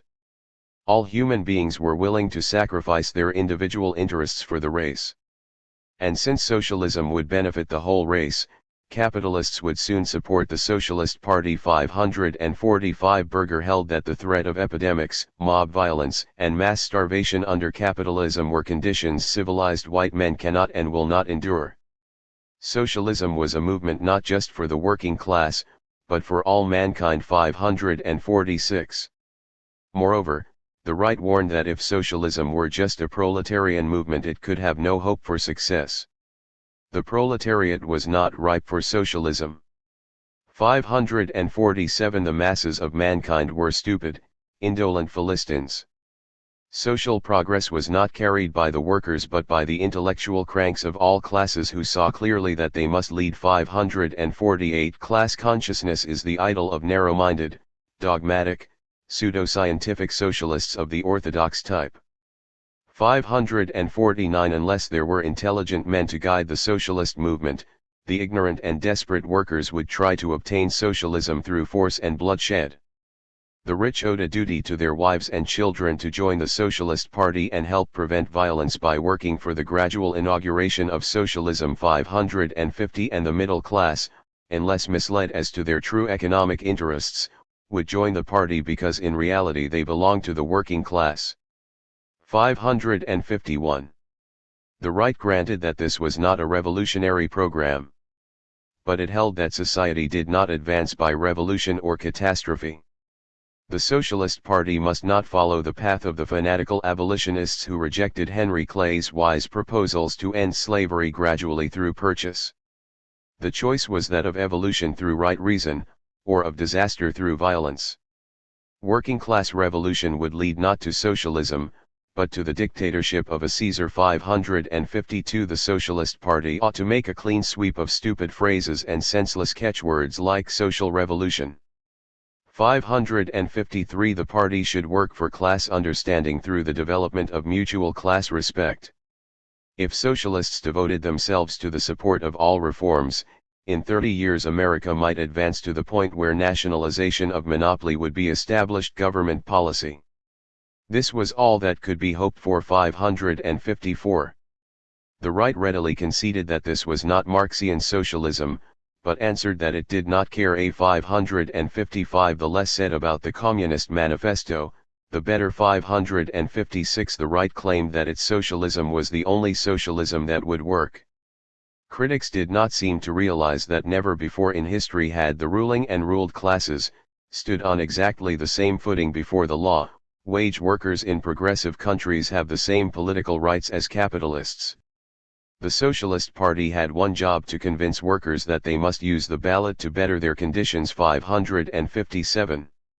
All factions of the party agreed that the best, if not the only, way to make socialists was through personal or soapbox appeals and distribution of literature. 558 Between 1898 and 1903 the number of socialist pamphlets and leaflets published increased from about a dozen to over 500. 559 In 1898 the total circulation of the socialist press was probably about 25,000. By 1903 there were over 100 English-language socialist weeklies and monthlies. The Appeal to Reason alone had a circulation of 50,000, and Wilshire's Magazine, from its Canadian refuge where it had been driven by U.S. postal authorities, sold 100,000 copies monthly. 560. At least for the official record, propaganda among the trade unions was considered by all socialists the most important party work. Trade unions were viewed as a product of the class struggle. The unions fought within the framework of capitalism for higher wages and better working conditions on the economic field. The Socialist Party, also a product of the class struggle, fought for workers' rights on the political field. Through the ballot. 561 The center-left held that socialist votes would eventually bring the workers an economic system in which they would get not just a slightly higher wage, but everything they produced. In the meantime, the very threat of socialism, together with the aid of socialists elected to office, would obtain passage of legislation of benefit to labor. 562 The right held that strikes were too costly at best, and hopeless at worst. Labor support of socialist candidates, on the other hand, would enable the only party really interested in the passage of legislation to benefit labor sick benefits, old age pensions, accident and unemployment insurance to gain office and supplement such work as the unions could do in the economic field. 563. The Socialist Party pledged itself to give moral and financial support to the unions in all their economic struggles. In addition, all party members were instructed to join the union of their trade. 564 But the socialists added that trade union members also had obligations. They had to realize that a worker who scabbed at the ballot box by voting for a capitalist party was a greater scab than one who crossed a picket line. He is not in fact a union man at all who, although a member of the union on the economic side, is a non-unionist on the political side, and while striking for, votes against the working class, the fully developed labor unionist uses both his economic and political power in the interest of his class. 565 socialist members of unions were to devote themselves to educating their brothers to the need for voting socialist. This was to be done through general discussions at union meetings, introduction of socialist resolutions in city federations and national AFL conventions either for working class political action or for socialistic reforms, the distribution of socialist pamphlets, and the sale of socialist papers to union members. 566. While emphasizing the need for working-class political action, the Socialists tirelessly warned the unions of the danger and futility of union labor parties. 567. The Socialists insisted the only possible basis for labor politics was recognition of the class struggle and the need for socialism. Labor parties which failed to recognize this principle were merely unwitting tools of the capitalists. 568. Moreover, there was no need to form a new labor party on the basis of the irreconcilable interests of labor and capital. Such a party already existed, the Socialist Party. And just as the Socialist Party respected the union's exclusive rights in the field of economic organization, so the unions should recognize that party's exclusive rights in the field of political or electoral action. 569. The Socialist Party absolutely refused to support any attempts by unions to form local or national political parties around the issues of injunctions, labor legislation, political corruption, and municipal ownership. The Social Democratic Party fuses, trades, combines, cooperates, works with, coalesces or unites with no political party that does not favor, believe in and work for the substitutions of social ownership of the means of production in place of private ownership. 570. The party considered independent socialist political campaigns as the most vital principle of the socialist movement. 571. Union labor parties were traps designed by the capitalists to stop the growing vote of the Socialist Party. 572. A vote for a labor party was a vote for capitalism. 573. All locals of the socialist organization were told to nominate a full slate of candidates in every local and national election. If for any reason the local branch or state organization could not make such nominations, it was ordered to boycott the election. No member of the party was ever to support or vote for the candidates of any other party. 574. Socialists who violated this fundamental principle were suspended or expelled. Locals that participated in fusion had their charters revoked. 575. Socialist Party candidates even refused to accept the endorsement of union labor parties, since that would imply recognition and respect for a capitalist tool. 576. And no socialist could accept an appointment from a non-socialist government except under regular civil service procedure. 577. Party opposition to rival labor parties was not limited to discipline of its own membership. Socialists, wherever possible, prevented formation of labor parties. When Chicago unions attempted to form a party in December 1901, 200 socialists packed the meeting.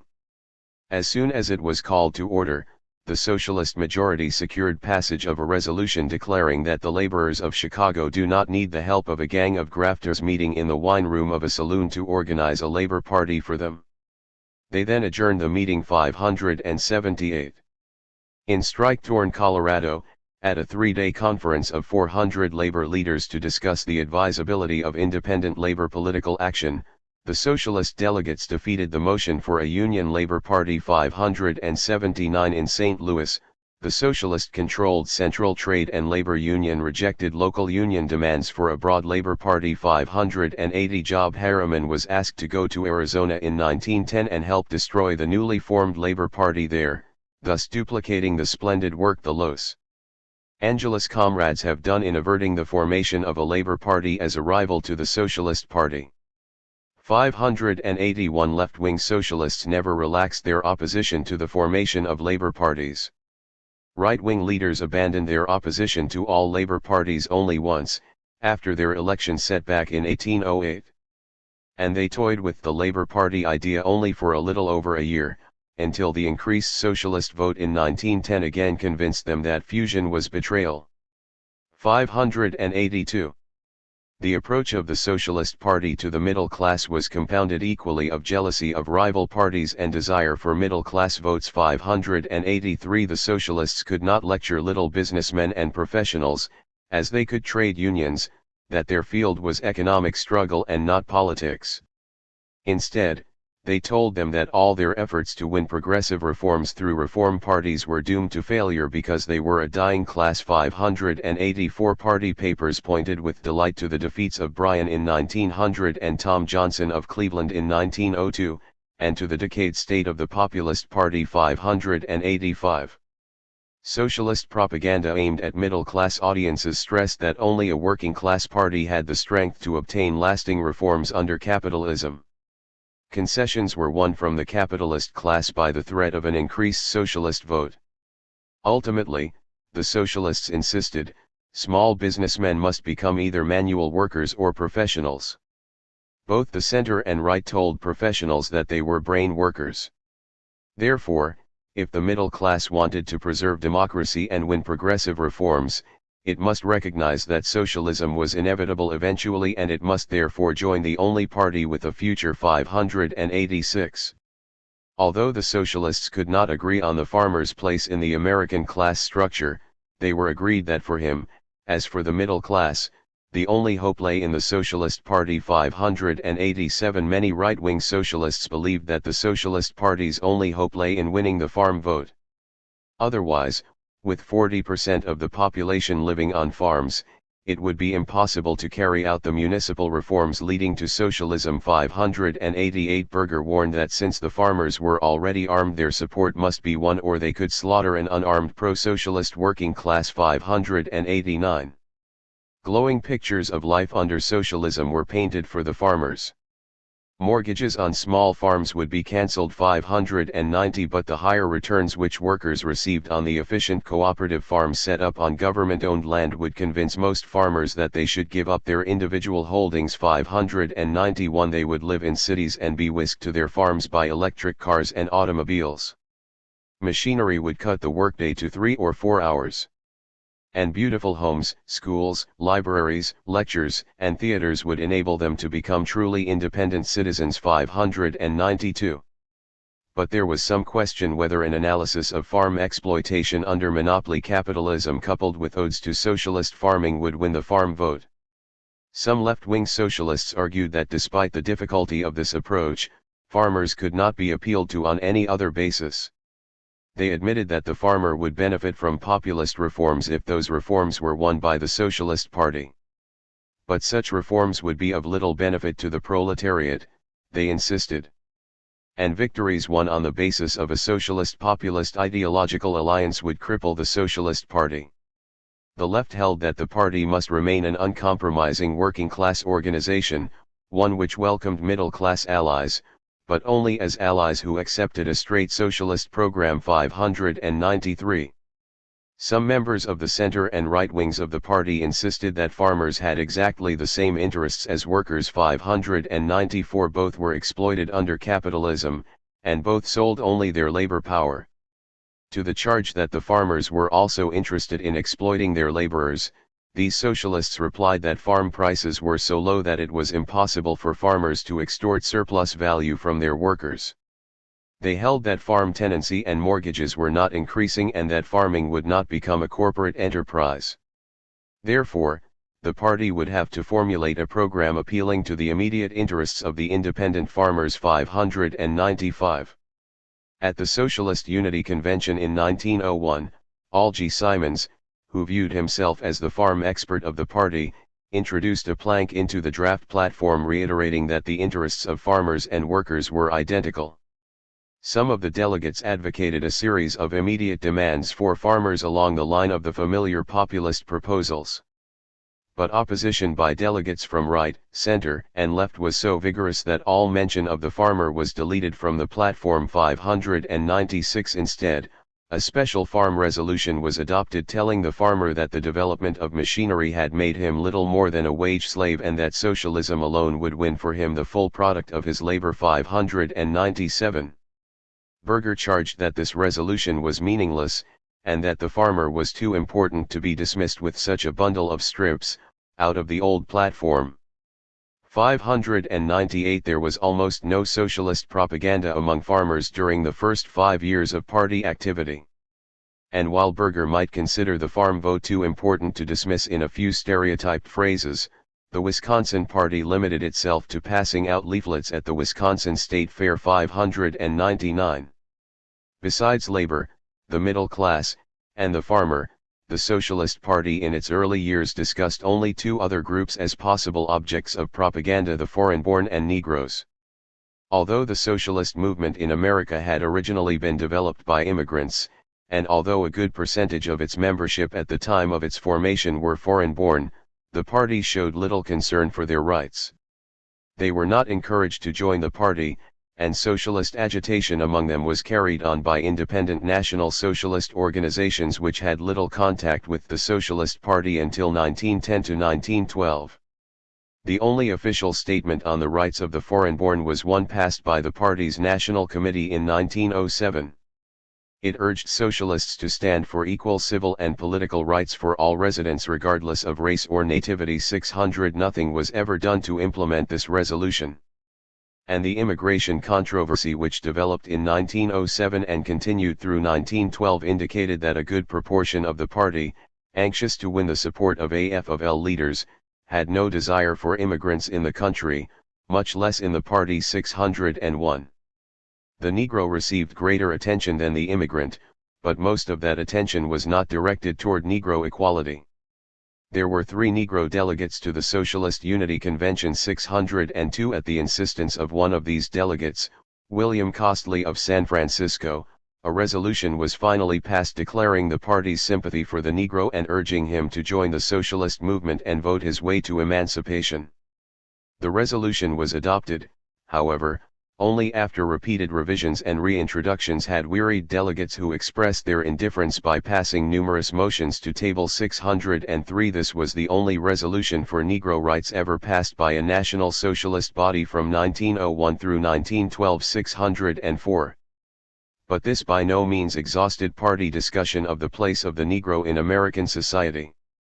In September 1903, the socialist locals in Louisiana met to form a state organization.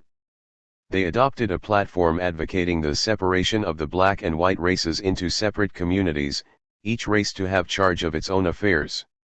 The party National Committee, then under center-left control, demanded an explanation from the Louisiana Socialists. 605. They replied that race instincts would never permit intermingling, that the Democratic Party was already accusing the Socialists of favoring social equality, and that steps had to be taken to prevent the swamping of the Socialist Party by Negroes who had no other party to join. 606.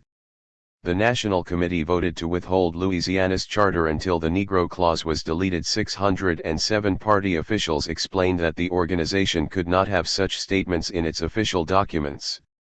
The question of segregation could be taken up after socialism was achieved. In the meantime, the party should concentrate on economic equality only. 608. Louisiana capitulated. 609.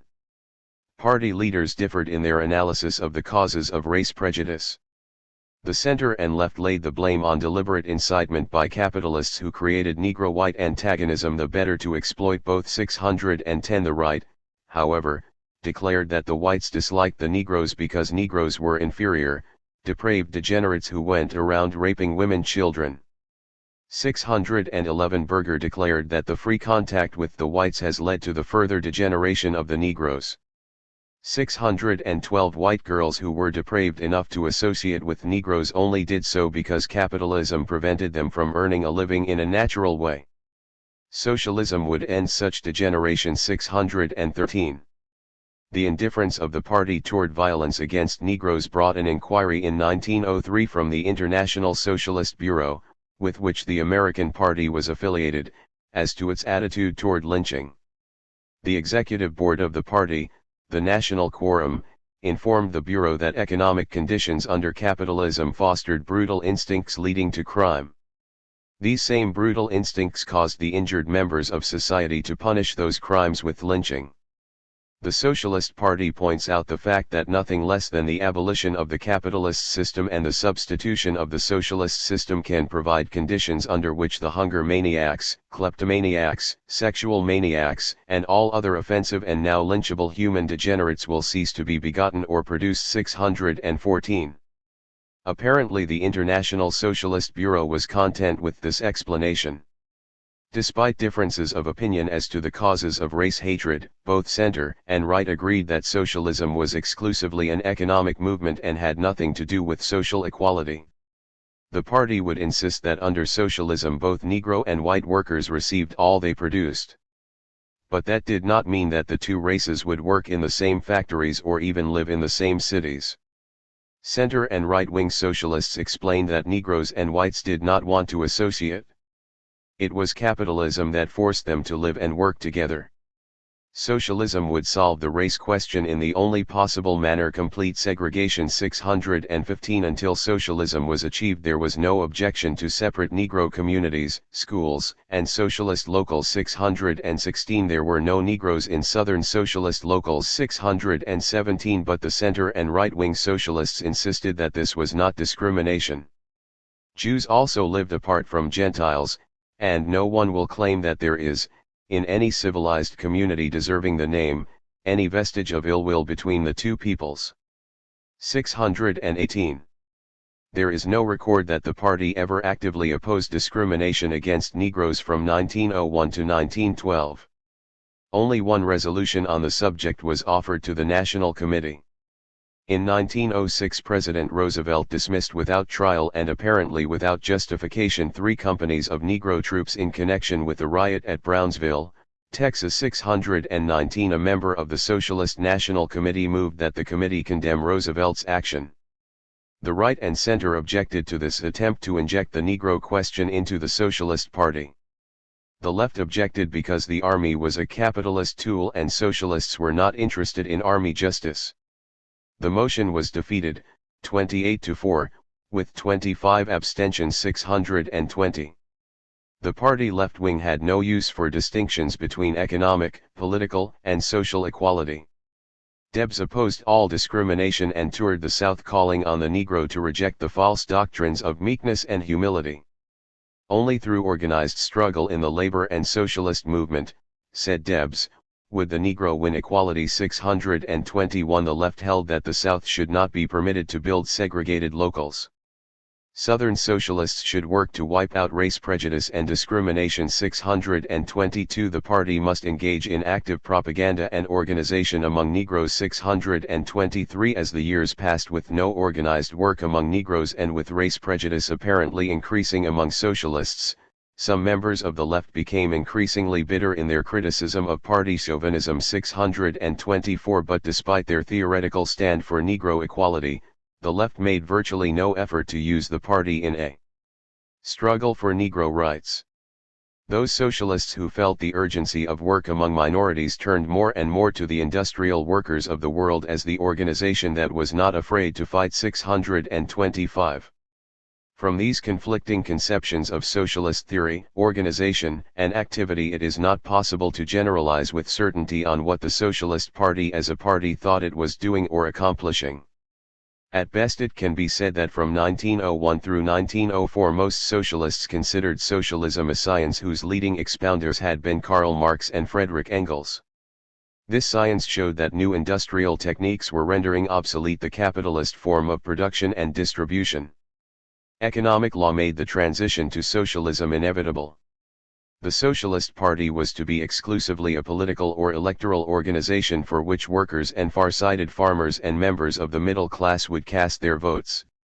Socialism would be ushered in either after the national and local electoral triumph of the party, center-left position, or as the almost unnoticed culmination of a long series of reforms, right-wing position.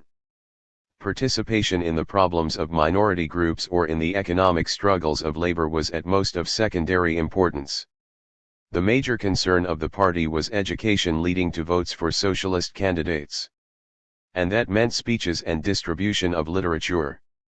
Few socialists were willing to speculate on the nature of the society which would be built once a majority of the American people had been talked or pamphleteered into voting the socialist ticket. It was considered utopian to speculate on the details.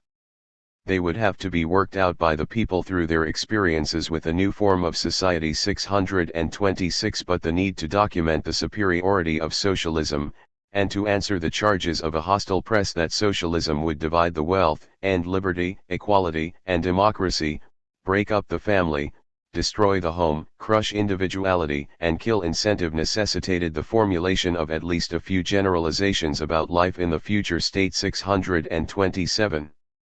Under socialism, the party explained, all means of production, private ownership of which enabled the few to exploit the many, would be owned by the people. Ownership would be incorporated in the national, state, or local governments, depending on the scope of the enterprise. Items of personal use, such as clothing, would remain private property. 628 All physically capable citizens would be required to work, insofar as possible at jobs of their own choosing, or they would not eat. 629 Wealth would probably be distributed on the basis of the social contribution made, but with a tendency toward equalization of rewards. 630 For the more unpleasant tasks, payment would be higher and hours of labor shorter. 631 The low incentive of pecuniary gain would be replaced by the desire for recognition of social contribution. 632 Much of the state apparatus would be discarded because government would no longer be concerned with maintaining an exploitative economy or with settling quarrels between capitalists over division of the spoils stolen from labor. In addition to ownership of the natural monopolies, such as raw materials and railroads, the national government would be little more than a giant information bureau. 633 The fight among political parties for spoils would disappear. The government would truly represent all the people.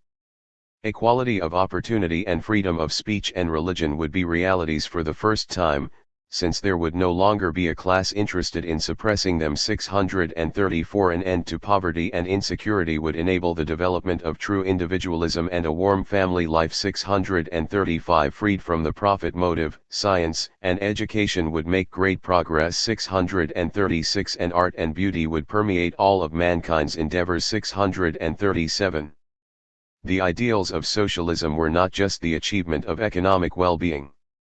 When the bread and butter problem is settled and all men and women and children the world around are rendered secure from dread of war and fear of want, then the mind and soul will be free to develop as they never were before.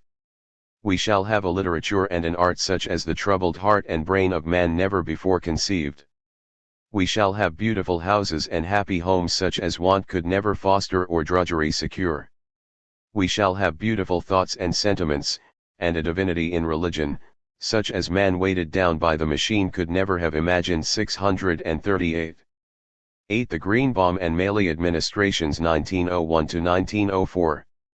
The task of developing 23 jealous state organizations into a united party was almost impossible under the loose national structure of the Socialist Party. 6 months after the Unity Convention of 1901, the National Secretary, Leon Greenbaum, was complaining that only 7 states had paid their full quota of national dues. 639 On the first anniversary of the Unity Convention, the membership was informed that the treasury was empty, and the party almost $2,400 in debt. 640 There were disquieting reports that the membership of 10,000 claimed when the party was organized was rapidly declining. 641 And 5 state organizations were split by bitter factional fights. 642 One national party organizer was in the field, Charles H. Vail, who had been carried over from the old United Social Democratic Party. In 1901 Vail gave 241 public lectures in 24 states, before an average attendance of 214. 643 But even this lone national representative was too much for some of the jealous state organizations. 644 The Illinois State Executive complained that the national office was violating the Constitution by contracting local engagements for Vail over the heads of the state committee, although that committee had refused to respond to queries from the national office. 645 Each state organization jealously guarded its membership files, and each state duplicated for itself all organizational procedures. 646. The Wisconsin organization even refused to apply for a national party charter. The application blank gave the National Committee the authority to recall the charter for cause, so Wisconsin insisted that she be given a charter without applying for one. That would make the Wisconsin charter irrevocable. When Secretary Greenbaum refused, Wisconsin simply remained in the party without a charter until 1905 as a party organization with all of the privileges and none of the obligations. 647. Despite its lack of funds or authority, the national office entered at once into kinds of activity which became characteristic of the party during its first 12 years.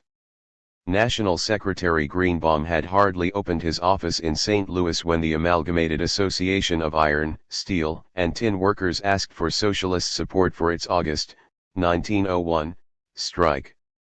The socialist press responded at once with appeals for funds. The local quorum called for organization of socialist strike aid committees and advised them that it would be eminently proper to call the attention of the strikers to the fact that elections are imminent.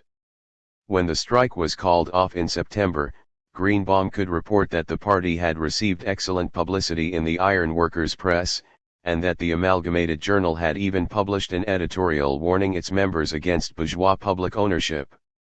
648. Union work during the rest of 1901 was limited to sending telegrams of greeting to the conventions of various national AFL unions. 649. The first 4 months of 1902 apparently offered no opportunities for socialist work among the unions. But in May the Great Anthracite Strike began. The Pennsylvania Socialist State Committee immediately sent a letter to the chairman of every United Mine Workers local advising him that a solid vote for public ownership of the mines would force the operators to arbitrate. 650. The Pennsylvania Committee also appealed to the national membership to contribute funds to enable it to send speakers and socialist organizers into the struck field. 651. At first the national office agreed with the Pennsylvania Socialists that the party job was to organize socialist locals among the striking miners. 652. But by July the local quorum had changed its mind, and insisted that all money raised should be used exclusively for relief. Organization of socialist locals would only distract the strikers from their real struggle. 653. The Pennsylvania Committee proved stubborn, however, and kept 4 full-time socialist organizers in the field throughout the strike in addition to distributing strike relief. The Pennsylvania Socialists reported phenomenal success. Each of the 4 organizers was establishing socialist locals at the rate of 1 a day. The membership of these locals skyrocketed from about 25 to 340 each. Within a matter of weeks. 654. The socialist organizers preached the necessity of solidarity and explained the industrial situation so that the miners could not help but become imbued with an increased faith in themselves.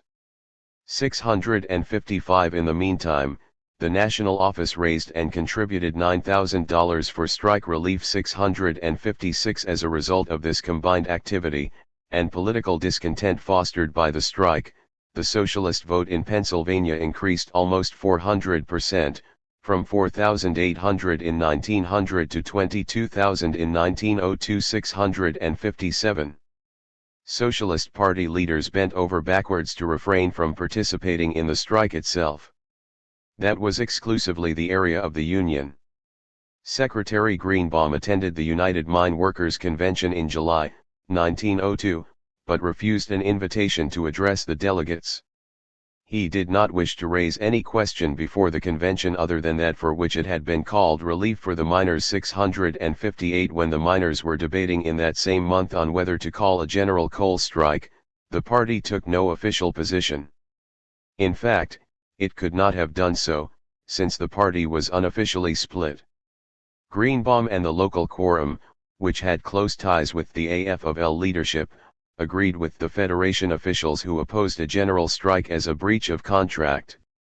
659. Debs and most of the center-left press held that only a general strike could lead to victory, but that it was not their business to tell the Union what to do. 660 Greenbaum used his influence among the Socialist delegates to the UMW convention to help defeat the proposed general strike. 661. Much of the Socialist press virtually ignored the strike. The Social Democratic Herald, for example, carried only one item during the entire 7-month strike, an article by Berger recommending public ownership of the mine. 662 And the Milwaukee Party refused to distribute the strike relief subscription blanks because the state was in the midst of an important campaign, and it would not have been good generalship to have distracted their attention from the battle. 663. Party publications showed far more concern with annual American Federation of Labor conventions than with strikes and day-by-day work in the unions. Socialists at the 1900 Federation Convention concentrated on 2 resolutions. Max Hayes, of the Cleveland Typographers, introduced a demand for nationalization of the trusts. The convention, however, adopted 4,552 to 349, a substitute calling for study of the trust problem. 664 John Slayton of the Pennsylvania Carpenters then proposed a resolution favoring the collective ownership of the means of production and distribution. The debate lasted an entire day. Again a substitute was adopted, welcoming the support of all reformers, including the greater body of socialists, and favoring the discussion of all political questions in the unions. The vote was 4,169 to 689 for the substitute. 665 Max Hayes concluded it was only a question of a year or two before the Federation went on record for socialism. 666. Socialist activity at the 1901 Federation Convention was similar to that in 1900. 12 socialistic resolutions were introduced, but an all-day debate resulted in the passage of virtually the same substitute resolutions on trust nationalization and collective ownership. 667 But at the 1902 convention, when the resolution committee again moved to substitute welcome of socialist support and political discussion for statements in favor of collective ownership, Max Hayes was ready with an amendment. Since, said Hayes, it was the duty of the unions to protect labor from all exploitation, he moved that the Federation go on record as advising all workers to organize their economic and political power to secure for labor the full equivalent of its toil and the overthrowal of the wage system and establishing an industrial cooperative democracy. This did not constitute an endorsement of the Socialist Party, Hayes explained, but was simply a declaration recognizing the principles of the class struggle and socialism. 668. In an attempt to gain an inch if a mile was unobtainable, Hayes accepted an amendment which deleted all reference to overthrowal of the wage system and the institution of cooperative democracy. 669 The debate was long and full of personal recriminations, with special reference paid to the dual union activities of the Socialist Labor Party.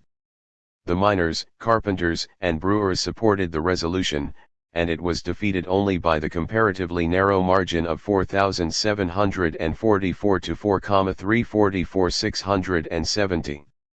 Socialist strength in the AFL, of course, did not approximate the strength this vote might seem to indicate. The resolution meant different things to different men. 671 Particularly since no trade unionist, no matter how conservative his analysis, could object to activity aimed at securing labor the full equivalent of its toil.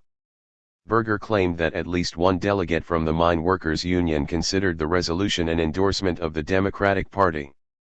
Furthermore, said Berger, national endorsement of even a clear socialist resolution would bring few additional votes. The Federation's conservatism was shown by the defeat, 90-85, of Berger's resolution on old age pensions. Berger concluded that socialists should work not to pass resolutions but to make personal converts in the Union. 672.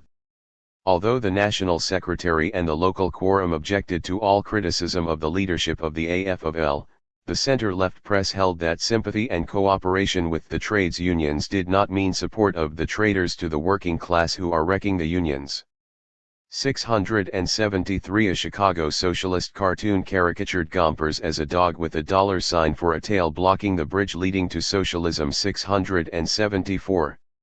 While some socialists were attacking Gompers's leadership of the AFL, Western socialists were concluding that the entire federation was too corrupt to be reformed. The Western Federation of Miners had been organized in 1893 as an AFL union of workers in the metalliferous mines and smelters. 675 When the National Federation refused to aid the WFM during the long and bloody Leadville strike in 1896, the miners determined to keep their money for their own defense in the future and thereupon quit the AFL. 676 The Western Federation hailed the formation of the Socialist Party in 1901. 677 and endorsed the principles of socialism. 678 Its two top leaders, Edward Boyce and William D. Big Bill Haywood, joined the party immediately after the Unity Convention. 679 In 1898, the Western Federation, together with a number of small Western unions, formed the Western Labor Union. 680 An industrial, educational, and political organization, uncompromising in policy. 681 At the June, 1902, Convention of the Western Labor Union in Denver, representatives of the AFL executive appeared and threatened to destroy it unless it immediately affiliated with the AFL. 682 The threat was particularly pointed since the AFL was at that very moment scabbing on a building trades strike in Denver led by the W.L.U. 683 The mine delegates were furious, and called on Eugene Debs, a convention guest, to answer the AFL threats.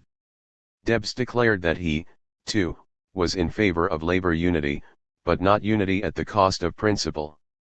When the AFL had recalled its leaders from the Civic Federation, and when it had recognized the need for political action, then would be the time for unity. 684 The Western Labor Union rejected the demand for amalgamation.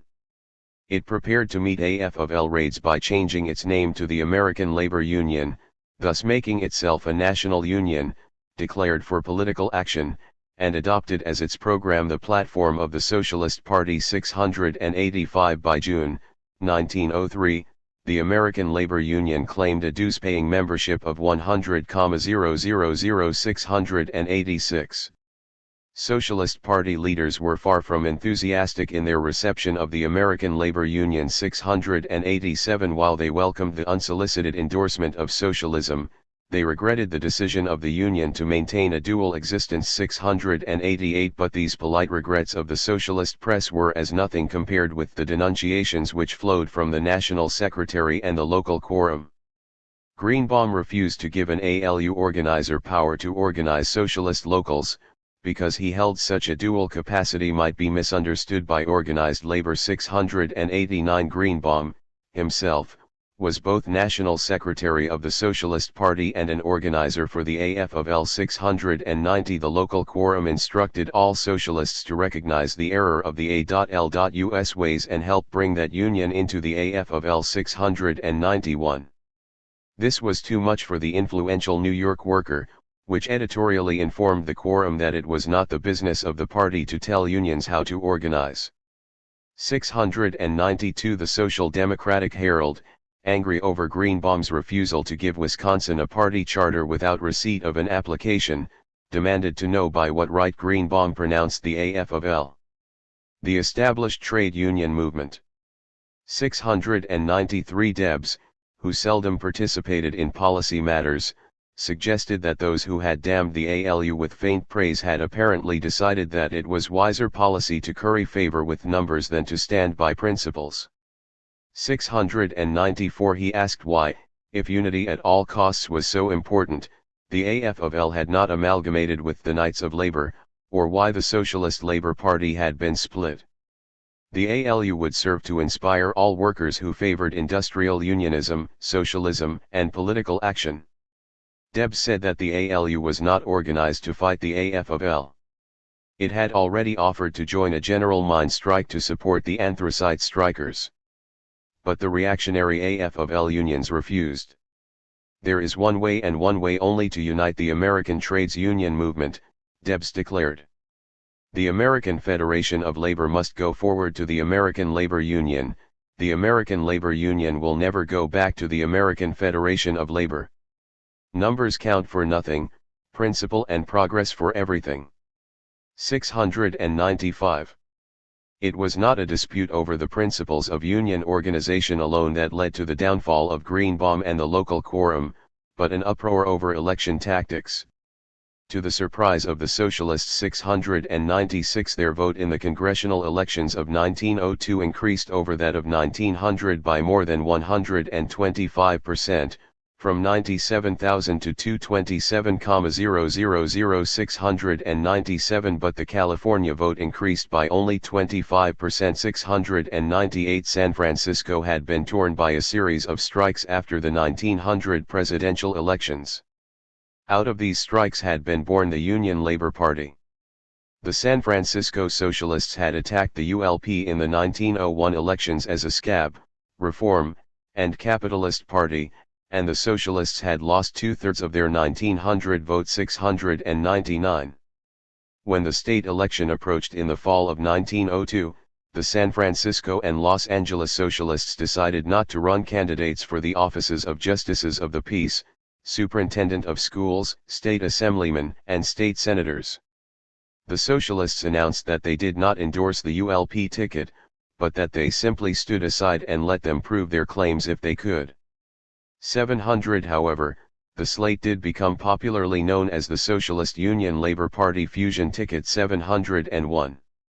The worker began denouncing the California fusion as soon as the election returns were in. 702, but 4 members of the 5-man local quorum. 703, and National Secretary Greenbaum immediately sent letters to the socialist press defending the action of the California Socialists, and suggesting that other state and local organizations might well adopt similar tactics. Local St. Louis answered these suggestions with a resolution calling for the resignation of Greenbaum and the offending members of the local quorum. 704. The National Committee, with 1 delegate from each of 22 states, met in St. Louis on January 29, 1903. 705. By a vote of 16-6 it summarily removed the local quorum and National Secretary Greenbaum. No explanation was given for the removal, but it was understood by all that the major crime had been the stand for fusion. 706. The committee unanimously passed a resolution declaring that the party would not take sides in purely trade union disputes, and that the Socialist Party would under no circumstances fuse, combine or compromise with any other political party. 707. It took 3 ballots to elect a new national secretary.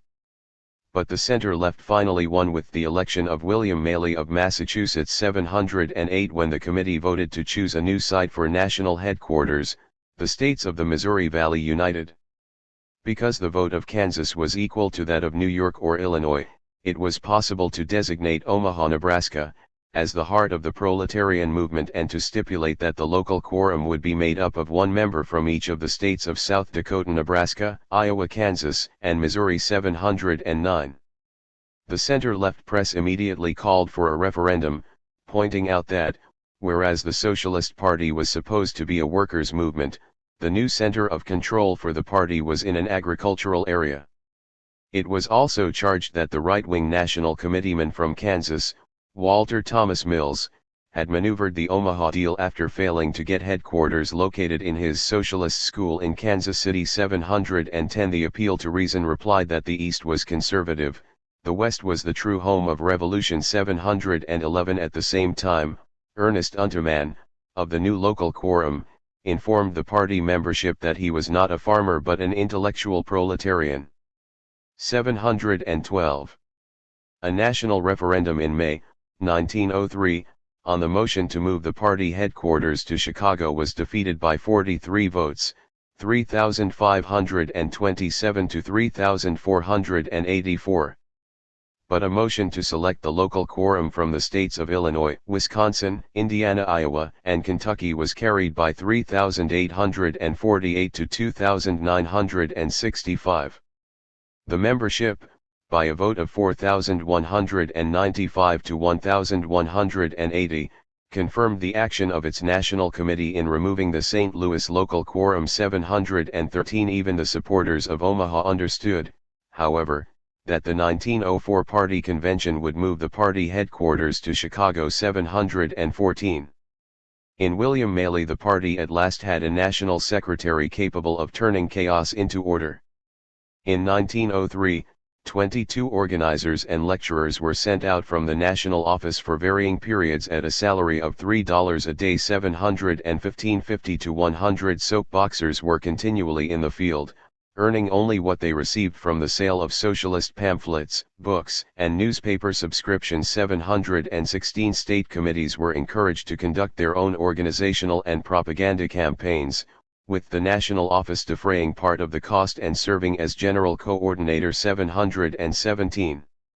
There were still complaints against the threat of party discipline and demands for greater state autonomy. 718 But Maley was diplomatic enough to coordinate party operations and still leave the extreme states' rights leaders with the illusion that they were as independent as ever.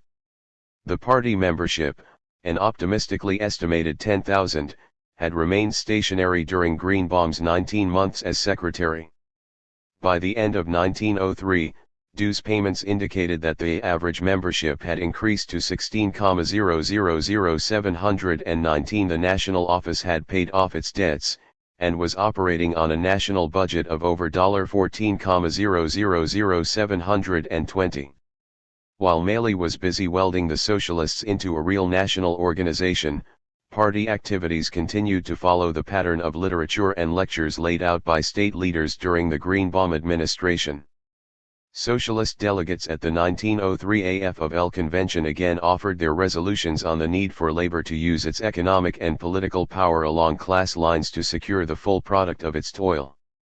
This resolution had been sufficiently innocuous to win the support of the miners in 1902. But the settlement of the coal strike, and perhaps the socialist criticism of the nature of the settlement, had swung the mine leaders to the right. 721 The delegates rejected the socialists' compromise motion, 11,282 to 2,145. 722. The organization of the American Labor Union gave some life to the lukewarm support of Socialist Convention delegates for industrial unionism. 723 They spoke on the advantages of industrial organization during the jurisdictional disputes at the 1902 and AFL conventions. And they were at least partly responsible for the convention decision to substitute inter-union negotiations for executive council adjudication in jurisdictional controversies. 724. In the meantime, the American Labor Union had increased its membership from 18,000 direct and 70,000 affiliated in 1902, to 70,000 direct and 200,000 affiliated in June 1903. 725 The Union continued to give unqualified endorsement and publicity to the Socialist Party, and participated indirectly in the elections which sent 5 socialists to the Montana legislature and swept the Anaconda municipal elections. 726. Socialist support of Western miners' strikes, however, was not quite so enthusiastic. The Great Cripple Creek strike had broken out in Colorado in 1903 in an attempt to enforce the 8-hour day. An amendment to the state constitution in 1902 had overridden a court decision declaring the 8-hour day unconstitutional. But, despite the election promises of both Democratic and Republican parties, neither the governor nor legislature took any action to implement the amendment. The strike was fought bitterly on both sides, with police and militia ignoring all guarantees of civil liberties. 727. Socialist members of the Western Federation of Miners later charged that right-wing socialists looked on the strike as a border feud of little importance to the party. 728 At any rate, the action taken by the Socialist Party in Colorado struck the Union and left-wing socialists as leaving much to be desired. The party leadership in Colorado issued a statement listing the legal violations committed by state authorities representing the mine owners: murders committed without punishment, strikers arrested without warrant and held in military prisons, writs of habeas corpus denied, armed invasion of courts, unlawful search and seizure, and military censorship of the press. The socialist leaders then called on all their followers to point out to the strikers that the capitalist parties could not be trusted. But, declared the Socialist State Committee, socialists must not attempt to organize protests to force an end to the terror. Instead, They should pursue relentlessly the policy of stating and restating the facts of the actual situation, realizing that no accusation is so strong as a temperate, manly statement of the truth. Finally, Socialists should warn the strikers of the danger and futility of Union Labor Party's 729. Aside from half a dozen protest meetings held in Denver, there is no evidence that the party, as an organization, violated the State Committee's Edict 730. In addition to instructing its strikers on how to vote, the only time socialist leaders mentioned the American Labor Union was in an occasional editorial advising them to go into the AF of L 731. In return, ALU leaders, after early denials that they had formed a dual union 732, became increasingly bitter towards socialists who criticized them and defended AF of L leaders. The gigantic intellect which controls St. Louis labor sees no inconsistency in giving aid, comfort, support, and per capita tax to a person who has shown himself as antagonistic to working class interests as any capitalist in the land. There is about as much consistency in Editor Hohn's position as there is in that of the pure and simple union man who votes the boss's ticket 733. Debs told the socialist leaders who devoted themselves to AF of L convention politics that they might as well orate to a lot of wooden Indians as seek to change the controlling clique of the convention. 734. Debs warned that only work among the rank and file and support of the ALU would win support for socialism among trade unionists. 735. The spring and fall elections of 1903 seemed to indicate that additional work was necessary if more socialist votes were to be attracted. The party did succeed in consolidating its position in a number of towns and villages, to the extent of electing some 100 councilmen, assistant assessors, and school board members. 736. But in many state elections the socialist vote dropped sharply. Party leaders were particularly concerned over such symptoms as a 30% loss in Massachusetts and a 40% loss in Pennsylvania, both states formerly the leading examples of socialist progress. 737. The reduced vote can probably be explained in part as due to a combination of the loss of middle-class support in cities where campaigns were conducted on strict working-class lines. 738. And the tendency elsewhere for party leaders to forget all about socialism and the working class in their efforts to strengthen their own political fortunes. It was even charged by sympathetic non-socialists that the party had already degenerated into a sort of socialistic tammany. 739. The question of how to win votes for socialism had been discussed at great length at the Socialist Unity Convention in 1901 in the two-day debate over the immediate demands. Platforms of both the Springfield and Chicago headquarters Social Democratic parties included a list of 12 immediate demands for public ownership of monopolies and public utilities, woman suffrage, initiative and referendum, old age, accident, and unemployment insurance, and abolition of war. 740. They were originally drafted by the Chicago Board, but were accepted by the anti-de Leon SLP when it made its first attempts at unity with the Social Democrats. At the 1901 Unity Convention, however, the difference in the approach of the center-left and that of the right toward the immediate demands was brought into sharp focus. The right, with its conception of socialism as the ultimate product of a series of reforms, considered the demands as steps along the road to socialism. The center-left viewed them merely as measures to ameliorate suffering until socialism was ushered in by the complete electoral triumph of the Socialist Party. Many members of the center-left feared that the right would make the demands and not the electoral revolution the be-all and end-all of the socialist movement.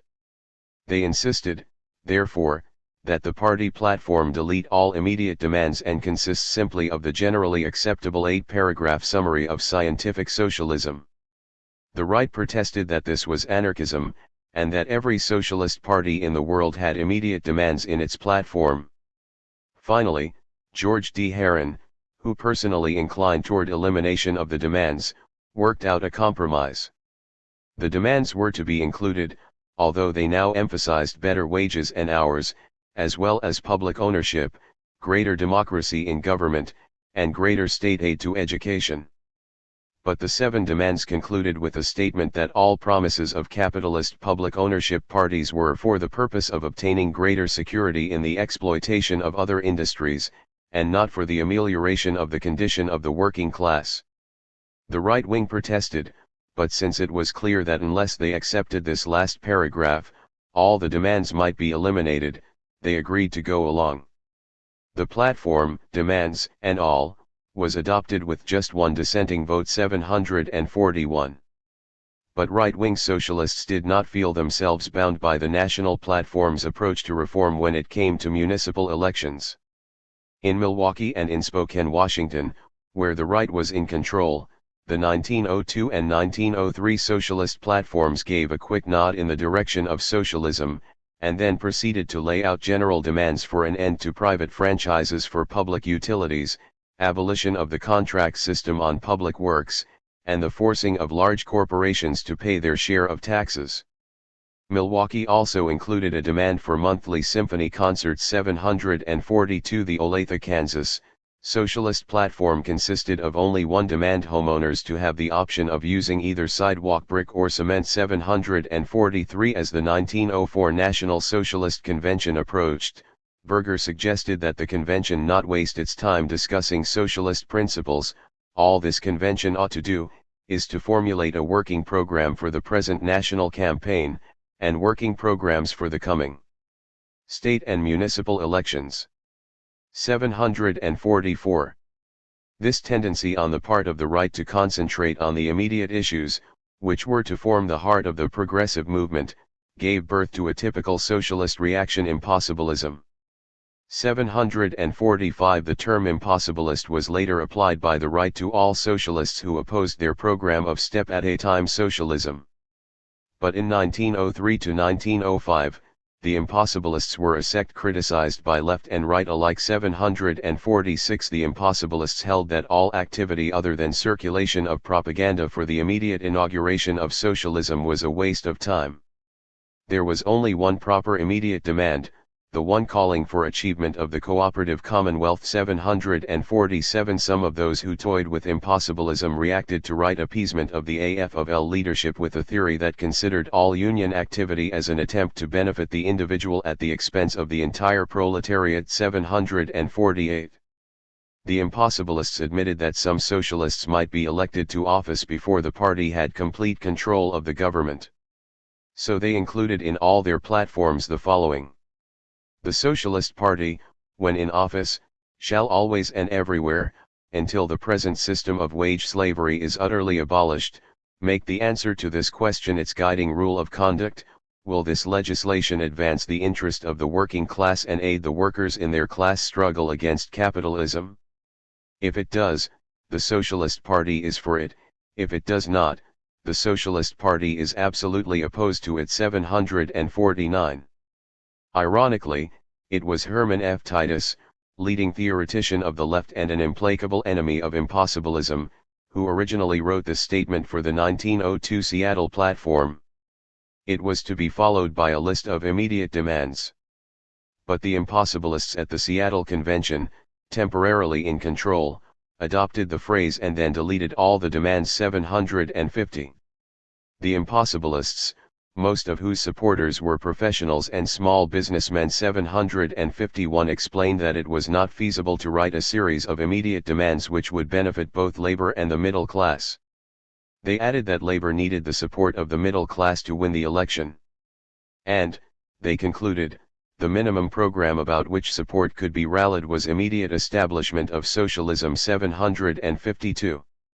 By the fall of 1903, the Socialist Party was so split over socialist theory that the National Committee adopted by a vote of 14-7 a motion to abandon the project for a campaign book for the election. 753. The campaign book would infallibly contain statements to which each of us would take exceptions. Nevertheless, we would be bound by these statements. The whole project is therefore impracticable and unwise. 754. In February, 1904, William Maley had been re-elected National Secretary, receiving 21 of the 22 votes cast, 8 National Committee members abstaining. 755. In April, a national referendum moved the party headquarters from Omaha to Chicago. 756.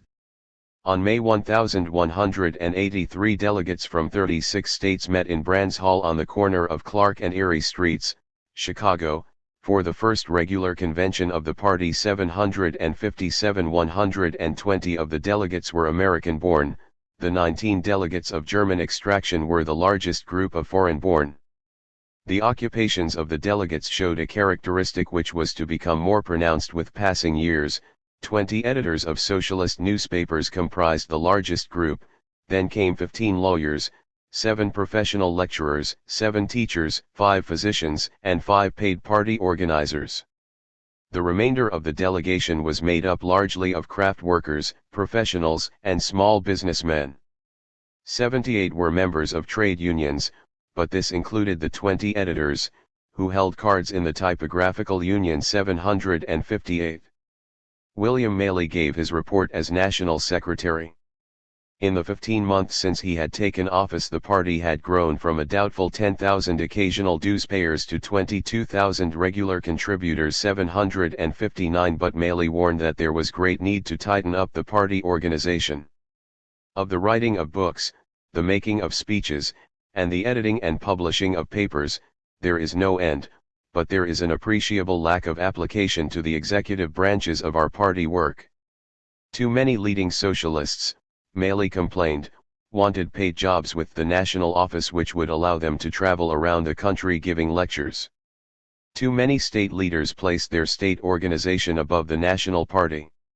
Too many local party bosses sounded the slogans of democracy and state autonomy but really practiced extreme individualism and interference in the affairs of other states.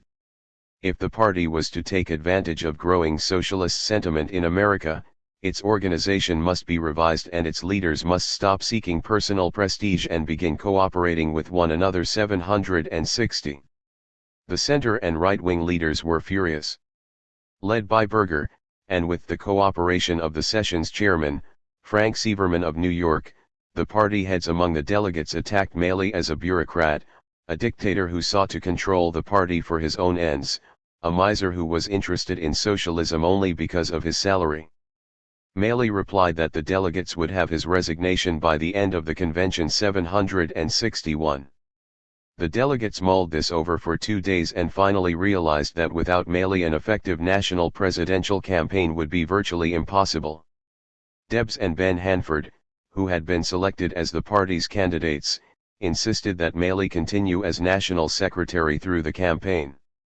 Sieverman apologized for the manner in which he had handled the session at which Maley was attacked. George Herron moved that Maley be asked to withdraw his resignation, or at least postpone it until after the election. Berger was compelled to second it. The motion was passed, and Maley agreed to postpone his resignation until after the election. 762.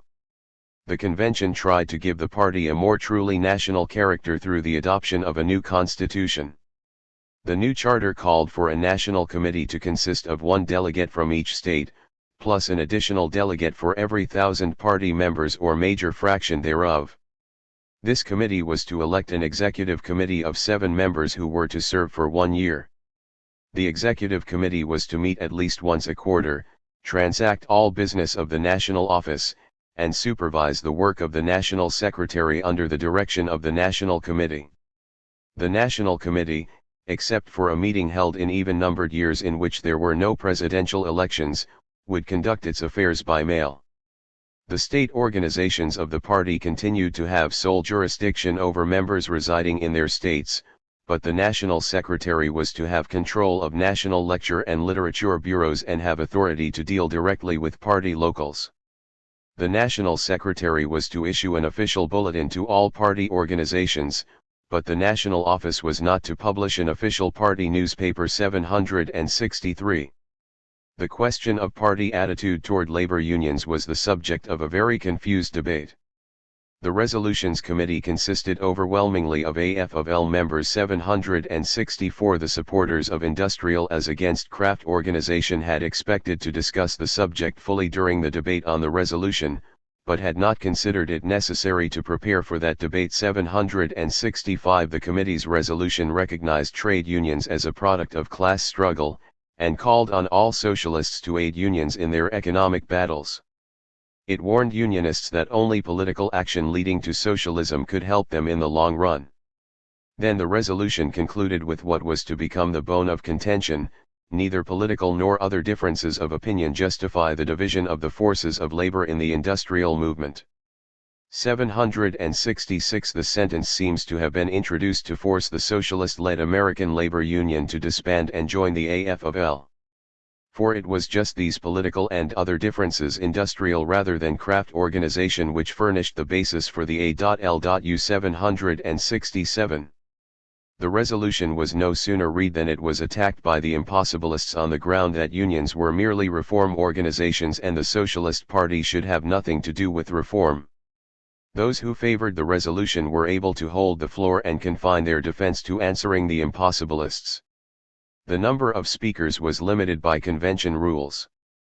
There was no mention of the real issues: dual unionism, craft versus industrial unionism, AFL versus A.L.U. until the last speaker, Malcolm O'Malley of Montana, managed to get the floor. 768. He charged that those who favored the AFL were using their superior parliamentary knowledge to hide behind the trades union movement as a general proposition, in endeavoring to force through this organization a specious endorsement of one kind of unionism.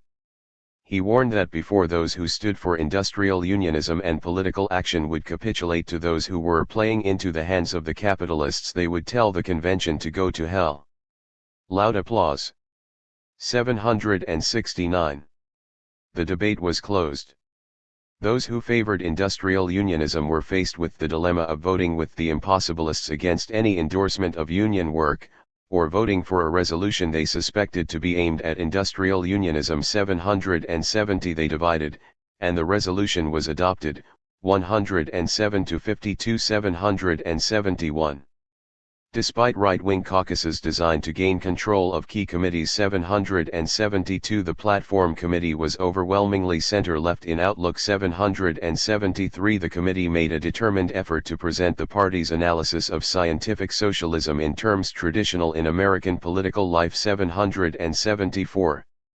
The Socialist Party makes its appeal to the American people as the defender and preserver of the idea of liberty and self-government, in which the nation was born, as the only political movement standing for the program and principles by which the liberty of the individual may become a fact, as the only political organization that is democratic, and that has for its purpose the democratizing of the whole society.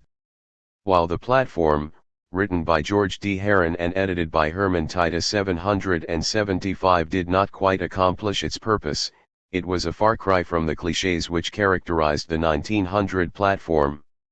The question of immediate demands was settled by including them in the body of the platform, but not under a separate heading.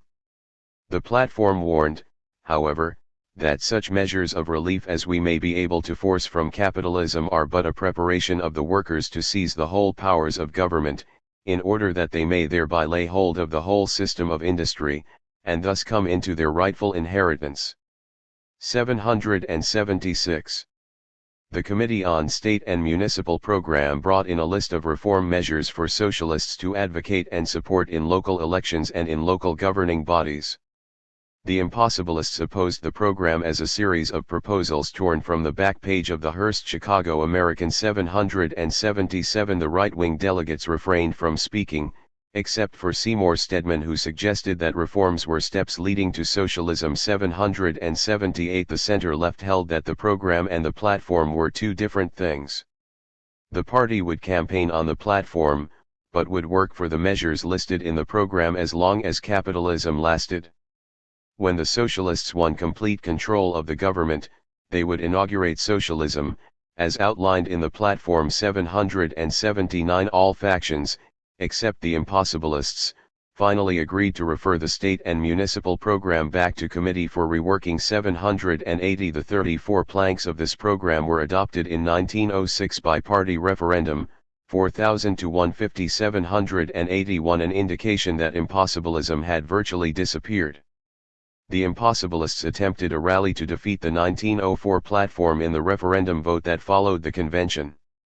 On May 8, 2 days after adjournment, the Cook County, Chicago, Central Committee, under impossibilist leadership, passed a resolution condemning the platform as opportunist. 782 They appointed a committee which wrote and circulated a platform which secured some support in Washington, Idaho, and Nebraska. 783 The back of the movement was broken, however, when on May 15 the anti-impossibilist forces in Chicago obtained control of the county central committee, removed impossibilist officers, expelled the two largest impossibilist ward branches, put their representatives in charge of the Chicago Socialist, and endorsed the convention platform. 784 The National Party referendum adopted the platform accepted by the convention by a vote of 5,776 to 549. 785 The developing left wing of the party. 786 won its major convention victory in the unanimous nominations of Eugene Debs and Benjamin Hanford for President and Vice President of the United States. 787 Debs had voted against the trade union resolution because he considered it an attack on industrial unionism and the American Labor Union, and that fact was stressed in the nominating and seconding speeches. 788 Hanford, of the New York Typographers Union, creator of the mythical Jimmy Higgins, the rank-and-file socialist who did all the work while party leaders took all the credit, was nominated by Herman Titus, who said he did so in the face of remarks by some delegates that a non-worker should be chosen. 789 Debs, speaking for the center and left, set the tone for the election campaign when he declared for the overthrow of the capitalist system and the emancipation of the working class from wage slavery. The capitalists may have the tariff, finance, imperialism, and other dust-covered and moth-eaten issues entirely to themselves.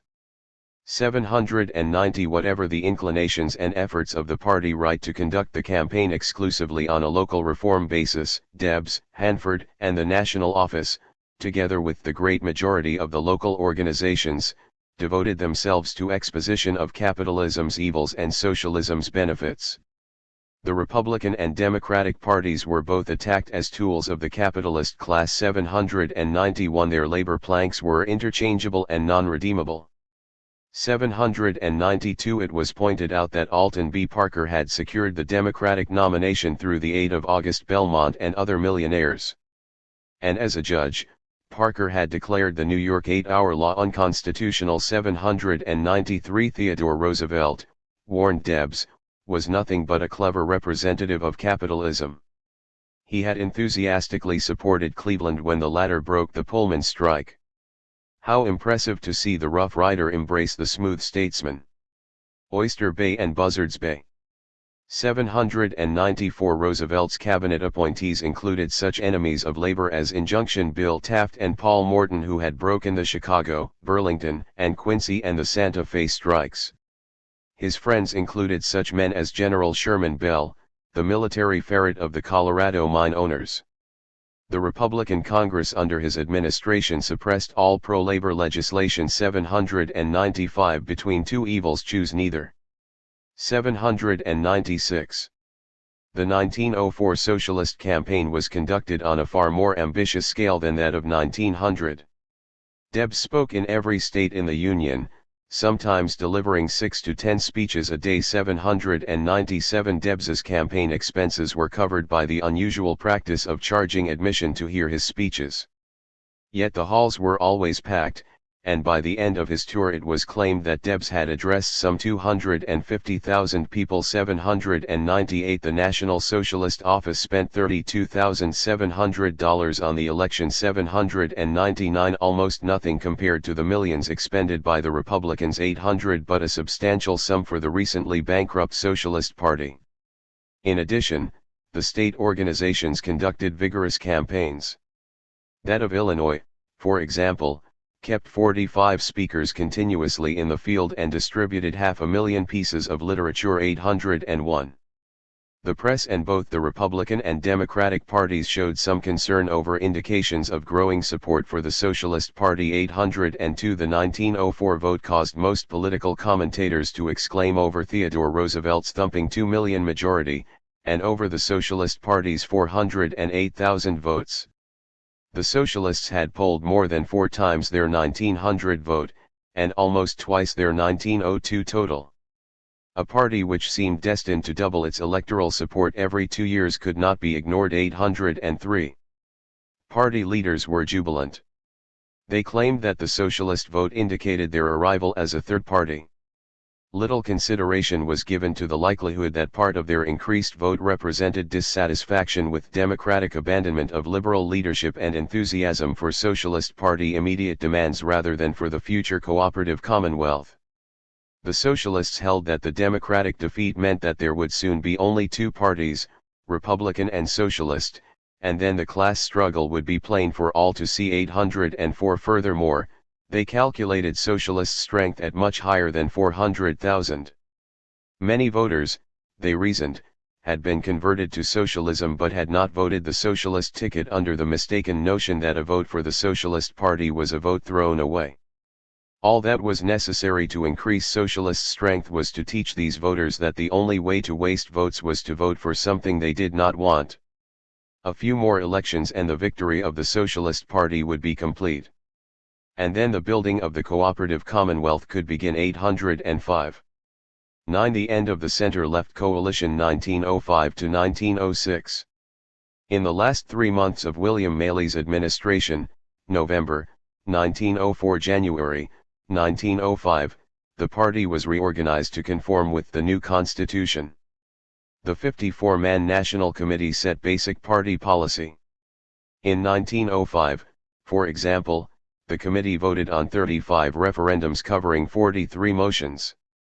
These ranged from recall of a member of the executive committee and rejection of applications for positions as party speakers to policy decisions on independent political action and revision of the proposed municipal program. 806. The National Executive Committee, which by a constitutional amendment in December, 1905, was to be elected by a national party referendum. 807 functioned chiefly as an administrative agency of the National Committee and exerted little influence in policy matters. 808 When Maley insisted upon carrying through his resignation in January, 1905, the National Committee elected as National Secretary J. Mahlon Barnes, a member of the Cigar Makers Union and Socialist Party State Secretary in Pennsylvania. 809 Barnes was re-elected every year until a combination of left-wing opposition and charges of immorality brought about his removal in 1911. 810. The national office operated on a budget of $17,000 in 1905, and $31,000 in 1906, although half of the increase was money raised for the specific purposes of aid to the Western Federation of Miners and relief for Russian revolutionaries after the 1905 revolution. 811 In addition to the national secretary, the party headquarters employed an office force of 5: a bookkeeper, a clerk in charge of routing speakers, a clerk in charge of literature, and 2 stenographers. 812 Expenditures were largely for clerical work, speakers, and printing and distributing literature. 813. The national headquarters maintained 20-odd lecturers and organizers in the field constantly. Thanks to the practice of charging admissions at some meetings and selling literature at all, the total annual cost to the national office was only about $3,000. 814 The office staff was fond of tracing party strength and growth on maps. For each state there was a separate map transfixed with varicolored pins denoting county organizations, locals, members, sympathizers, and speaker assignments. Elaborate files were maintained on each community with at least one sympathizer, whose name was usually first obtained when he wrote for information or literature.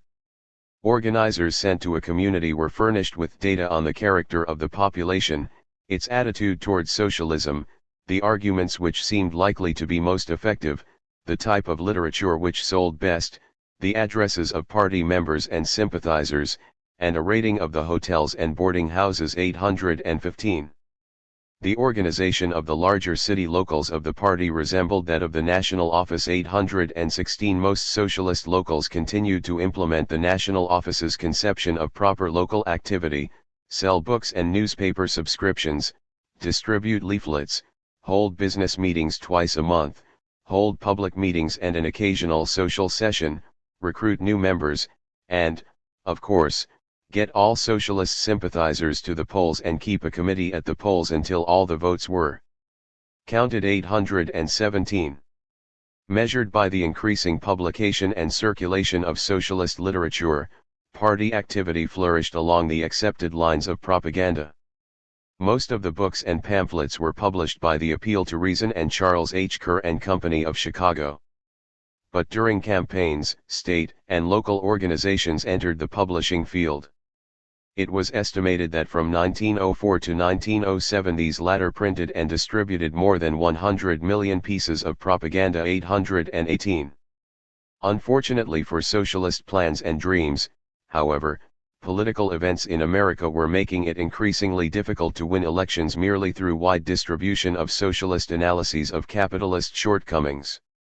The opposition organized by farmers against growing corporate power in America's economic and political life had spread to the cities, where hard-pressed businessmen, professionals, and white-collar workers viewed the elimination of corruption in government as their road to security and prosperity.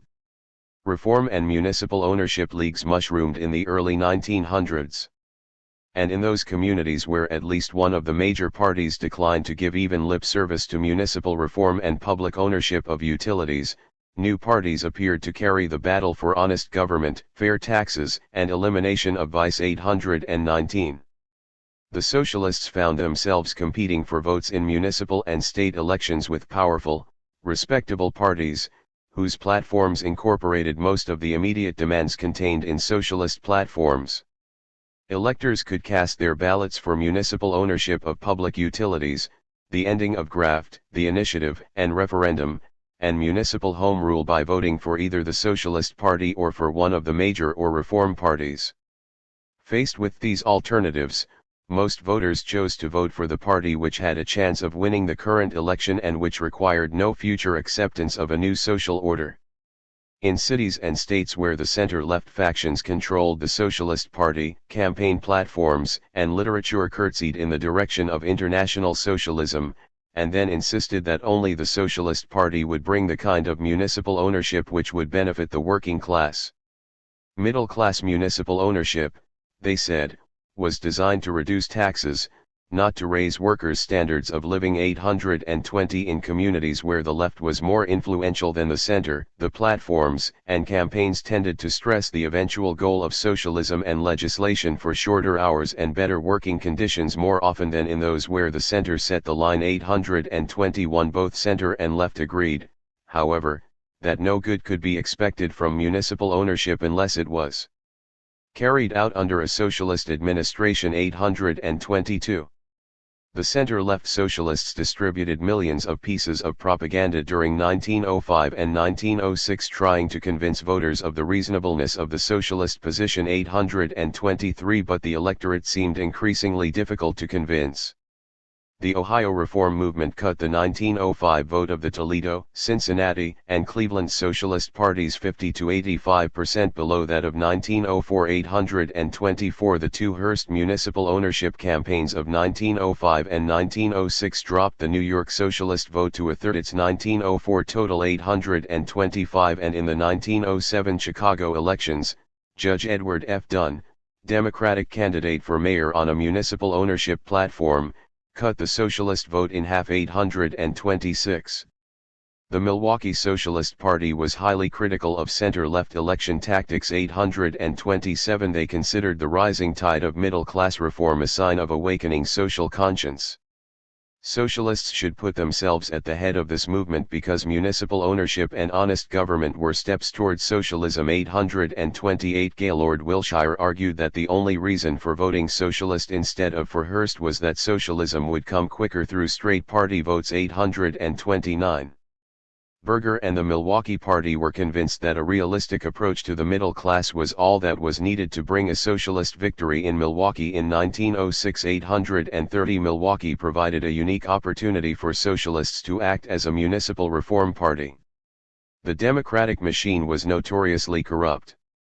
And the Republican Party in Milwaukee was the stronghold for the anti-La Follette movement in Wisconsin. 831. Of course, Berger considered Robert La Follette nothing but an unqualified humbug. 832. But in principles and tactics the Milwaukee Social Democratic Party closely resembled the La Follette progressive movement. For the 1906 municipal campaign, Milwaukee Socialists adopted a platform and campaign arguments which were to become standard for the party right wing.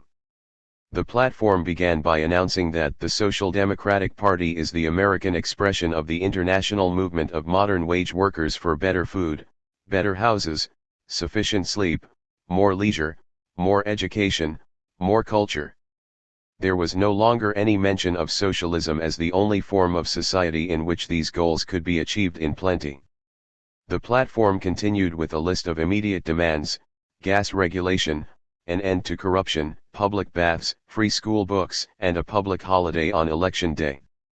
The demands also included a plank which Berger, in a special editorial, described as another step forward in our municipal platform. 833 This was the substitution of a request for fair terms for franchises granted by the city in place of the standard socialist demand for an end to all franchises. 834 The Milwaukee platform showed little resemblance to the revolutionary socialist platform of the 1901 and 1904 conventions, and the Milwaukee campaign bore even less relationship to Debs's 1904 campaign. The socialist candidate for mayor, William A. Arnold, declared that the business interests of Milwaukee will be safer in the hands of an administration made up of Social Democrats than they have been under the Republican and Democratic administrations. Arnold assured the voters that he was a property holder and taxpayer himself, so obviously he had no desire to harm the city's business. An end to graft and corruption would bring new prosperity to Milwaukee business. Our party believes in all things that are for the business life of the city. 835 Berger personally assured the city's industrialists that a vote for the Social Democratic Party was a vote against strikes. He explained that Social Democrats understood the industrial system. They realized that since capitalists were bound by that system, they found it very hard to pay higher wages or permit shorter hours. Milwaukee had had fewer strikes in the past 6 or 7 years than any city one half its size. Berger said this was due to socialist influence in Milwaukee unions. I can say from actual experience that the Social Democrats in the city have opposed almost every strike that has ever been declared here. 836 Big business and little business, alike, need have no alarm.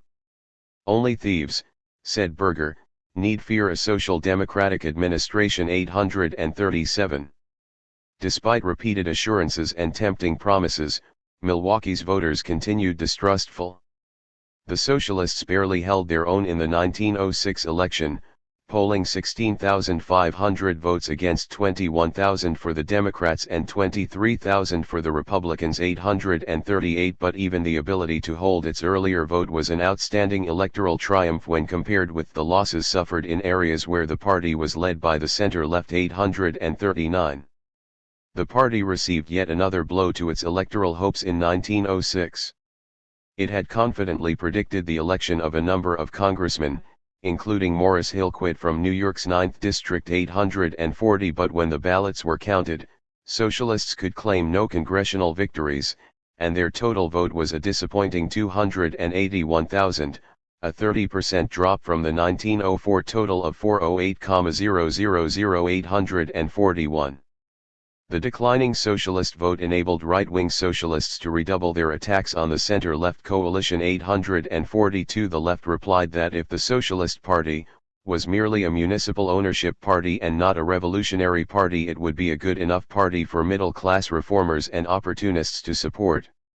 843 The left rejected the concept of a party broad enough to gain capitalist support. It warned that Berger and his supporters were pursuing a policy of compromise which, if successful, would destroy the revolutionary character of the Socialist Party. 844 The center, however, did not reject the right-wing criticisms. In fact, during the 1906 New York Socialism and Hillquit for Congress campaign, the center gave strong indications that it had decided that the right's theories on political campaigning were correct. Socialism was played down and the business integrity and stability of an attorney already worth $100,000 were emphasized. 845 The center had placed so much of its emphasis on winning socialism by electing socialist candidates that it could not pass lightly over electoral results which indicated that the party was a long way from victory at the ballot box. While center explanations of election defeat stressed the competition of reform parties and the need for a more efficient socialist political machine, their spokesmen and papers were soon engaged in phrasing right-wing theories in center revolutionary language. 846. The death of the center-left coalition and the rapprochement of center and right, while beginning to exist on a theoretical level even before the 1904 elections, became a reality during 1905 and 1906. Berger's anatomical curiosity of a two-armed labor movement in which each party member devoted one arm to union work on the economic field and the other arm to political work through the Socialist Party, with neither arm interfering with the other. 847 became accepted theory for the center. 848 The center also adopted the right theory. 849 that economic development would teach union members to vote socialist. 850 and that strikes were futile. 851 The center agreed that socialists in the unions must now devote themselves almost exclusively to educating workers in the benefits to accrue from an intelligent use of the ballot. 852 The center-right socialists in the AFL abandoned their efforts to get the Federation's National Convention to endorse political action. 853 Instead, they secured adoption of resolutions recommending discussion of economic and political subjects in local meetings. 854 The policy of non-interference in union internal affairs and education for votes for socialism was implemented by almost complete cessation of agitation for union organization along industrial lines. 855 Berger continued to introduce resolutions for old age pensions and a military system along the lines of Switzerland's. 856 Max Hayes, having been elected a fraternal delegate to Great Britain, decided that it did not matter much to the trade unionists of the country who are chosen to transact the Federation's business. 857 Both Berger and Hayes agreed that it was pointless to fight the Federation leadership. 858 And the socialist press began to admit that socialists were playing an ever smaller role in the Federation. 859 As it joined the right in soft-pedaling criticism of AFL leaders and policies, the center began to emphasize theories and propaganda palatable to a middle class already exposed to antitrust agitation. In its early days the center had rejected graft exposure as of no importance to the working class. Now it announced that the socialists are always the most implacable foes of corruption and graft. 860 The center also discovered that attempts to develop the class consciousness of the workers were not of themselves manifestation of hatred. 861 The center assured prospective middle-class voters that socialists did not intend to socialize all property, but only great corporate wealth. Individual small businesses were to be of no concern to the socialist state. 862 Finally, the center attempted to quiet middle-class fears of revolution by explaining, as the right had been doing for years, that revolution simply meant a long series of reforms which would eventually change the social order.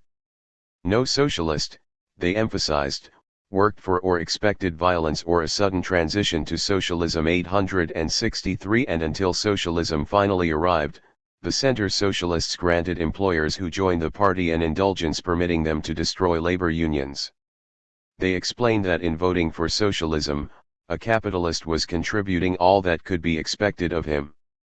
He had a perfect right to join an employers' association for the purpose of fighting his fellow socialists' unions. 864 If the center's new line was designed to attract middle-class and even upper-class membership to the Socialist Party, it succeeded admirably. J. G. Phelps Stokes, a reformer and philanthropist who had been active in the Hearst municipal ownership campaign in 1905 and who was a member of one of New York's most aristocratic and wealthy families, discovered that socialists did not really feel intense bitterness and ill will toward nearly all persons who approve and support the capitalist system, and joined the party in 1906. 865 In Chicago, William Bross Lloyd, another millionaire philanthropist, decided that since America was absolutely controlled by 100 men, everyone else was a member of the working class. He, too, joined the Socialist Party 866. But the greatest victory for American socialism in 1906, according to the Center, was millionaire Joseph Medill Patterson's letter of resignation to Chicago's reform mayor Edward Dunn. Patterson wrote that he was resigning as Commissioner of Public Works because he now realized that the municipal ownership platform upon which Dunn had been elected could not in itself remove the source of the many ills under which the nation suffers. Since money was essential to satisfy all man's needs, Patterson could not see why money, which is the greatest thing in life, should not be more or less evenly distributed, just as the ballot is. This could be accomplished only through common ownership of the means of production and distribution. Patterson, therefore, was offering his support to the Socialist Party 867. Center and right-wing party leaders were jubilant. The National Committee, by a vote of 21-16, ordered Patterson's letter printed for mass distribution 868, and state and local party conventions sought vainly for means to avoid the constitutional restrictions which prevented them from immediately giving Patterson high rank in the party as well as nomination for public office 869.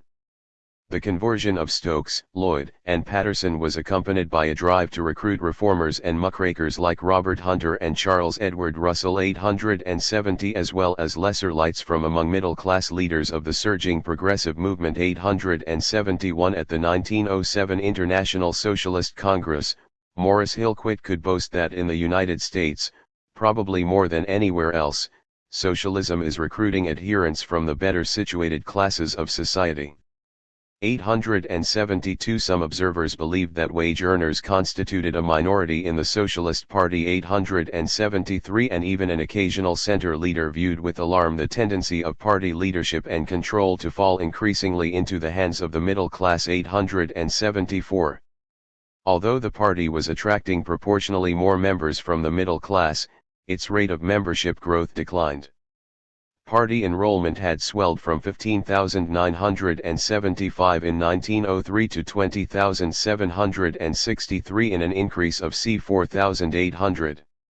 In 1905, membership rolls increased by only 2,500, and in 1906 by 3,400. 875. Actually, far more than 3,000 socialists were recruited every year. But thousands signed cards, attending a few meetings, and were never heard from again. 876. Party activity declined between elections, and lack of socialist participation in the everyday problems and struggles of the working class was reflected in a declining vote at the polls. 877. As long as middle-class socialists grouped in the party center gave lip service opposition to policies and tactics advocated by Berger's right wing, the party left remained nascent. There were, of course, occasional warnings against what seemed an increasing tendency to stress palliatives rather than the class struggle and socialism. 878. The bitter January, 1903, National Committee meeting which removed the National Secretary and local quorum brought attacks on Hillquit by Western socialists who accused him of being a smooth and slippery manipulator who always had a job or trick to spring on the meeting.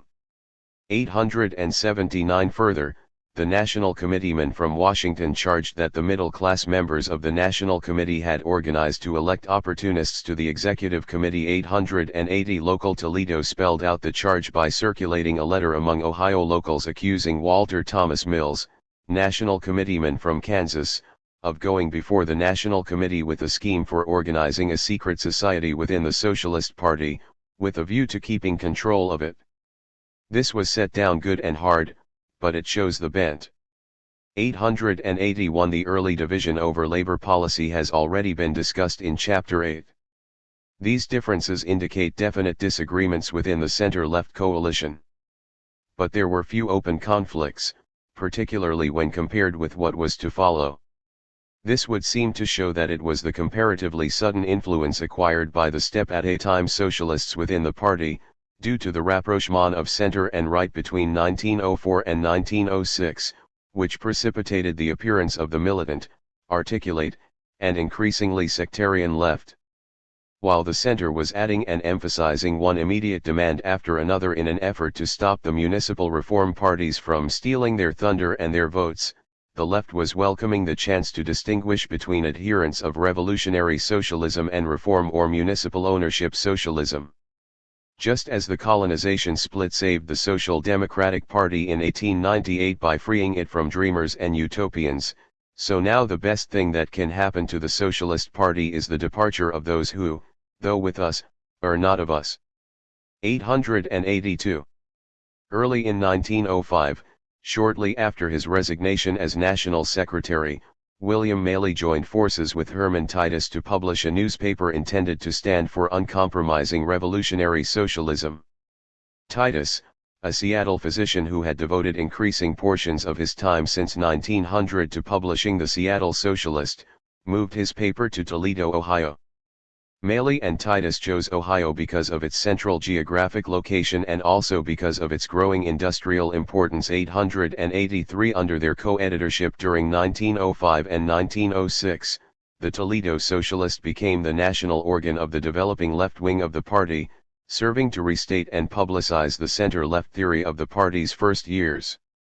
The most complete exposition of left socialist ideology before the development of industrial socialism 884 was made by Titus in a series of articles entitled Revolutionary and Reform Socialism, published in his paper between January and March, 1906. The arguments were much the same as those developed by the center-left in 1901 and 1902. Now, however, the center no longer accepted its early analysis. Titus contended that there were only two kinds of socialism, reform and revolutionary. Fabian, Christian, utopian, state, and municipal socialism were all forms of reform socialism. They were products of middle-class struggle against monopoly, and not of working-class struggle against capital. 885. Revolutionary socialism was based on scientific method and the recognition of certain scientifically determined facts. 886. Titus found three key facts prerequisite to an understanding of the social process. 1. That the workers did not receive the products they created, but only a subsistence upon which they might live. 887. 2. That capital and labor were engaged in a class struggle which would continue as long as capitalism existed. 888. And 3. That the government was an organ of capitalist rule. 889. Titus held that these facts demonstrated that the working class need have no concern with the various reform movements and measures which were the product of the quarrel between big and little capital as to who should have the privilege of robbing the working class. 890. The Socialist Party organization must be based on class struggle so that all powers of government may be won through working class activity at the polls. When the working class, through the Socialist Party, had swept the country in the national elections, it would use the power of government to end capitalism and institute socialism. 891. The left argued that the working class would not elect the candidates of a revolutionary socialist party until they had a scientific understanding of society. We fear our comrades of Milwaukee and Maine 892 will fail in their somewhat questionable effort to bring about the social revolution by stealth, while people are not looking. Notwithstanding how it is sugar-coated, socialism will not go down the throats of the working class until they thoroughly understand what it is and that they want it. 893. Failure to base all party activity on recognition of the class struggle would cause the socialists to go the way of the populists. 894. The Socialist Party, therefore, should devote itself to educating the working class and the members of its own party in principles of scientific socialism. 895. The left said that the division into one faction for reform and one for revolution was characteristic of the socialist movement in every country. It was caused by a class division within the international socialist movement. Middle-class members sought to use the party to obtain reforms they thought would strengthen their class in its defense against the attacks of monopoly. Proletarian members sought to keep their parties on the path of revolutionary, scientific socialism. The left welcomed middle-class converts to socialism, but insisted that they support a working-class program. The socialist movement could not be both reform and revolutionary. 896. As the center moved to take positions which in the eyes of the left were increasingly opportunistic, the left countered with bitter attacks on party leadership and policy. Eugene Debs, always part of the left despite his reluctance to participate in party factionalism, charged New York socialist leaders with responsibility for the poor showing the party had made in the 1905 campaign. He accused them of compromising their principles to obtain the support of corrupt pure and simple Union leaders. The pure and simple Unionism of New York smiled like a prostitute upon the Socialist Party until the horn of Hearst was blown and sounded the campaign slogan of graft and boodle, and then the whole mercenary gang who want no politics in the Union rushed to the Hearst camp and there remained steadfast and true while there was a dollar in sight or a pocket to pick. 897.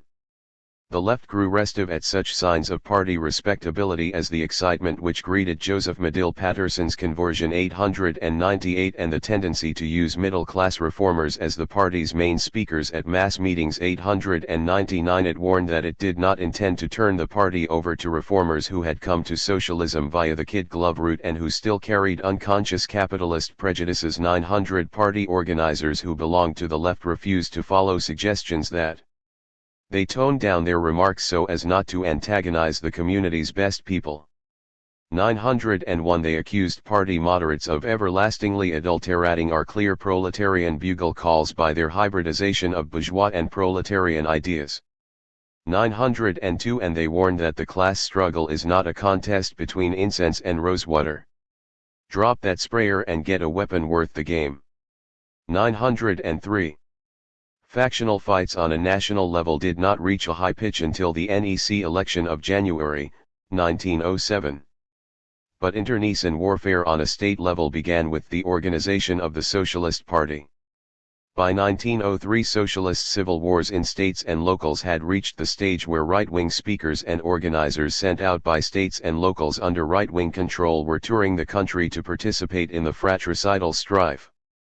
One of the most vigorous of these representatives was Walter Thomas Mills, sometime minister, evangelist, and temperance lecturer who had come to the Socialist Party by way of the Democratic Party and a series of cooperative ventures of doubtful legality. 904 His trail in the socialist movement, which leads from Chicago to Australia, is strewn with charges of immorality, dishonesty, and fraud. 905 In 1903, after the failure of a series of socialist schools, from which, however, he apparently succeeded in extracting a fair profit. 906 Mills began to use his position as national committeeman from Kansas as a credential for renting himself at $15 per day to local party organizations and dissident socialist propaganda clubs for the purpose of factional activity.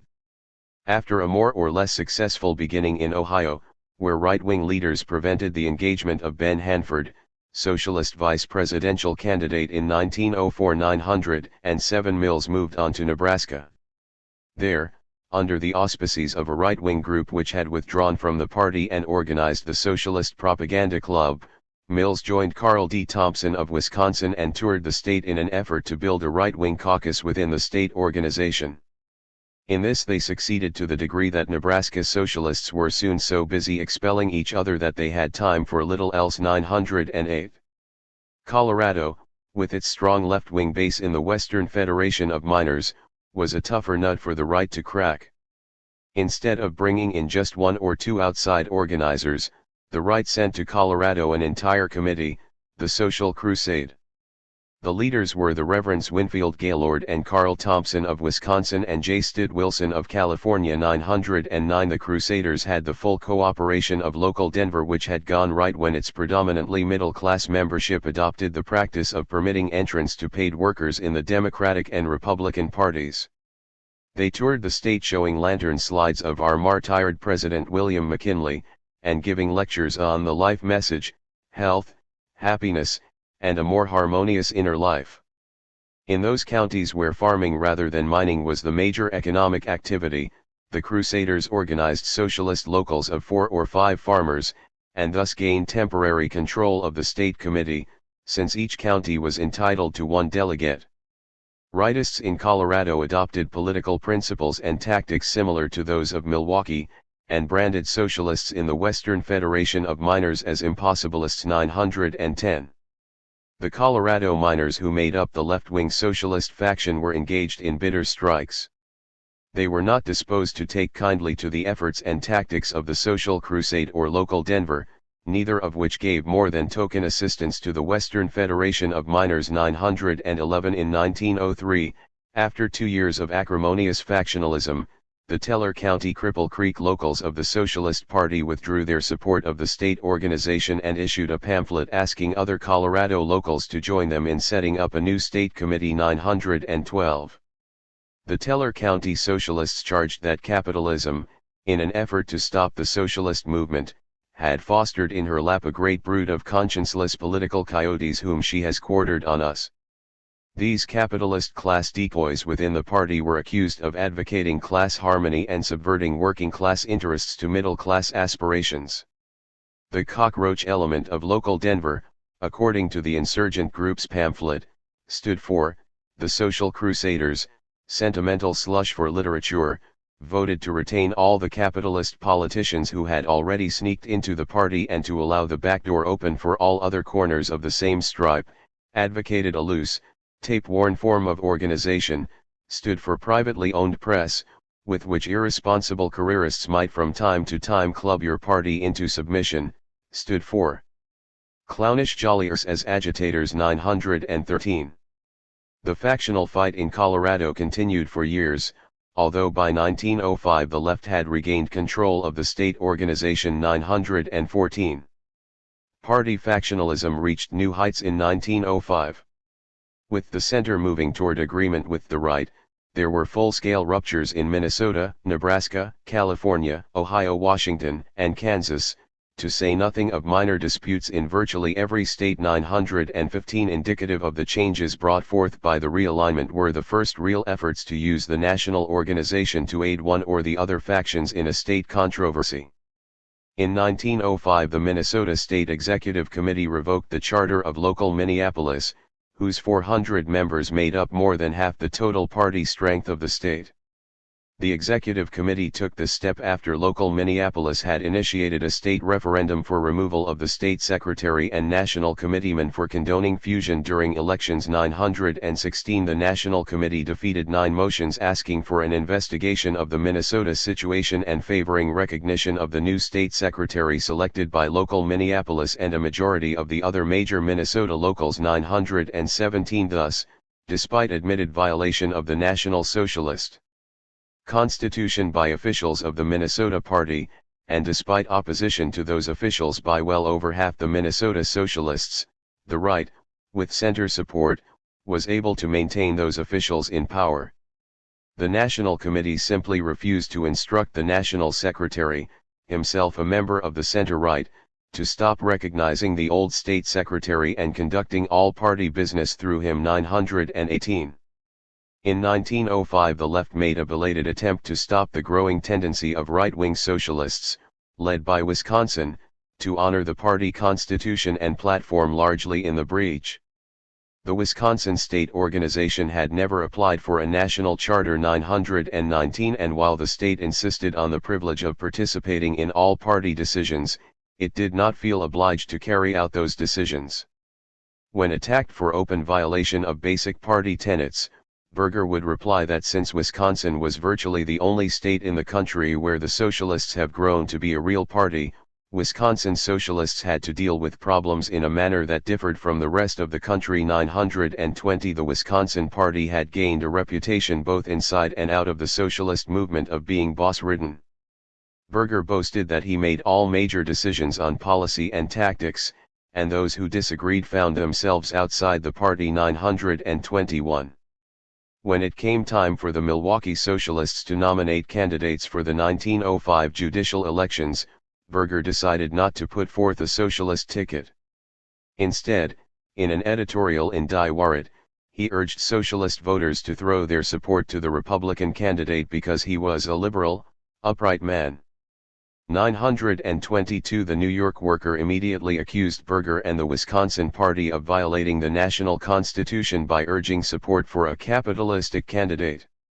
923 Local Crestline, Ohio, then called for a national referendum on its resolutions to remove Berger from the National Executive Committee and to bar Wisconsin from all participation in national party affairs until it applied for and received a Charter 924. By July 1, the Crestline resolutions had been seconded by the requisite number of locals and were submitted to a national referendum 925. While seconds were coming in support of the Crestline resolutions, the National Committee, by a vote of 24 to 17, with 9 abstentions, removed Berger from the Executive Committee 926.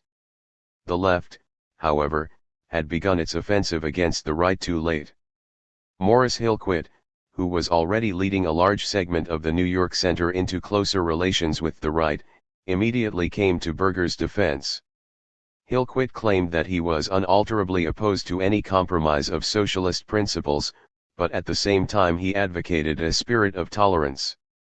He then bitterly attacked his former allies, William Maley and Herman Titus, who were leading the fight against Berger 927. Maley replied that Berger, at the last Executive Committee meeting, had warned that if the Constitution were construed against his views, there would soon be 3 socialist parties in this country. Maley further pointed out that if opportunism were not stopped, its opponents would react by turning to policies correctly characterized as impossibilism. 928. To confirm Maley's charge, Berger's warrant warned that a hostile national vote on the Crestline resolutions would cause the Wisconsin Party to take the lead in forming a new socialist organization. 929. The vote on the Crestline resolutions was completed in September. The motion to remove Berger from the National Executive Committee was defeated, 4,718 to 4,215. The motion to force Wisconsin to apply for a charter was carried, 4,518 to 4,496. 930. Thus, the refusal of the center, particularly that of New York, to insist on what it still claimed to be the inviolable principles of international socialism. 931. Combined with National Secretary Barnes's refusal to permit the 400-strong left-wing local of Minneapolis to vote. 932 defeated the left's attempt to stop the right-wing offensive against center-left locals, theories, and tactics. The National Committee reinstated Berger on the Executive Committee. 933. And Barnes, violating the Crestline resolutions, sent Wisconsin a charter without waiting for the application which would have committed that state's party to accepting national party decisions. 934.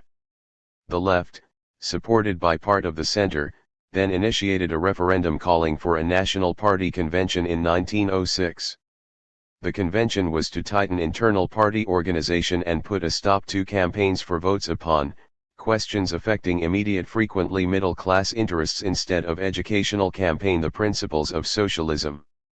935. The right opposed the convention, charging that enemies of the party would be delegates and use the convention to gain control of the organization. 936. The main argument used by the right, however, was that the convention would cost too much money that could be used for the 1906 campaign. The ballots sent out by Barnes played up the estimated $15,000 cost by preceding the motion with a special call for funds if the motion were passed. The special call was unnecessary, since convention fundraising was already provided for in the Constitution. The motion for a special convention was defeated, 4,252 to 2,992. 937. The National Executive Committee elections, which took place in January 1907, were the first in which factional struggle for control of the committee was brought into the open. Officers of the Wisconsin Party organization sent letters on official stationery to leading members of socialist locals throughout the country presenting them with a slate of constructive candidates. These included the controversial right-wing state secretary of Minnesota, Gustav Hohn of Missouri, Seymour Stedman of Illinois, and 3 members of the Wisconsin Party, headed by Berger. For balance, the Wisconsin Socialists suggested that Ben Hanford of New York might be elected as one who might represent the other wing of the party. 938. The election revealed a weakness of the left which it did not begin to overcome until 1910. It had no nationally known leaders outside of Eugene Debs. And Debs persistently refused to run for party office. 128 candidates were nominated for the 7-man committee. Each party member was entitled to vote for 7. Faced with a slate of more than 100 candidates, most socialists voted for the 1 or 2 local leaders they knew, and then voted for the big names, the lecturers, writers, and middle-class converts. 939. This characteristic of executive committee elections, admitted by all leaders of the party, is clearly shown in the 1907 vote. Some 9,200 socialists voted. Ben Hanford, nationally known as lecturer and vice presidential candidate, and somewhat nebulously attached to what remained of the old center-left coalition, received the highest vote, 4,203, less than a majority. Berger, an editor and acknowledged leader of the right, was second with 4,197 votes. After him came editor and writer A. M. Simons, of the Center, Morris Hillquit, lecturer, of the Center, Joseph Medill Patterson, millionaire convert of the right, Ernest Unterman, writer, of the center-left, and John Work, lecturer, of the right. The only member of Wisconsin's recommended slate to get elected was Berger. No member of the new committee received even half of the total vote, and Unterman and Work were elected with less than 1/4, 940. Also characteristic was the re-election of J. Malin Barnes as national secretary with a 5,000 plurality over his nearest opponent, 941. During the period under study, no national secretary ever won a campaign for re-election by less than a 5-1 margin. And no national secretary ever lost a campaign. One reason for the left-wing's rapid loss of power in the Socialist Party between 1904 and 1907 was that while denouncing reformist vote-getting tendencies of the center-right leadership, the left rapidly relegated most party political work to a role of minor importance. Instead, the left turned its attention almost exclusively to union organization, declaring that the decisive battle for socialism would be fought not at the ballot box but at the factory gate. The formal democratic political rights already possessed by America's working class encouraged the development of syndicalist theory, which considered the cause and solution of all working class problems to rest solely in economic relationships and struggles. The growth of syndicalism was further encouraged by the apparent failure of an alternative theory, the use of political, or rather, electoral rights to solve economic problems. Neither reform legislation nor votes for socialism seemed to make much headway in gaining socialism or immediate benefits for workers. Therefore, abandon politics and build the Revolutionary Labor Union. 942. In the fall of 1904, the American Labor Union Journal began to set forth the theory which in 9 months became the philosophical basis of the industrial workers of the world. The first article, published in October, was comparatively moderate. It pointed out that many socialists who called for working class unity at the ballot box were themselves guilty of supporting craft unionism, which divided the workers every day except election day. Socialism was primarily an economic movement, and in order for the party to win at the polls it must be backed by industrial unity as well as political class consciousness. 943. The December Journal went a little farther. It charged that it was hopeless to attempt to convert the AFL into a militant, class-conscious industrial union. Right-wing socialists, the organ of the American Labor Union, sneered, were transforming the Federation at a rate comparable to the growth of a coral reef. The American Federation of Labor is to the working man industrially what the Demo-Republican Party is to him politically. The former is the union of his craft, while the latter is the party of his graft. The journal said that industrial organization was the core of the socialist movement. The political party is simply the public expression at the ballot box. Socialists must organize the workers in industrial unions which approximated the departments of production and distribution into which the cooperative commonwealth would be divided. 944. The Voice of Labor, published by the ALU in Chicago from January to June, 1905, while preparations were being made for the convention which would launch the industrial workers of the world, continued the theoretical development of American syndicalism. The industrial socialists, announced the Voice, were not opposed to political action. But they recognized that industrial organization must keep pace with political activity. Industrial unionism and political action were equally necessary in order to emancipate the working class. Moreover, the voice charged, the vote polled by the Socialist Party in the 1904 election was in large part made up of the ballots cast by discontented middle-class reformers. The only socialist votes which had vital meaning were those cast by workers organized in industrial unions. 945. Even Father Thomas J. Haggerty, who was shortly to become one of the severest critics of political action as a means of achieving socialism, wrote that the purpose of industrial economic organization was to build a disciplined, class-conscious force, capable of taking over and collectively administering the tools of industry which they shall replevy from the capitalist class. Through the ballot box. 946. Some members of the Center, like A. M. Simons, while they did not go along with the theory of a labor union state, agreed that the AFL was hopelessly out of step with the times, and urged socialist support for the move to form a new industrial union. 947. Left and center supporters of the new industrial unionism agreed that the Socialist Party, as the organized political expression of the socialist movement, could not tie itself to any particular labor union. But it must declare in favor of industrial unionism. 948. Any other procedure is mere vote-getting subterfuge and compromise. 949. At the end of June, 1904, the American Labor Union transferred its headquarters eastward to Chicago, from which base it planned to organize all workers into one industrial union. 950. That fall, 6 members of the Socialist Party and the American Labor Union sent a letter inviting some 30 socialists and union leaders to join them in a secret conference at Chicago on January 2, to discuss means of uniting workers on revolutionary principles. The letter asserted that only through correct political and industrial organization could the workers establish the cooperative commonwealth. Correct industrial organization meant organization along syndicalist lines, a labor organization builded as the structure of socialist society, embracing within itself the working class in approximately the same groups and departments and industries that the workers would assume in the working class administration of the cooperative commonwealth. 951.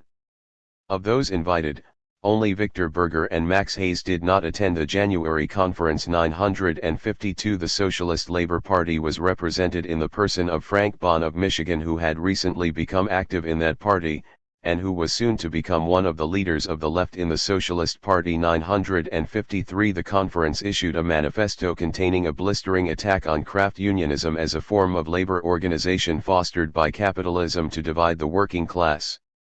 It called for formation of a new industrial union which would recognize the solidarity of all labor, the class struggle, and the need to abolish wage slavery. All workers who agreed with these principles were invited to meet in Chicago on June 27 to organize a new all-embracing industrial union. 954 secretaries were elected, and 200,000 copies of the manifesto were distributed. 955. When the convention which was to form the industrial workers of the world assembled in Chicago, it was immediately clear that early hopes that a number of AFL national unions would join the new industrial organization in a body were to be disappointed. 956. Among the 203 delegates present, only 16 AFL locals were represented, and only 5 of these were prepared to affiliate. 957. 61 of the delegates represented only themselves, and 72 others came as sympathetic observers from organizations not willing to affiliate at once. Only 70 delegates representing 51,000 union members, of whom more than half belonged to the Western Federation of Miners, were authorized to join the new organization. 958. Nevertheless, the convention scoffed at the idea that they were setting up a rival union. Debs rejected the charge that they were assembled to disrupt the union movement, commenting that when workers were ordered to scab on each other by the AFL, the movement was already disrupted. 959. Bill Haywood, chairman of the convention, opened the proceedings by saying, "It has been said that this convention was to form an organization rival to the AFL. This is a mistake. We are here for the purpose of forming a labor organization." 960. Every officer of the IWW elected at the convention, and almost all the leading participants, were members of the Socialist Party. 961 De Leon's defunct Socialist Trade and Labor Alliance had only 1,450 members and therefore only 1,450 votes. Yet the economic and political theories adopted by the IWW were basically those of De Leon and Thomas Haggerty, rather than of Debs, Simons, Charles Moyer, and Ernest Untermann. 962. The preamble of the IWW Constitution did recognize the need for political action, but in a somewhat ambiguous form. Between these two classes a struggle must go, until all the toilers come together on the political as well as on the industrial field, and take and hold that which they produce by their labor, through an economic organization of the working class without affiliation to any political party. 963. The sentence certainly does not make clear for what purpose the workers were to unite on the political field. Since the workers were to gain all that they produced through their economic organization, political endeavor seemed pointless. The ambiguity of the preamble seems to reflect the lack of clarity in De Leon's own analysis. During the convention, De Leon stated that the political expression of labor is but the shadow of the economic organization. 964. An emphasis on the militant role of the unions and the educational role of the political party that dated back to the formation of the Socialist Trade and Labor Alliance in 1896. 965. Perhaps Thomas Haggerty's analysis came closest to what was in the minds of the writers of the preamble, if indeed there was some clear ideology rather than merely an attempt to reconcile the theories of syndicalism and the socialist and socialist labor parties. Haggerty's thesis maintained that the IWW would participate in politics, but that politics had nothing to do with political parties. Political ends would be gained through economic action. Thus, Russian workers were engaging in politics through their revolutionary strikes. Haggerty said the IWW would welcome workers who belonged to no party, and he for one did not believe that the working class needed any particular political party to win its freedom. The ballot box is simply a capitalist concession. Dropping pieces of paper into a hole in a box never did achieve emancipation for the working class, and to my thinking it never will achieve it. 966. Whatever the preamble may have meant, the IWW President, Charles Sherman, and the members of the all-powerful General Executive Board were all socialists with long records of advocacy of political action of the type espoused by the Socialist Party. Bill Haywood, who was to become the most effective organizer of the industrial workers, had written a leaflet for the party during the 1904 campaign in which he urged the ballot as the way to end rascally government, poverty, and crime and to achieve collective ownership of the means of production and distribution. 967. The left wing of the Socialist Party was generally enthusiastic in its support of the new industrial union. 968. Unity on the economic field would lead to working class unity on the political field, and that meant electoral support for the party. 969. Furthermore, revolutionary industrial unionism prepared the workers for the administration of industry under socialism. 970. And gave the party an organization whose strikes could force the capitalist class to respect a socialist mandate at the polls. 971. Debs summed up the left's attitude on the need for a new union: to talk about reforming these rotten graft-infested unions, which are dominated absolutely by the labor boss, is as vain and wasteful of time as to spray a cesspool with attar of roses. 972. While a minority of the left-wingers advocated immediate endorsement of the IWW by the party. 973. The majority held to established socialist theory that the party had no right to tell labor what organization to support. But the left insisted that the party was duty-bound to endorse industrial as opposed to craft unionism. This, coupled with its almost unanimous condemnation of efforts to reform the AFL, meant that for all practical purposes the party left was casting its lot with the industrial workers of the world. 974. Debs went east to organize for the IWW. 975. Party leaders of the center and right were quick to note and complain that active workers in the Socialist Party all over the country have suddenly grown lukewarm in the effort to build up a political organization and are enthusiastically proclaiming the advantages of industrialism. 976. The party right wing was virtually unanimous in its condemnation of the IWW from the start. 977 It echoed charges made by AFL leaders that the new industrial union was nothing but a plot by certain socialist leaders to destroy the Federation and save the American labor union. 978 The right, ignoring the fact that they virtually had ceased to agitate for industrial unionism at Federation conventions, insisted that the AFL had been about to adopt the industrial form of organization, but that the formation of the IWW had killed the industrial movement in the Federation. 979.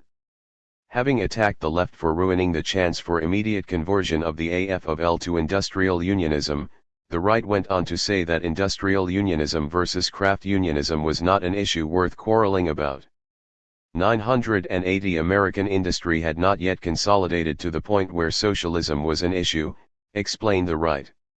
And when industry had so consolidated, socialism would come gradually through reforms won at the polls, and not through industrial violence. Socialist Party activity in the unions, meaning American Federation of Labor Unions, should be solely the educational task of teaching workers to vote socialist. 981. The right, which when in the minority had always opposed party discipline and insisted upon absolute freedom of opinion and action for all in the Socialist Party regardless of the accepted platform or theory. 982 now took advantage of its growing alliance with the center to move against those socialists who were active in the IWW. Left-wing socialists who supported the industrial workers were accused of party treachery.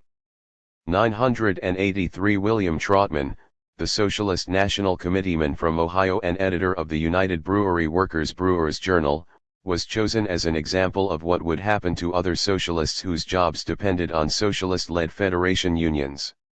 Trotman had no sooner participated in calling the June, 1905, IWW convention than Gompers demanded action against him. The Brewery Workers Union was one of the so-called socialist unions. Guided by Gustav Hohn of St. Louis and Victor Berger, the right-wing socialists managed to scrape up a bare majority and Trotman was removed from the executive board of the union and fired from his position as editor of the journal. 984 When left-wing socialists attempted to retaliate by removing Berger from the executive committee of the party for advocating fusion, the center threw enough support to Berger to defeat the move. 985.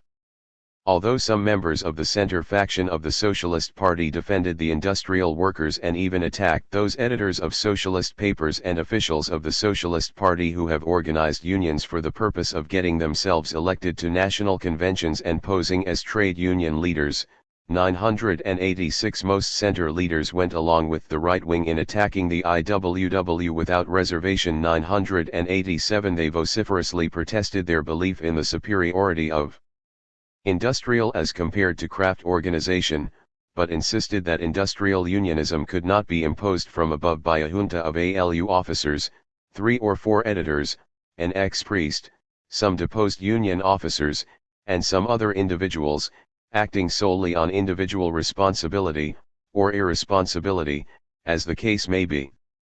988 The AFL was moving in its own way toward an industrial form of organization.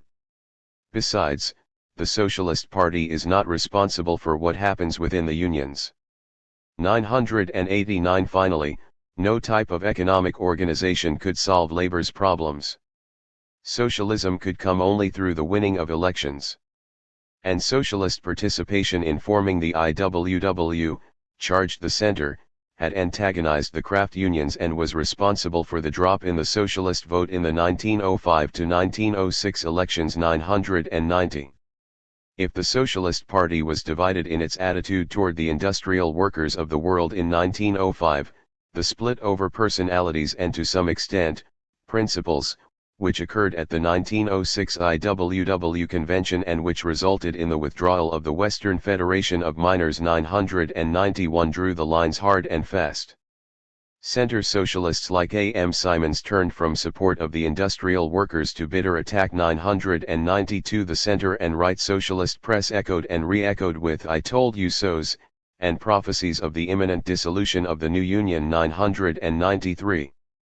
It now became clear that the socialist division over the industrial workers was not a simple matter of whether industrial labor organization could best be achieved by boring from within or by building a new union. The center-right socialists began to distinguish between themselves and those socialists who supported the IWW not on the basis of approach to industrial unionism, but on the question of peaceful transition through political action or revolution through conflict, struggle, and violence. 994. The left socialists maintained that they were not opposed to political action. In fact, Bill Haywood ran for governor of Colorado on the socialist ticket in 1906, and the Nevada socialist ticket was made up almost exclusively of members of the IWW. 995. But the left insisted that a political party could not fight the everyday battles of the workers against the capitalists. Nor could a political party wrest control of the industries from the exploiting master class, give them over to the workers and protect the workers in possession of them. All the political phase of the socialist movement could do, concluded the left, was to take the lead in educating and agitating for socialism, register the increasing support for socialism at elections, and show that all responsibility for violence belonged to the capitalist class if that class should refuse peacefully to turn over to the workers the things they should vote to take possession of. 996. The now rapidly forming center-right coalition did its best to discredit and eliminate supporters of the industrial workers from the party. William Trotman, who had become secretary-treasurer of the IWW, and Alfred S. Edwards, editor of the Social Democratic Herald in its early days and now editor of the Industrial Worker, were expelled from the party by their locals for treasonable conduct. 997. Even Eugene Debs was not immune. Although Debs left the IWW in 1906 because he believed they were putting too little emphasis on political activity, his place in the party continued to be with the left. Debs was far too popular with the rank and file of the party and with the electorate to be attacked openly. The center-right leaders were forced to confine themselves to spreading stories to the effect that his heart was in the right place, but that really he was little more than an orator.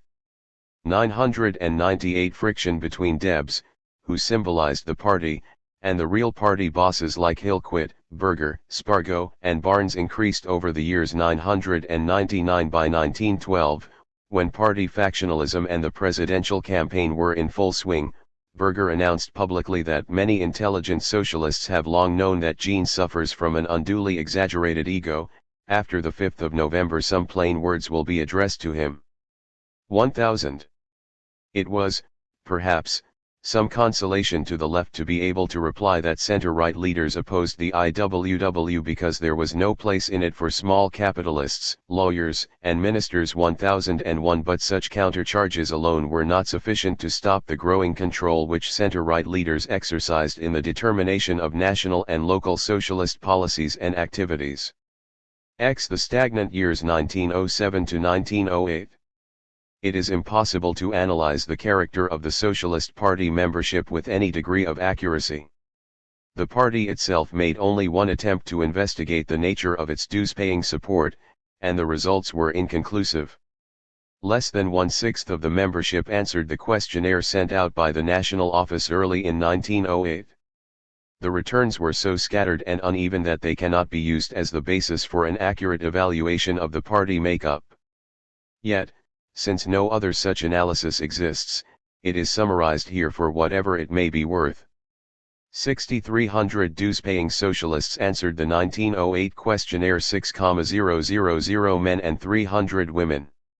Of these, more than two-thirds were over 30 years old, and almost one-third were over 45. American birth was claimed by 71%, German birth by 8.5%, Scandinavian by 5%, English by 4%, and Finnish by 2%. 1002. The occupations of the party members were broken down into broad categories. Craftsmen made up 41% of the respondents, laborers, 20%, farmers, 17%, commerce, 9%, professional 5%, transport 5%, and housewives 3%. The previous political affiliations of those who returned the questionnaire were rather evenly divided between Republican and Democratic, 35% for the former and 40% for the latter. In addition, 15% had come to the socialist movement by way of the populists, 4% from the prohibitionists, and 6% had been independents. Of converts to the party, 39% came through reading periodicals, 19% through discussion, 13% through books, and the rest through street meetings, lectures, leaflets, and study. 2/3 of those who answered subscribed to the appeal to reason, although almost all were subscribers to one or more local or factional socialist periodicals. 1003.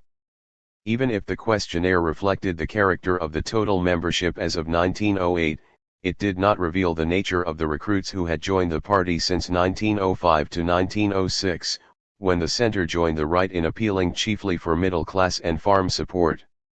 National Secretary Barnes claimed in 1908 that for the previous 2 years a large proportion of recruits were farmers. 1004 Robert Hunter, a writer and municipal reformer who had married into the Stokes family and joined the party in 1907. 1005 rising rapidly to a place on the National Executive Committee, boasted that the party was now drawing its strength from university circles, professionals, the clergy, farmers, and businessmen. 1006. If the questionnaire's figures as to craftsmen, laborers, and transport workers were accurate, the working class majority of the party was most definitely not represented on the National Executive Committee, which had replaced the National Committee as the seat of power. The 7 members elected to the Executive Committee in February, 1908, were Victor Berger, A. H. Floaten, Morris Hillquit, A. M. Simons, J. G. Phelps Stokes, Carl D. Thompson, and John Work. 1007 The working class was led by 2 lawyers, 2 editors, 1 well-to-do merchant, 1 millionaire reformer, and 1 minister. The rate of growth in party membership continued to decline, party enrollment increasing by only 2,000 in 1907. 1008 Organizational techniques remained the same as in the days of more successful recruiting. 1009 And indeed thousands of new members continued to apply for admission every year. But militancy seemed to have left the party. In fact, the center gave up all claim of favoring a fighting political organization.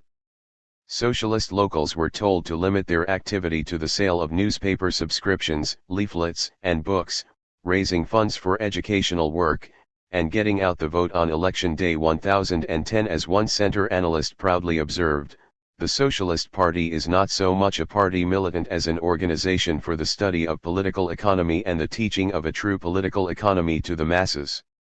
It is a party of interpretation. 1011. Newly recruited members found little to do in this party of interpretation, and they dropped out almost as fast as they entered. Between 1904 and 1908 it was estimated that local Cook County, Chicago, had from 6,000 to 10,000 new recruits, but less than 1,000 of these had continued their membership. 1012 New York City received 1,000 applications for membership annually, but New York State's strength remained stationary at about 2,600. 1013 95% of the new subscriptions obtained by the New York worker were lost within a few months. 1014 All factions agreed that there is something weak about the party. 1015. The recognition of a growing lethargy among party members did not cause center leaders to reconsider their rapprochement with the admittedly opportunist right wing. Center leaders still attacked right-wing bosses on occasion. The Social Democratic Herald, for example, was denounced as the most inaccurate and sloven periodical in America. 1016 But such recriminations were no longer based primarily in principle. Rather they were a continuation of the bitter personal antagonisms built up some 5 years before, when both center and left regarded the opportunism of the right as the greatest threat facing the Socialist Party. In the 2 years between the 1906 and 1908 elections, the center continued to embrace theories held by the right from the formation of the party. Center theoreticians began to correct what they considered Marx's lapses into utopianism and to suggest that it was time that Marx was brought up to date. 1 month before the Panic of 1907, G. Simons informed party members that trusts and monopolies had eliminated the planlessness of competition and could always invest all the surplus value they took from labor. Therefore, reasoned Simons, it was quite likely that there would be no more depressions 1017. John Spargo and Morris Hillquit devoted themselves to correcting those socialists who still did not understand that Marx had lapsed at times into the utopian habit of predicting the sudden transformation. 1018 Hillquit said flatly, "So far as we socialists are concerned, the age of physical revolution has passed." 1019 Socialism was to come gradually. In fact, it was now in the process of coming into being. Spargo was so convinced that his analysis of step-at-a-time socialism was the only scientifically reasonable one, that he insisted no socialist whose works have any influence in the movement believes that there will be a sudden, violent change from capitalism to socialism. 1020. Along with acceptance of a gradualist theory of the coming of socialism, the centarists naturally became ardent advocates of nationalization of public utilities 1021. Since the center had long insisted that government was a capitalist tool, it was forced to add one temporary variation to the right's explanation of how national and municipal ownership would lead inevitably to socialism. Center theoreticians explained that if the capitalist government used its power to oppress workers in the newly nationalized utilities, these workers would then realize the futility of voting for the old political parties. And once they used their ballots to put socialists into office, the nationalized trusts automatically would be socialized 1022. The center was now careful to point out that the party favored nationalization only of those industries made ready for socialization by a degree of monopolization. Non-productive wealth in the form of savings, no matter how large, and small businesses would not be touched. By means of such measures as the initiative and referendum, and election of judges by the people, the sovereignty of the people will be established, Spargo declared 1023. The center continued to point to the increasing number of socialist recruits from the ranks of the middle and capitalist classes as proof of the correctness of their analysis and tactics. Furthermore, they saw the enlistment of these parlor socialists into the ranks of the party as an indication that the movement was being Americanized. 1024 The non-socialist reform press, on the other hand, welcomed parlor socialists into the Socialist Party as moderate men who would see to it that the socialist movement pursued a reasonable reform course. 1025. When working-class members of the party protested against what seemed to them the conversion of the party into an organization for radical middle-class reform, the center promptly replied that the uninstructed proletariat is the sport and plaything of its economic masters. The chumps and demagogues in the party who insisted that the working class could furnish its own leaders were blamed for failure of the party to increase its vote. 1026 The center held that the intellectuals in the party, those whose wealth had enabled them to secure a college education and the leisure to study social questions objectively, were the only ones fit to lead. Workers were incompetent mentally and therefore unfit to steer the party through the intricacies of step-at-a-time socialism. 1027 The intelligence that certain men bring to the movement is the social force that wins thousands of workmen, previously unenlightened, to our cause, announced W. J. Gant, head of the Socialist Rand School. This intelligence should be rewarded, as it almost invariably is rewarded, throughout the international socialist movement, with the responsibility of leadership, no matter what the demagogues say. 1028. As the 1908 convention approached, the three factions flooded the socialist press with their analyses of the Socialist Party's proper role. The right wing struck the first blow with publication of a draft platform drawn up by John Work of the National Executive Committee. 1029 Work's proposed platform condemned capitalism as a nuisance responsible for drink, crime, poverty, and prostitution. Work wrote that socialism would nationalize those giant industries which prevented the worker from receiving the full product of his labor.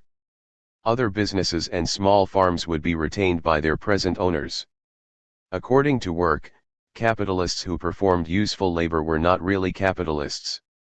Finally, socialists did not teach class hatred, but asked all members of society to support the evolutionary movement and the 20-odd immediate demands of the Socialist Party which would lead to socialism. 1030. Hillquit immediately replied for the center. He criticized the primer style affected by comrade work and held that the platform should be addressed to intelligent and reasoning men. Furthermore, said Hillquit, the concept that the socialist state would be organized to secure every man the full product of his labor was no longer accepted as sound socialist principle. In the collective state, those unable to produce would have to be provided for, so no one would receive the full value of his individual labor. 1031 In place of the work platform, Hillquit offered his own Declaration of Principles, a platform which put works reform proposals in the revolutionary phraseology of the international socialist movement. 1032. Herman Titus, for the left, criticized Hillquit's draft platform as a compromise, prudently omitting what might be objected to by anybody on either side, but not constituting a militant proletarian educational instrument. Titus charged that the Hillquit Declaration carefully ignored the central thesis of the socialist movement, the exploitation of labor. It was all very well to call attention to the evolutionary movement towards socialism, but unless wage exploitation was made the heart of the socialist platform, middle-class public ownership would swamp the socialist movement. 1033. The left, however, still reserved its sharpest barbs for the party right wing. Works platform proposals were an idiotic conglomeration of single tax phraseology, capitalist reform, and Hearst socialism. 1034 While the left granted that the party did not create the conditions responsible for class hatred, it insisted that the party most certainly did teach the working class to hate its enemy. The left said the proletariat could not concern itself with the metaphysical problem of separating the capitalist from his system. Nor could the working class ignore the class struggle and repudiate scientific socialism in order to join Bryan and Theodore Roosevelt in crying down with the trusts. 1035. The left held that all wage labor was exploited, and it did not matter to the proletariat whether surplus value was extracted by trusts, little business, or government. The Socialist Party will gain the respect and be the party of the working class, and that is the class that works for wages, only by forgetting all other classes, and fighting for its own, said Tom Slatton, Secretary of the Oregon Socialist Party. Volunteers may come to aid us, but they must carry our banner and leave theirs at home. 1036 The left insisted that the 1908 Socialist Convention must decide whether the party was to be proletarian or petty bourgeois. 1037. The right wing replied that all criticism of Work's draft platform came from a few misplaced Leonites in the party. 1038 Berger held that the convention should draw up a platform which ignored theoretical analysis and limited itself to the questions of the day. He said the convention was being held to formulate a program for the coming national election campaign, and such a program should center around the issues of nationalizing the trusts, relief for farmers, and restriction of immigration. 1039. The delegation which assembled for the May, 1908, party convention contained few representatives of the working class.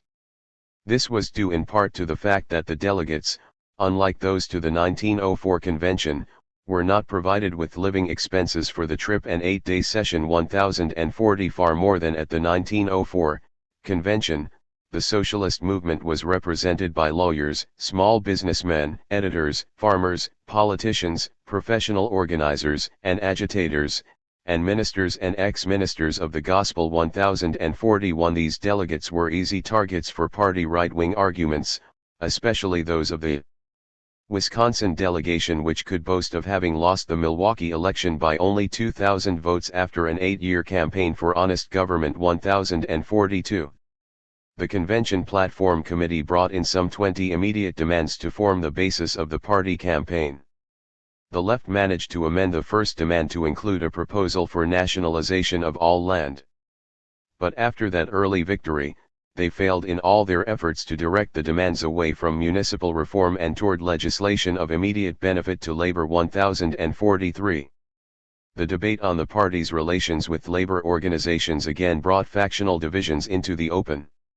The left managed to get the name of the committee and its resolution changed from trades unions to address to organized labor, despite Berger's threat to bolt the party 1044, but the resolution itself consisted of nothing but platitudes on the importance of unions and the need for labor to vote the socialist ticket. The left then introduced an amendment stating that it was the duty of the Socialist Party to point out to the workers that the industrial form of organization is best suited to developing the working class solidarity necessary to the success of organized labor under the present methods of production. The right replied with its familiar analogy of the two-armed labor movement, but with the two arms completely independent of each other. The amendment was defeated, 138 to 48, 1045. For the first time, factional divisions in the party entered the question of who should be nominated as candidates for president and vice president. The right wing, supported by some center leaders, made a concerted effort to prevent the nomination of Debs. The fact that failure to nominate him might destroy all socialist enthusiasm for the coming campaign did not deter right-wing leaders.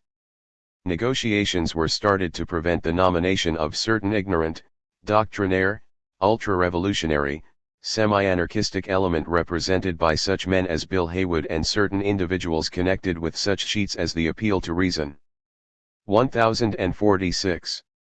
Haywood, an organizer for the IWW and a member of the party left wing, had leaped into prominence as a result of the Moyer-Haywood Pettibone kidnapping and trial of 1906, 1907. 1047. However, he quickly made it clear that he was not a candidate and urged the nomination of Debs. 1048. The right wing then turned its fire on Debs, for whom, they admitted, there was some sentiment at the convention.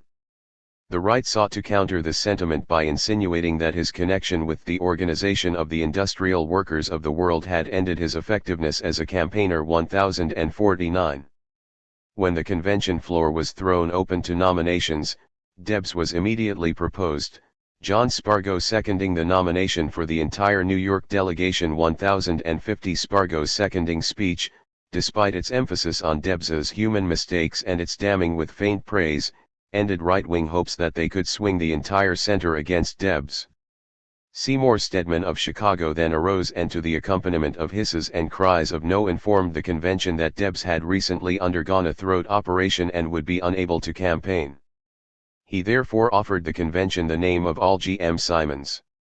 Since Simons was an excellent speaker, explained Stedman, the party would have the benefit of his oratory and also that of the non-candidate, and apparently miraculously cured, Debs. 1051. Ben Hanford of New York answered Stedman by reading a letter from Debs in which Debs explained that the operation and his year of absence from speaking had resulted in a complete recovery. Hanford sarcastically pointed out that Stedman had read this letter before nominating Simons. 1052. Victor Berger then announced that it seemed to be his fate to do unpopular things. He explained that until 2 or 3 years before there had been few friendships as close as his and Debs. In fact, he still loved him. But he loved the socialist movement more. He granted that if Debs were nominated he and the Wisconsin party would do our duty. But the party should select a man who stands for constructive work such as is being done in Wisconsin. He therefore placed in nomination the man for whom the right wing had been caucusing for months, Reverend Carl D. Thompson of Wisconsin. 1053. There were immediate protests that Thompson had participated in so many state factional fights that he could not possibly get the wholehearted support of all socialists. 1054. The right then sought to split the left and center vote by nominating James F. Carey of Massachusetts. 1055. Alfred Wagenknecht of the Washington left wing seconded Carey's nomination, and then informed him that of course he could decline to run. 1056. The Massachusetts delegation announced that Carey refused to be used as a candidate against Debs and therefore withdrew. 1057. After a number of other nominations and withdrawals had been made for purposes of lining up votes, the chairman announced that only 3 candidates remained, Debs, left wing, Simons, center, and Thompson, right wing. The vote was decisive for Carey, despite his withdrawal, 16, for Thompson, 14, for Simons, 9, and for Debs, 159. 1058. Right-wing leaders were able to do little better in the contest for the vice presidential nomination. Ben Hanford, a member of the center faction and the candidate of both the left and most of the center, won easily over 5 center and right-wing candidates, 106 votes for Hanford against a total of 79 for his 5 opponents, 1,059. Each of the 3 party factions hailed the convention as victory for its principles. As proof that the proletarians were in control of the Socialist National Convention, 1060, the left made 4 points: the platform statement that the struggle between wage workers and capitalists was increasing in intensity, the trade union resolution which did not single out the American Federation of Labor for exclusive support, the defeat of the populistic farmers' planks, and the nomination of Debs and Hanford. The left optimistically predicted that its triumph at the convention would bring an end to silly jeers at scientific socialism or jokes about the prowling terriers or flings at RRR evolutionary doctrines or loud boasts about constructive socialism. 1061. The center and right wings were also convinced that the 1908 convention had settled once and for all the question as to whether the party was to be revolutionary or constructive. They admitted they had won only by uniting eloquence with adroitly worded resolutions, delay with superior parliamentary manipulation, and reform measures with revolutionary protestations. They further admitted that Debs had been nominated despite the fact that it was clearly understood that Debs has no longer mind nor character for party leadership and that neither of the candidates really represent the dominant trend in the party policy. 1062. But the center and right insisted that their victories had been decisive. Adoption of immediate demands, refusal to endorse industrial unionism, passage of a resolution favoring the restriction of immigration 1063 and of a constitutional amendment restricting party membership to those who advocated political action 1064 were considered of fundamental importance. 1065 The center boasted that the right-wing Wisconsin delegation had exercised great influence at the convention 1066 and to leave no doubt as to where the party stood, the center and right delegates who made up the Committee on Style 1067 for the party platform boldly changed that document's wording after the convention so that instead of reading that the working class could not expect adequate relief from any reform of the present order or from the dominant class of society, it now read from any reform of the present order at the hands of the dominant class. 1068.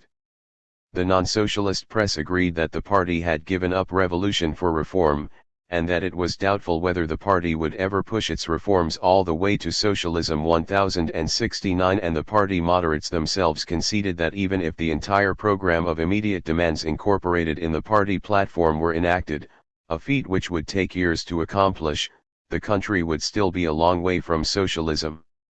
Therefore, they assured potential middle-class supporters, joining and voting for the Socialist Party did not mean a drastic change in America's social and political organization. The party, said Robert Hunter, sees for years to come it must work steadily at democratizing our political institutions and altering the present industrial system so as to make conditions more equitable for the workers. 1070.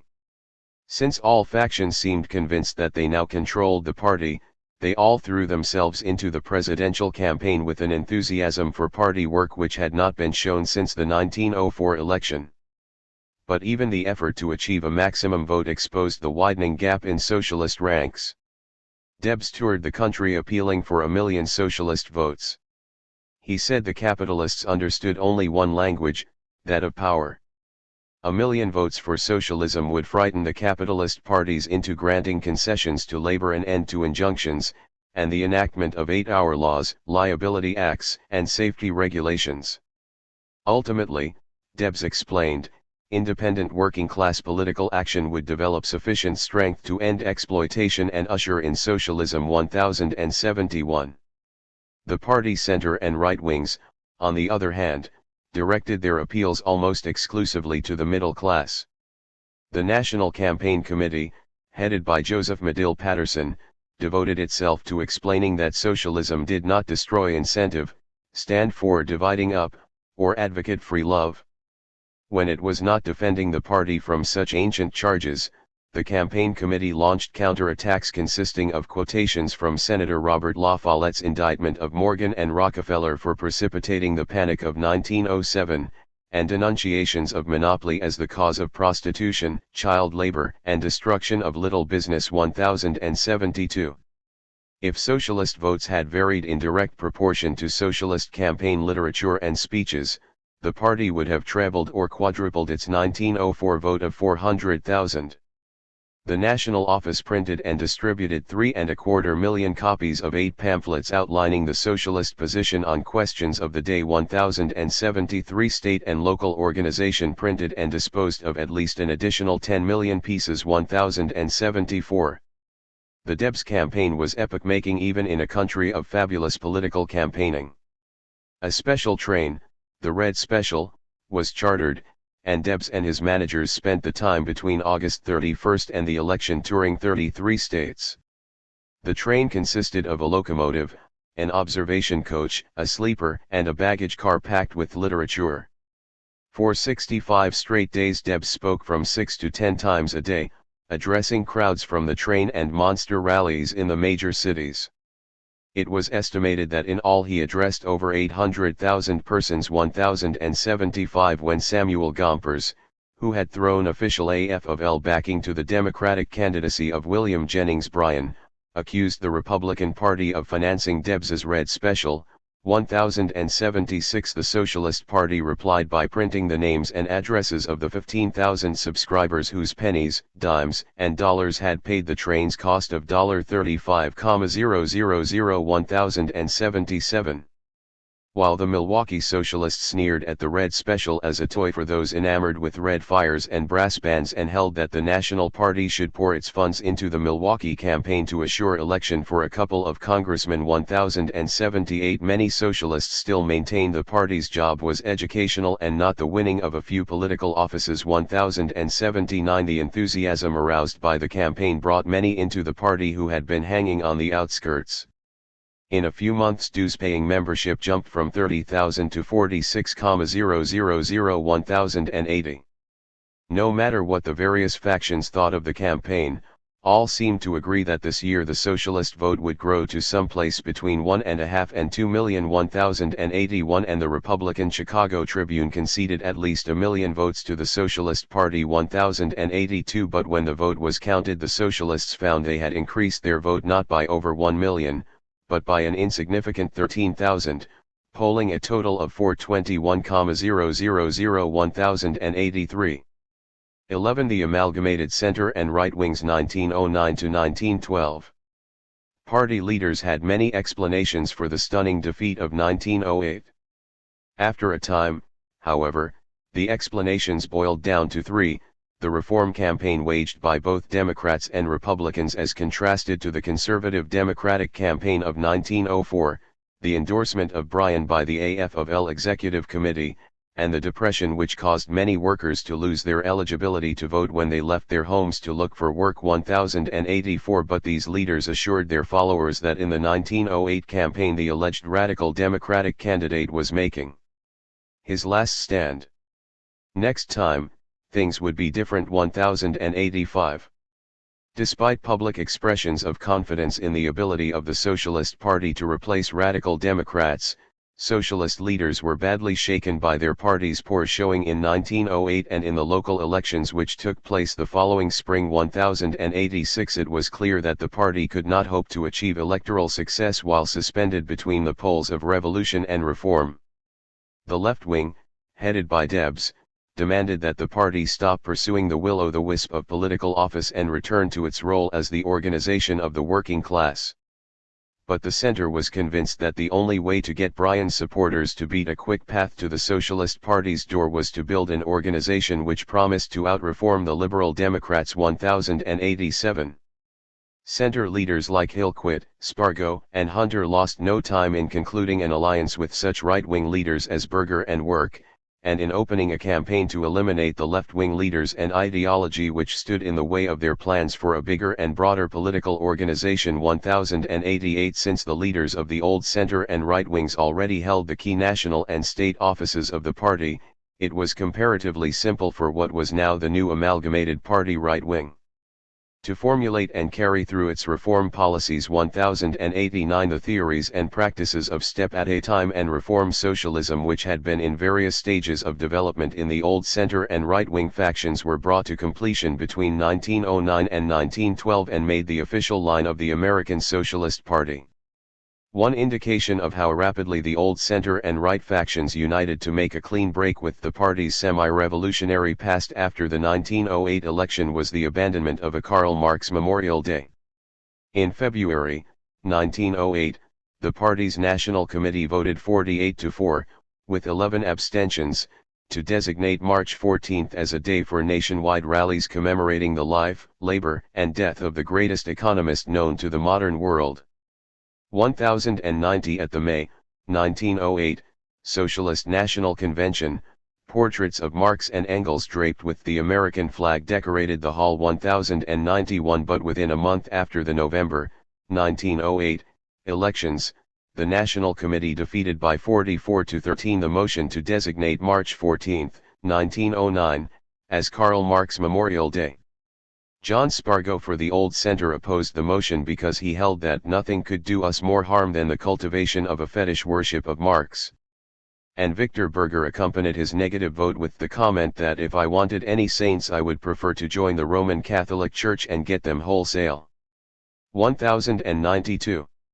In hammering out an ideological line designed to attract the support of those Americans who were backing the progressive movement in the Democratic and Republican parties and the soon-to-be-formed Progressive Party itself, the leaders of the amalgamated socialist right wing were forever plagued with the problem of distinguishing between the political and economic reforms they were proposing and those advocated by the capitalist parties.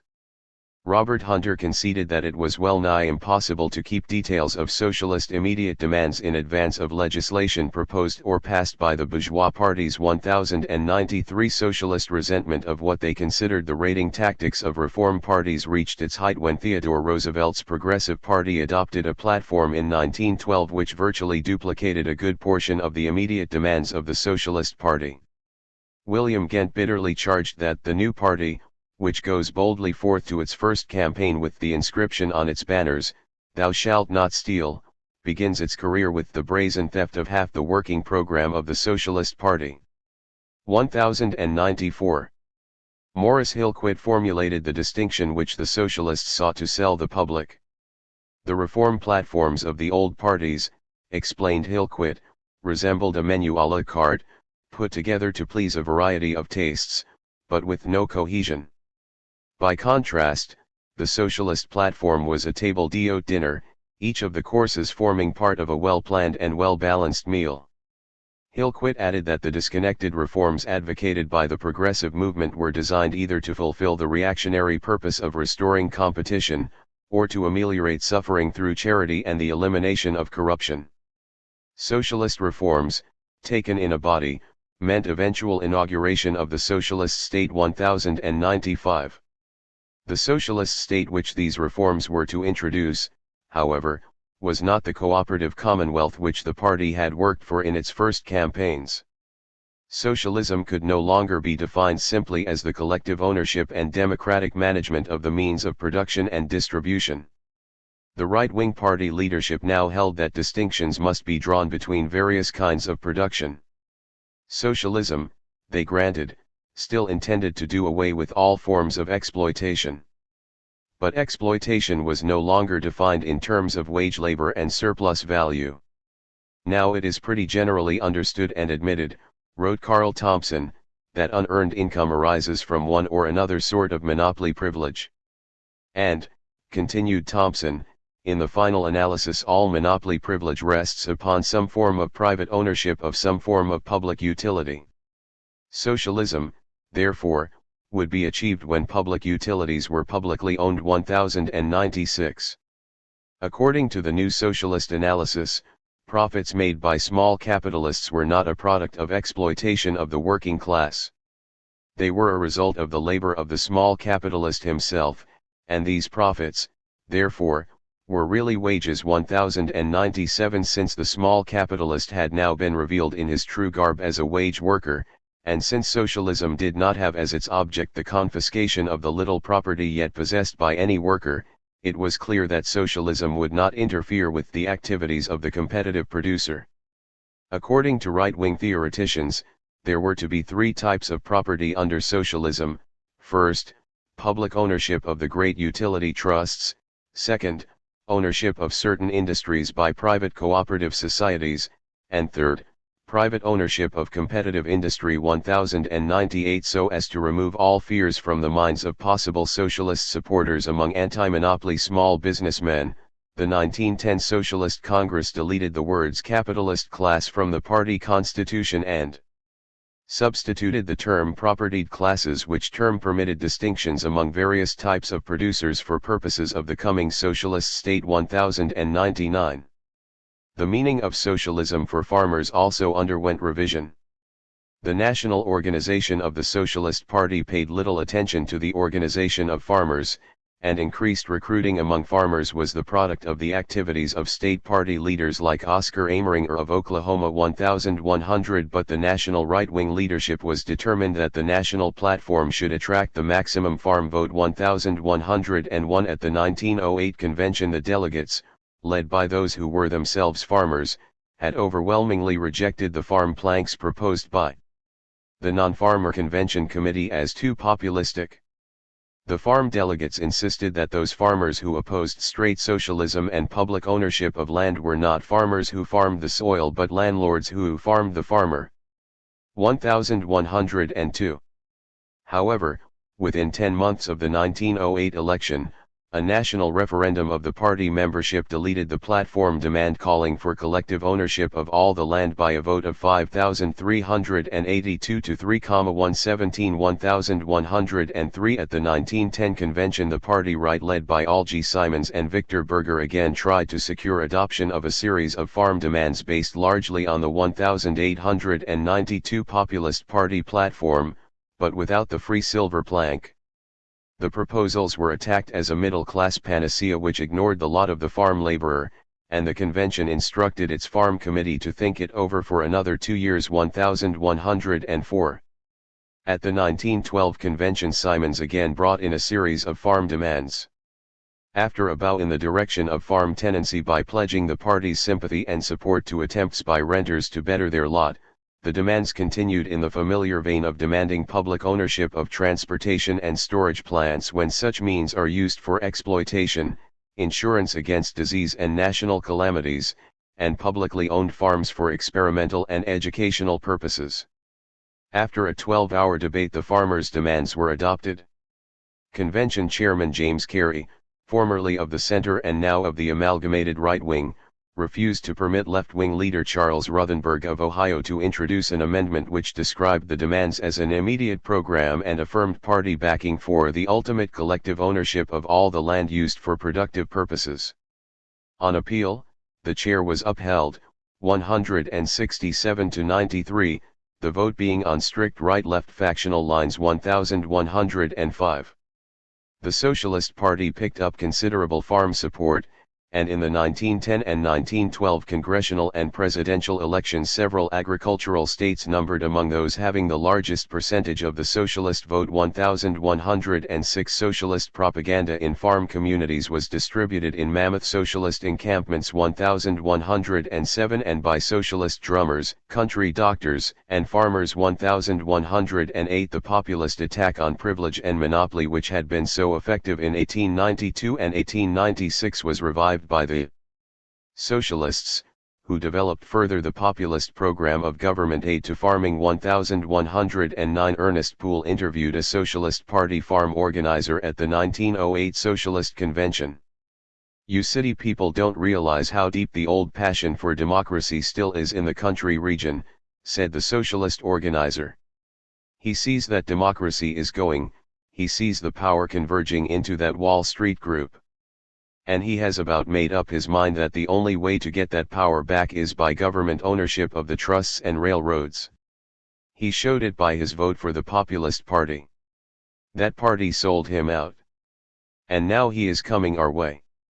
But, I argued, as far as I can find, you people want not only the trusts but every man's private business, give it all to the politicians.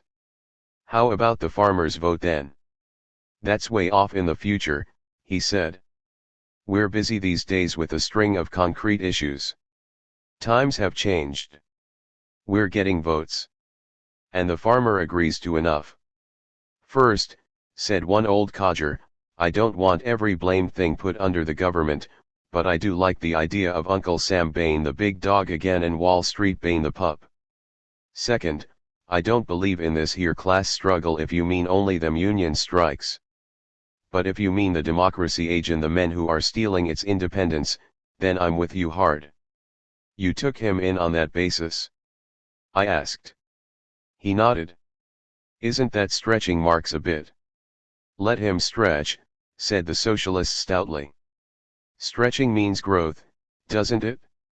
On the road I'm always picking up rattling good points from new kinds of recruits. 1110. In addition to modifying their conception of the nature of socialist society, the Consolidated Party right wing adopted without qualification Berger's hypothesis of step-at-a-time socialism. The leaders of what had formerly been the center abandoned their argument that socialism could be built only after the Socialist Party had swept a majority of national and local elections.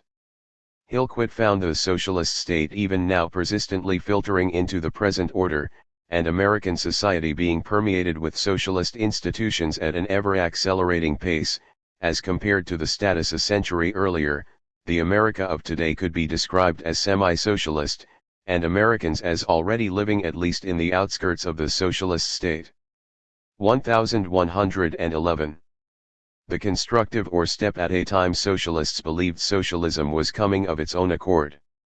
Every extension of government intervention into the economic life of the nation, every social and political reform that improved the lot of the average American, was not only an involuntary step in the direction of socialism, but was in itself the addition of a bit of socialism to the economy. 1112. And as Hillquit explained socialist reform to Samuel Gompers before a congressional committee, if I have set out to earn $100, and if I had done part of my work and earned $10, I would not consider that as makeshift or patchwork, but would consider it as a part realization of my ultimate object. 1113. Since socialism arrived so gradually, there was no longer any question of a sudden or violent revolution. 1114. In fact, Jack London found himself the object of severe censure by socialists for daring to suggest at a University of California lecture that good socialists closed their letters with the phrase, "Yours for the revolution." 1115. In the spring of 1909 the Saturday Evening Post asked 10 leading members of the Socialist Party 1116 what steps they would take to establish the cooperative commonwealth if their party were to win the presidency and a majority in Congress. The great majority of the replies were prefaced with a declaration that socialism would not come via a Socialist Party sweep of political offices. Rather, they said, it was now coming through those reforms which were making the country's political life more democratic, and through an extension of municipal and government regulation and ownership. All the socialists who answered the Post's questionnaire, with the exception of Eugene Debs, went on to say that if the Socialist Party were suddenly to win public office it would continue development of the cooperative commonwealth already taking place through the gradual purchase of the major trusts at full value. Debs held that if the party won complete victory it would doubtless proceed by legal and orderly means to abolish the capitalist political state and establish an industrial democracy, that is to say, they will supplant the capitalist government of men with the democratic administration of things. The new socialist society would then take over as rapidly as possible the essential means of social production, beginning with the monopolies. Debs did not specify the means by which the monopolies would become public property, but his position on that subject was well known. Confiscation 1117. The answers furnished by the socialist leaders and printed by the Post were of a nature which permitted that magazine to comment, "We leave it to our readers to judge whether the preachers of this new gospel have a cure for social ills which they or anyone else can apply practically." 1118. The building of the cooperative commonwealth through purchase of certain key trusts, particularly in the public utility field, became one of the cardinal principles of the Socialist Party under leadership of the right. Emphasis on socialization by purchase and forthright denial of such reckless, visionary, and impracticable theories as confiscation. 1119 increased as proposed solutions of the trust problem were advanced in Theodore Roosevelt's New Nationalism, Robert La Follette's Progressivism, and Woodrow Wilson's New Freedom. Hillquit expressed the official party theory when he praised trust organization for decreasing the chaos and anarchy of the competitive system, curbing waste and overproduction, and diminishing the evil of depressions. But Hillquit admitted that along with these benefits the trusts had brought a number of disadvantages. Overcapitalization meant that workers paid an annual tribute to holders of watered stock, lack of competition meant that trusts could dictate terms of employment, monopolization meant power to fix prices. But more baneful even than the economic evils of the trusts, concluded Hillquit, are their corrupting effects on the public and political life of the country. 1120. During Victor Berger's first term in Congress, 1911 to 1912, he introduced a bill empowering the government to purchase, at a cash value price to be determined by a committee of 15 experts, all trusts controlling as much as 40% of an industry. Payment was to be made in government bonds bearing 2% interest. The bonds were to be repurchased through a 50-year sinking fund. A Bureau of Industries established within the Department of Commerce and Labor was to operate all government-owned industries. 1121 Berger also introduced a bill for repeal of the Sherman Antitrust Act, since the Socialists are not in the business of busting trusts. 1122 It was suggested by party supporters of these proposals that government bonds be repurchased out of profits made by the government-operated trusts. 1123 In addition to reform, regulation, and nationalization, which was leading an apparently unsuspecting nation towards socialism, right-wing socialist leaders discovered between 1910 and 1912 another development within capitalism: the cooperative movement. Before 1910 the Socialist Party did not recognize any possible relationship between consumers, distributors, and producers, cooperatives, and the coming of socialism. Carl Thompson, one of the ideological leaders of the Wisconsin Party, had written his master's thesis at the University of Chicago in 1902 on the cooperative movement. But he had concluded that cooperatives were of value only as a means of social amelioration and as an educational device. 1124 In 1910, however, the International Socialist Congress at Copenhagen reversed its previous position on cooperatives, and assigned to those bodies the task of helping to prepare in making production and exchange democratic and socialist. 1125 The 1912 American Socialist Party Convention advanced the role of cooperatives another notch. The convention resolution on cooperatives held that labor unions fought for industrial self-control for the workers, while the Socialist Party fought for their political self-control. The labor and socialist movements worked together to secure their intellectual self-control. And the cooperative movement led the fight for the workers' economic self-control. 1126 It only remained for Winfield Gaylord, party organizer for Wisconsin, to tie these various socialistic tendencies into one package, and the theory of step-at-a-time socialism was complete. Gaylord declared in 1912 that socialism was developing in three ways: through cooperatives, trade unions, and political action. Wherever human beings were securing control over means of production and distribution through cooperatives, over their hours, wages, and conditions of their work through trade unions, and over the laws of property